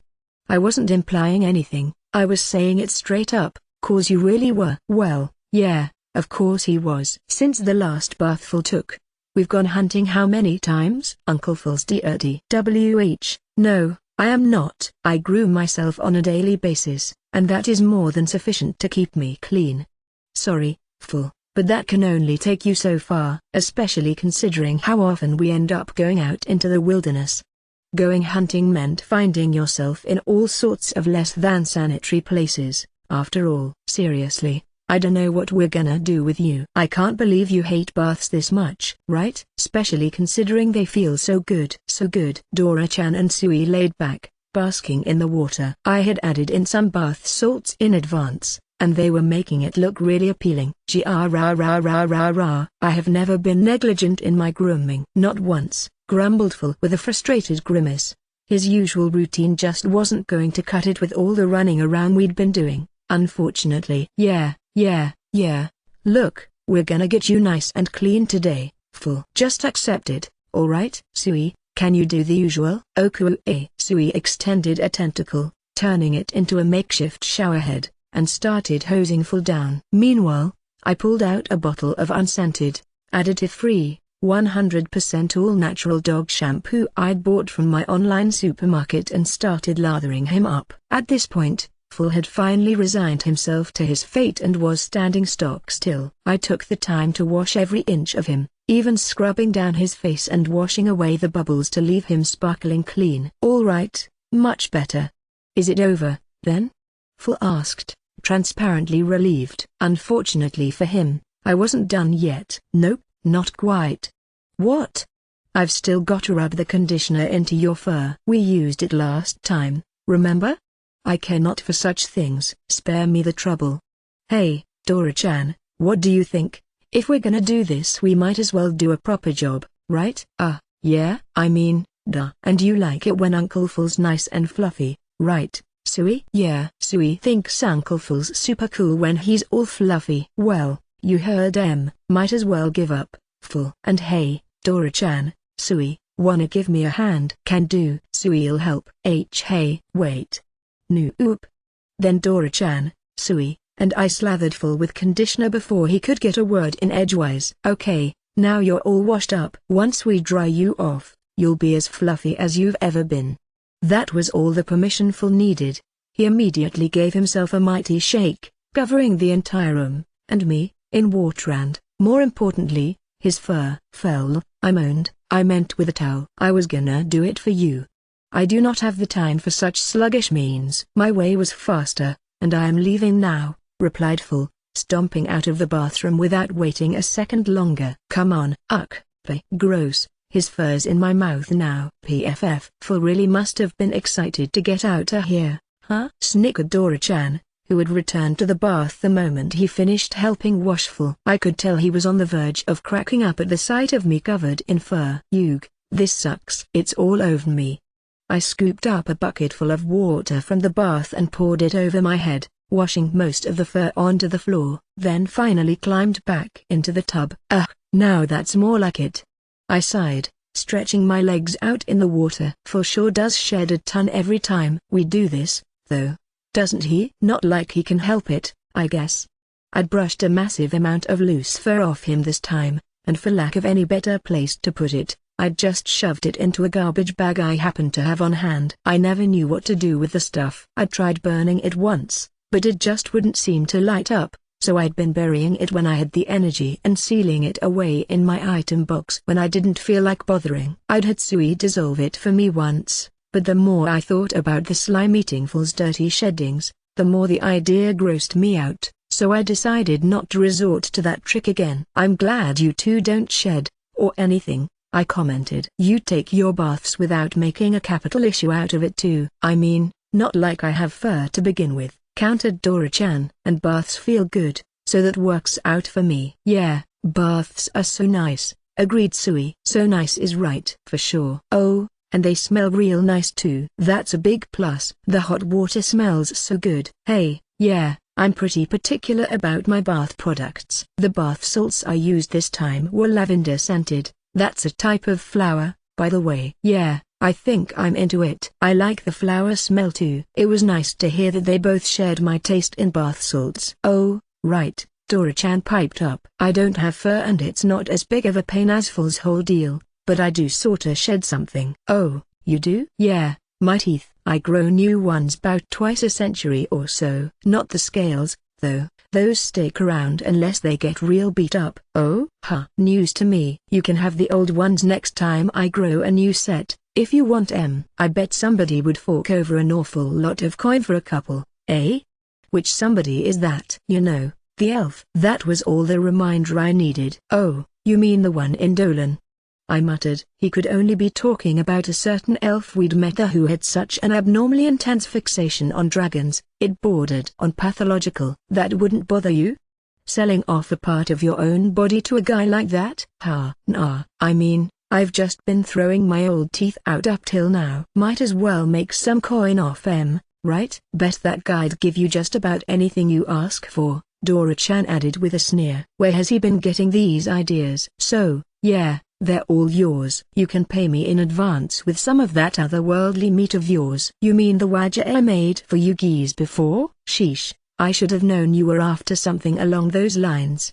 The slightest taste of the high-quality meat from my online supermarket had been enough to hook my familiars. It was a luxury, no doubt about it, but he had a point. Having some really good meat every once in a while was nice enough to justify the splurge. That said, when I factored in the sheer volume of meat my familiars could consume, it occurred to me that said splurge could end up costing an unfathomable amount of cash before it was over. In any case, I had to chuckle at Dora-chan's flagrant opportunism. Suddenly, the door to the bathroom opened. An enormous living ball of fluff stood on the other side, which on second glance turned out to just be Full. "If Dora-chan is striking such a deal, then I shall as well sell my fur too," said Full the ever-sharp-eared, who had apparently been listening in on our conversation. "What, sell your nasty old fur?" "Seriously? Do not call it nasty." "You speak of the fur of a Fenrir. Actually when you put it that way, you have a point." I was so desensitized to Full's presence that it hadn't even occurred to me. But what was nasty old dog hair in my eyes would be the fur of a mythical beast to the locals. Maybe we could actually get a decent price for that stuff.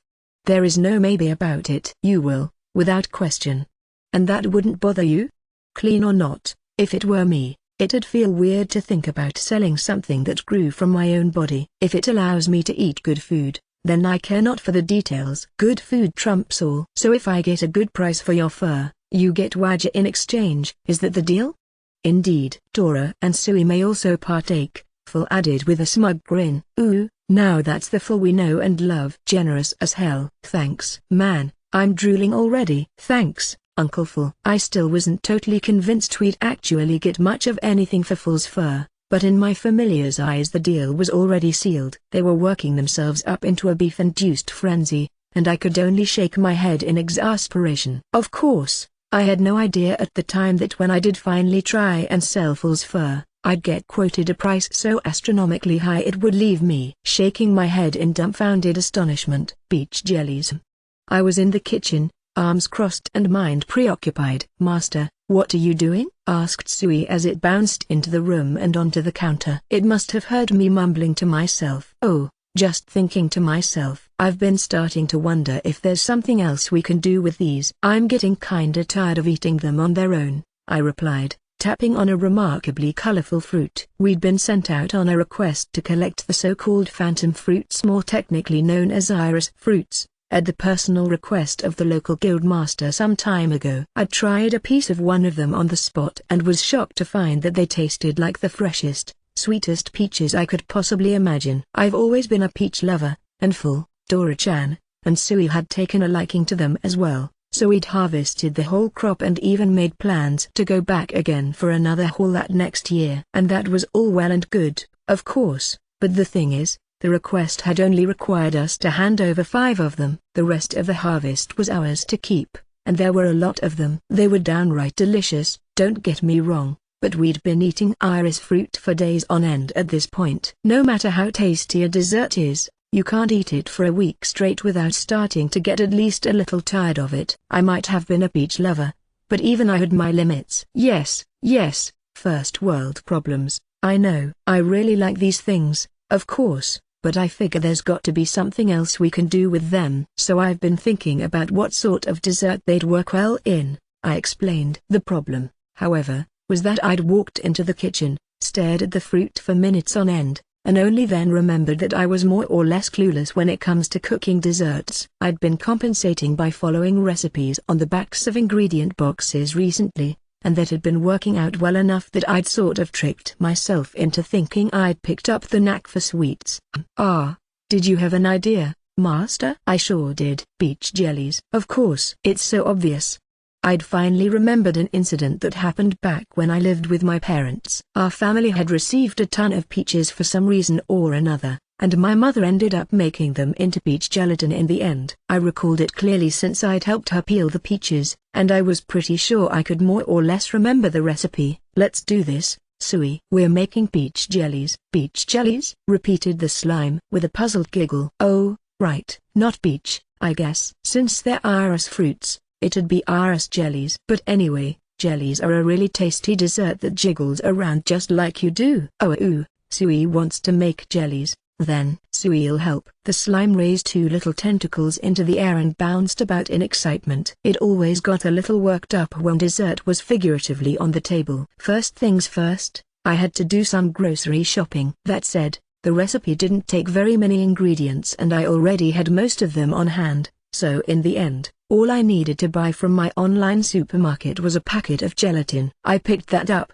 then he got right to cooking. "All right, let's see here. First steps to peel the iris fruits." "You'll help with that, right, Sui?" "Yeah." "Okay, start by making a little notch in the skin with a knife, like this. Then you sorta peel it up like this, little by little."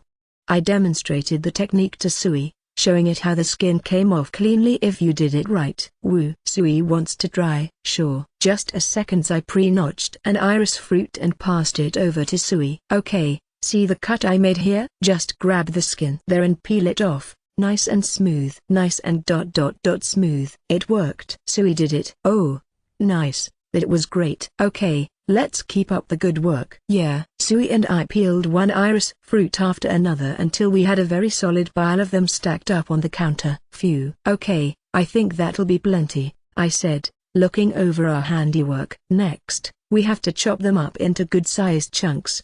Once your fruit's all chopped up, the next step is to put some water, sugar, and a little lemon juice into a pot. Heat it until the sugar's dissolved, then turn the flame down to low and add the iris fruit. Keep it simmering for about 5 minutes, taking care not to let it come to a full boil. "It smells so sweet, Master." "Yeah, I know what you want to do. Just a little, okay?"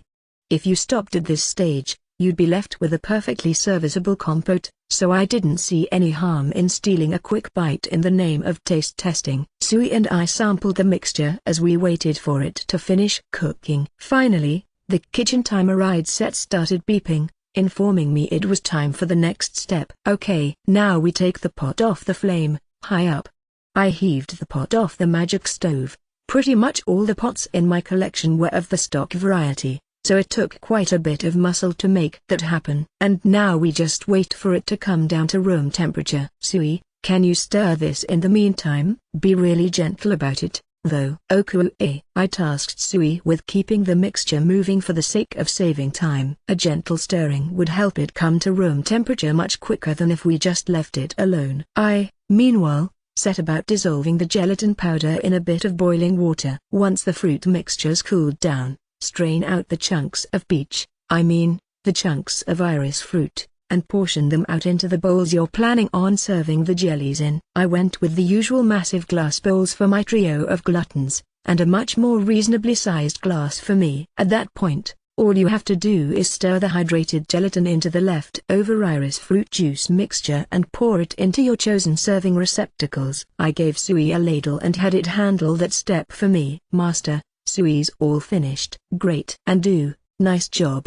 One of the bowls was conspicuously fuller than the others, but I managed to resist the urge to chuckle about it. Now we just cover them in plastic wrap and let them chill in the magic fridge until they set. They'll be ready in time for dessert. Yay! Sui's so excited. That night's dinner was, as always, mostly made up of meat. My familiars all stuffed themselves to satisfaction on big juicy dungeon pork bowls. It was time to make my move. All right, guys, dessert time, I said, setting out the huge bowls of iris fruit jello before them. Oh, it's the stuff we made this afternoon. That's right, Sui and I made this together for everyone. Oh? So we will not be having fruit tonight? I was growing weary of the same dessert day after day, as it happens, so this is a welcome change. Me too. Can't keep eating the same thing over and over like that. I was thinking of asking for pudding tonight, myself. It's been way too long. I'm right with you on that.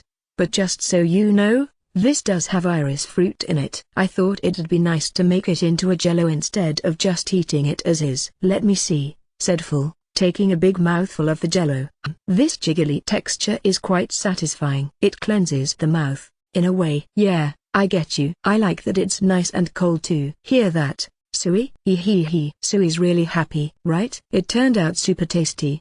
The texture of the gelatin and the sweetness of the iris fruit combined to form a dish that was worth more than the sum of its parts. It was delicious in a totally different way than the fruits were on their own. It's really yummy. But Sui might want cake for dessert tomorrow. BFF, ha. Sui, you shouldn't be saying that. You made the stuff. Sui's honesty is indeed unshakable. I chuckled. Full was right. Being honest to a fault really was just like my favorite slime. Pentagram post mucota right, people, grubs up, shouted Fatima.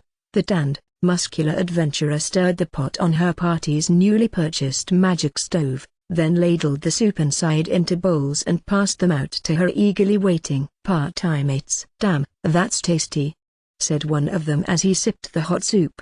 He was massive, standing at over 2 meters tall, and his unkempt hair and scraggly beard plus the great axe he carried as a weapon gave him the air of a bandit.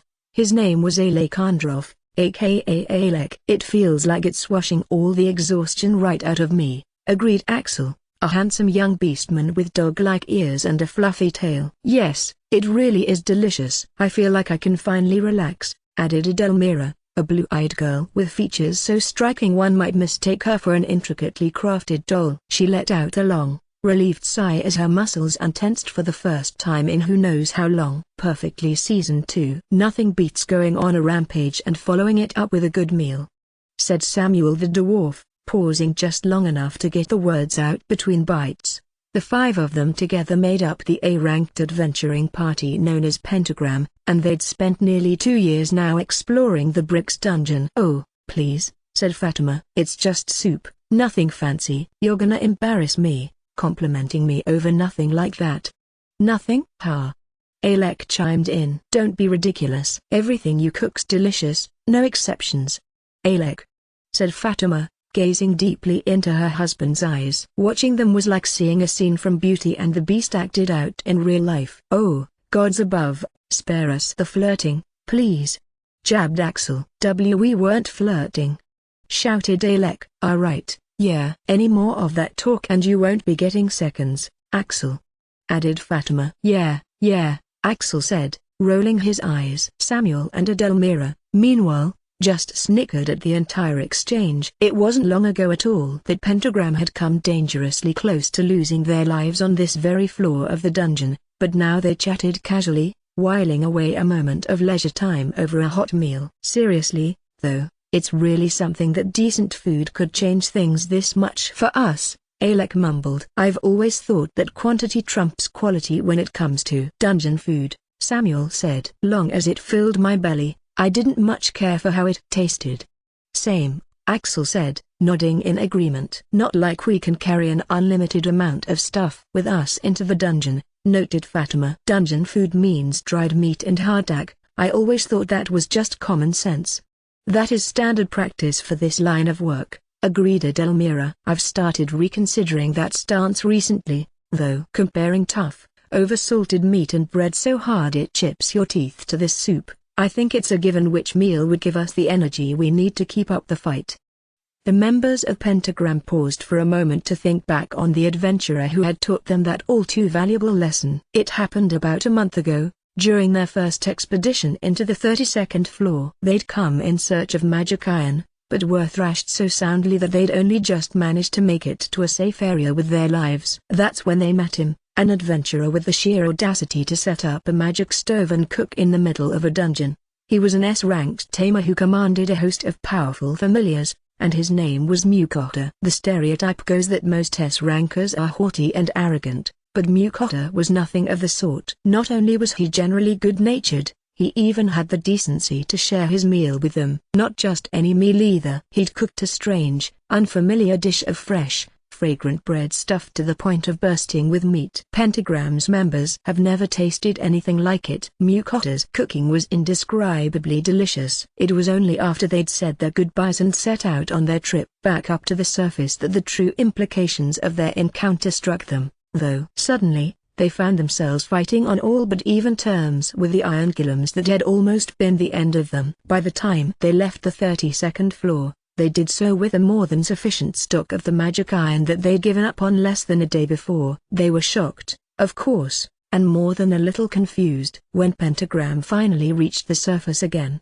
they took a moment to sit down and discuss the matter. Why had their return trip gone so inexplicably well? What in the world had changed? No matter how many times they went over the trip, only one event came to mind: their encounter with Mukotta and his delicious food. Fatima was the one to put the pieces together, in the end. "Oh, of course," she said with a satisfied nod. "It all makes sense now, and it's the easiest thing in the world. You can't live if you don't eat, that's a given. But what about what you eat? If I asked you to pick between tough, nasty trail rations and a nice, hot meal, you wouldn't even have to think about it, eh? And that goes double in a dungeon. Hell, the food being hot alone's a luxury down there. Seems like a given that a well-prepared meal would give us that extra boost." The other members weren't convinced, at first. It was, after all, just a meal. The more they thought about it, though, the more they realized that Fatima might have hit the nail on the head. Pentagram's members quickly agreed to conduct a trial run and add soup into their stock of dungeon provisions. Under normal conditions, somebody would have likely protested such an extravagance, but thanks to their unexpected magic iron windfall, they'd been able to sell off some of the excess and secure a small magic bag to share among the party, with the weight of their overall baggage drastically reduced, bringing along a used magic stove they bought on the cheap, a large pot, and a stock of onions, potatoes and other vegetables with lengthy shelf lives felt like a much more reasonable proposition. Pentagram delved back into the dungeon with a new provision plan, and lo and behold, their expedition was a massive success. Their rate of progress didn't exactly double, but their rate of earnings came very close. "Sure wish I could thank Mukotta one of these days," said Alec. His party members nodded in agreement. "Oh, by the way," said Fatima, "think it's about time we replaced this magic stove? It'd be a real help if we could get one with a stronger flame. Can't expect much out of used goods." Yeah, said Axel. If it means our food gets better again, I'm all for it. If Axel agrees, then I do too, Adelmira chimed in. A more powerful stove means that making the soup will be even faster, right? No arguments here, added Samuel. Hell, with the coin we've been making lately, why not get one of them fancy ones? All right, then, said Alec. Sounds like we're due for a trip back to their surface. I think we've got enough in us for one final push first, though, eh? If we're spending a small fortune on a magic stove, we've got to earn it first. I like the sound of that. Alright, let's do this. Yeah. Agreed. We've been on such a roll lately, it'll be a snap. And so, Pentagram set off into the 32nd floor once more, their morale at an all-time high. Mukota's cooking class, eggs, part 3 at Aja and Teresa's request, or really, insistence, I was once again roped into teaching a lesson on how to cook with eggs. The tomato, egg, and mayo stir-fry that I taught them last time had apparently been such a massive hit with their families, they were still getting a ton of mileage out of the general technique. They'd make it with cabbage or peppers in place of the tomatoes, or throw in some meat, like red boar, auk, cockatrice, or sausage. The technique itself was easy and it worked with just about any ingredients, so it had become a go-to for them when they needed a last-second panic meal. Of course, eggs were a luxury item by this world's standards, so it also counted as something of a special treat, and their families always welcomed the dish. Anyway, since everyone's affection for eggs was readily apparent, I decided that I should teach them a recipe where the eggs played a starring role. A recipe where eggs are the main ingredient. It sounds like everyone really likes mayo, so maybe I could do something with that as well. They did say that their families have started asking for mayo on their salads instead of dressing. As a side note, the salad dressing they were using came straight from my online supermarket. I couldn't blame them for sidelining it in favor of mayo, though. I had about the same chance of picking one option or the other when I had some of Alban's delicious homegrown salad. It was out of this world on his tomatoes too. Not that any of my party members appreciated it. Good veggies were wasted on those carnivores, really. Anyway, I was getting sidetracked. A recipe with eggs and mayo, huh? That narrows it down. In fact, there's only one answer I'll accept for this one. I'm teaching them how to make egg sandwiches. Teresa had more or less mastered the art of baking perfectly soft bread with the white flour I'd bought from my online supermarket for her just recently, so it seemed like the perfect recipe in more ways than one. Egg sandwiches on whole wheat had a nice, rustic sort of appeal to them, sure, but in my mind, nothing beat an egg sandwich on white bread, especially if it was sourdough. The contrast between the crunchy crust and the soft, billowy interior just couldn't be beat. There was no doubt in my mind that Teresa's bread would make absolutely top-tier egg sandwiches, and I was starting to get genuinely excited for the lesson. Before long, the day of my lesson arrived. This time around, Sela decided to participate along with Aja and Teresa. Okay, let's get cooking, I prompted. Okay. My 3 egg disciples yelled in unison. They were all giving me a look of intensely elevated expectations, which made me feel a little awkward. I was teaching them how to make egg sandwiches, after all, and it didn't get much more basic than that. Today, I'll be showing you how to make egg sandwiches. Did you bring the bread I asked for, Teresa? Yes, of course, she replied, pulling a loaf of sourdough out of her basket and setting it out on the counter. Oh, wow, that smells amazing. I baked it just this morning. Perfect. This'll make some great sandwiches, for sure. Okay, time to get to work. The first step is to boil the eggs, but before that, I pulled out the eggs I'd gathered up beforehand. Look closely. Do you see how one end of the eggs is a little wider and more rounded, and the others sort of tapered? Aja, Teresa, and Sela gathered around and watched closely as I continued my explanation. You want to start by poking a tiny hole in the more rounded end. Something really small and sharp should do the trick, like this thumbtack. Just press it up against the eggshell and rotate it a bit to prick a hole. It's pretty easy, but be careful not to press too hard, or you could crack the egg wide open. I'd bought a pack of thumbtacks from my online supermarket in advance, which I passed out to my students, who started poking holes in the eggs. They were really nervous about messing up and cracking the shells at first, but it wasn't long before they'd more or less gotten the hang of it. Okay, that's looking good. Doing this in advance makes it way easier to peel the eggs after they're boiled, so don't forget this step. Next, you put the eggs in a pan and add just enough water to cover them fully. We'd be hard boiling the eggs this time, since they were for sandwiches, so I boiled them for about 12 minutes on a medium-high flame. I'd bought kitchen timers for each family's household a while back, by the way, so I figured they wouldn't have any trouble getting the eggs properly boiled on their own. If you want the yolks to end up right at the center of the eggs, it helps to stir them around every once in a while they're boiling. They'd be getting diced up before they went into the sandwiches, of course, so in this instance it was sort of pointless to go through the trouble, but hey, I sorta just felt like it. Before too long, the timer started beeping and the eggs were ready. Okay, they're all boiled. Now you carry the pot over to the sink. I dumped the hot water out of the pot, then filled it back up with cold water to cool off the eggs. You can just keep the water running and peel the eggs under it. That also helps to get the shells off nice and clean. See how the shells are just sliding off? That's because of the hole we poked in them earlier. Give it a try. Oh, you're right. They really do just come right off. It's true. Mine slid right off too. Okay, I said sometime later. That's all the eggs peeled. Next, we put them in a big bowl and mash them up with a fork, like this. I mean, you don't have to do it exactly like this, really. Some people use a knife, and some people even just crush them with their hands. The point is just to get them diced up into nice, fine pieces. The three of them nodded and voiced their understanding. When the eggs are finely minced, you just season them with a little salt and pepper, then add the mayo.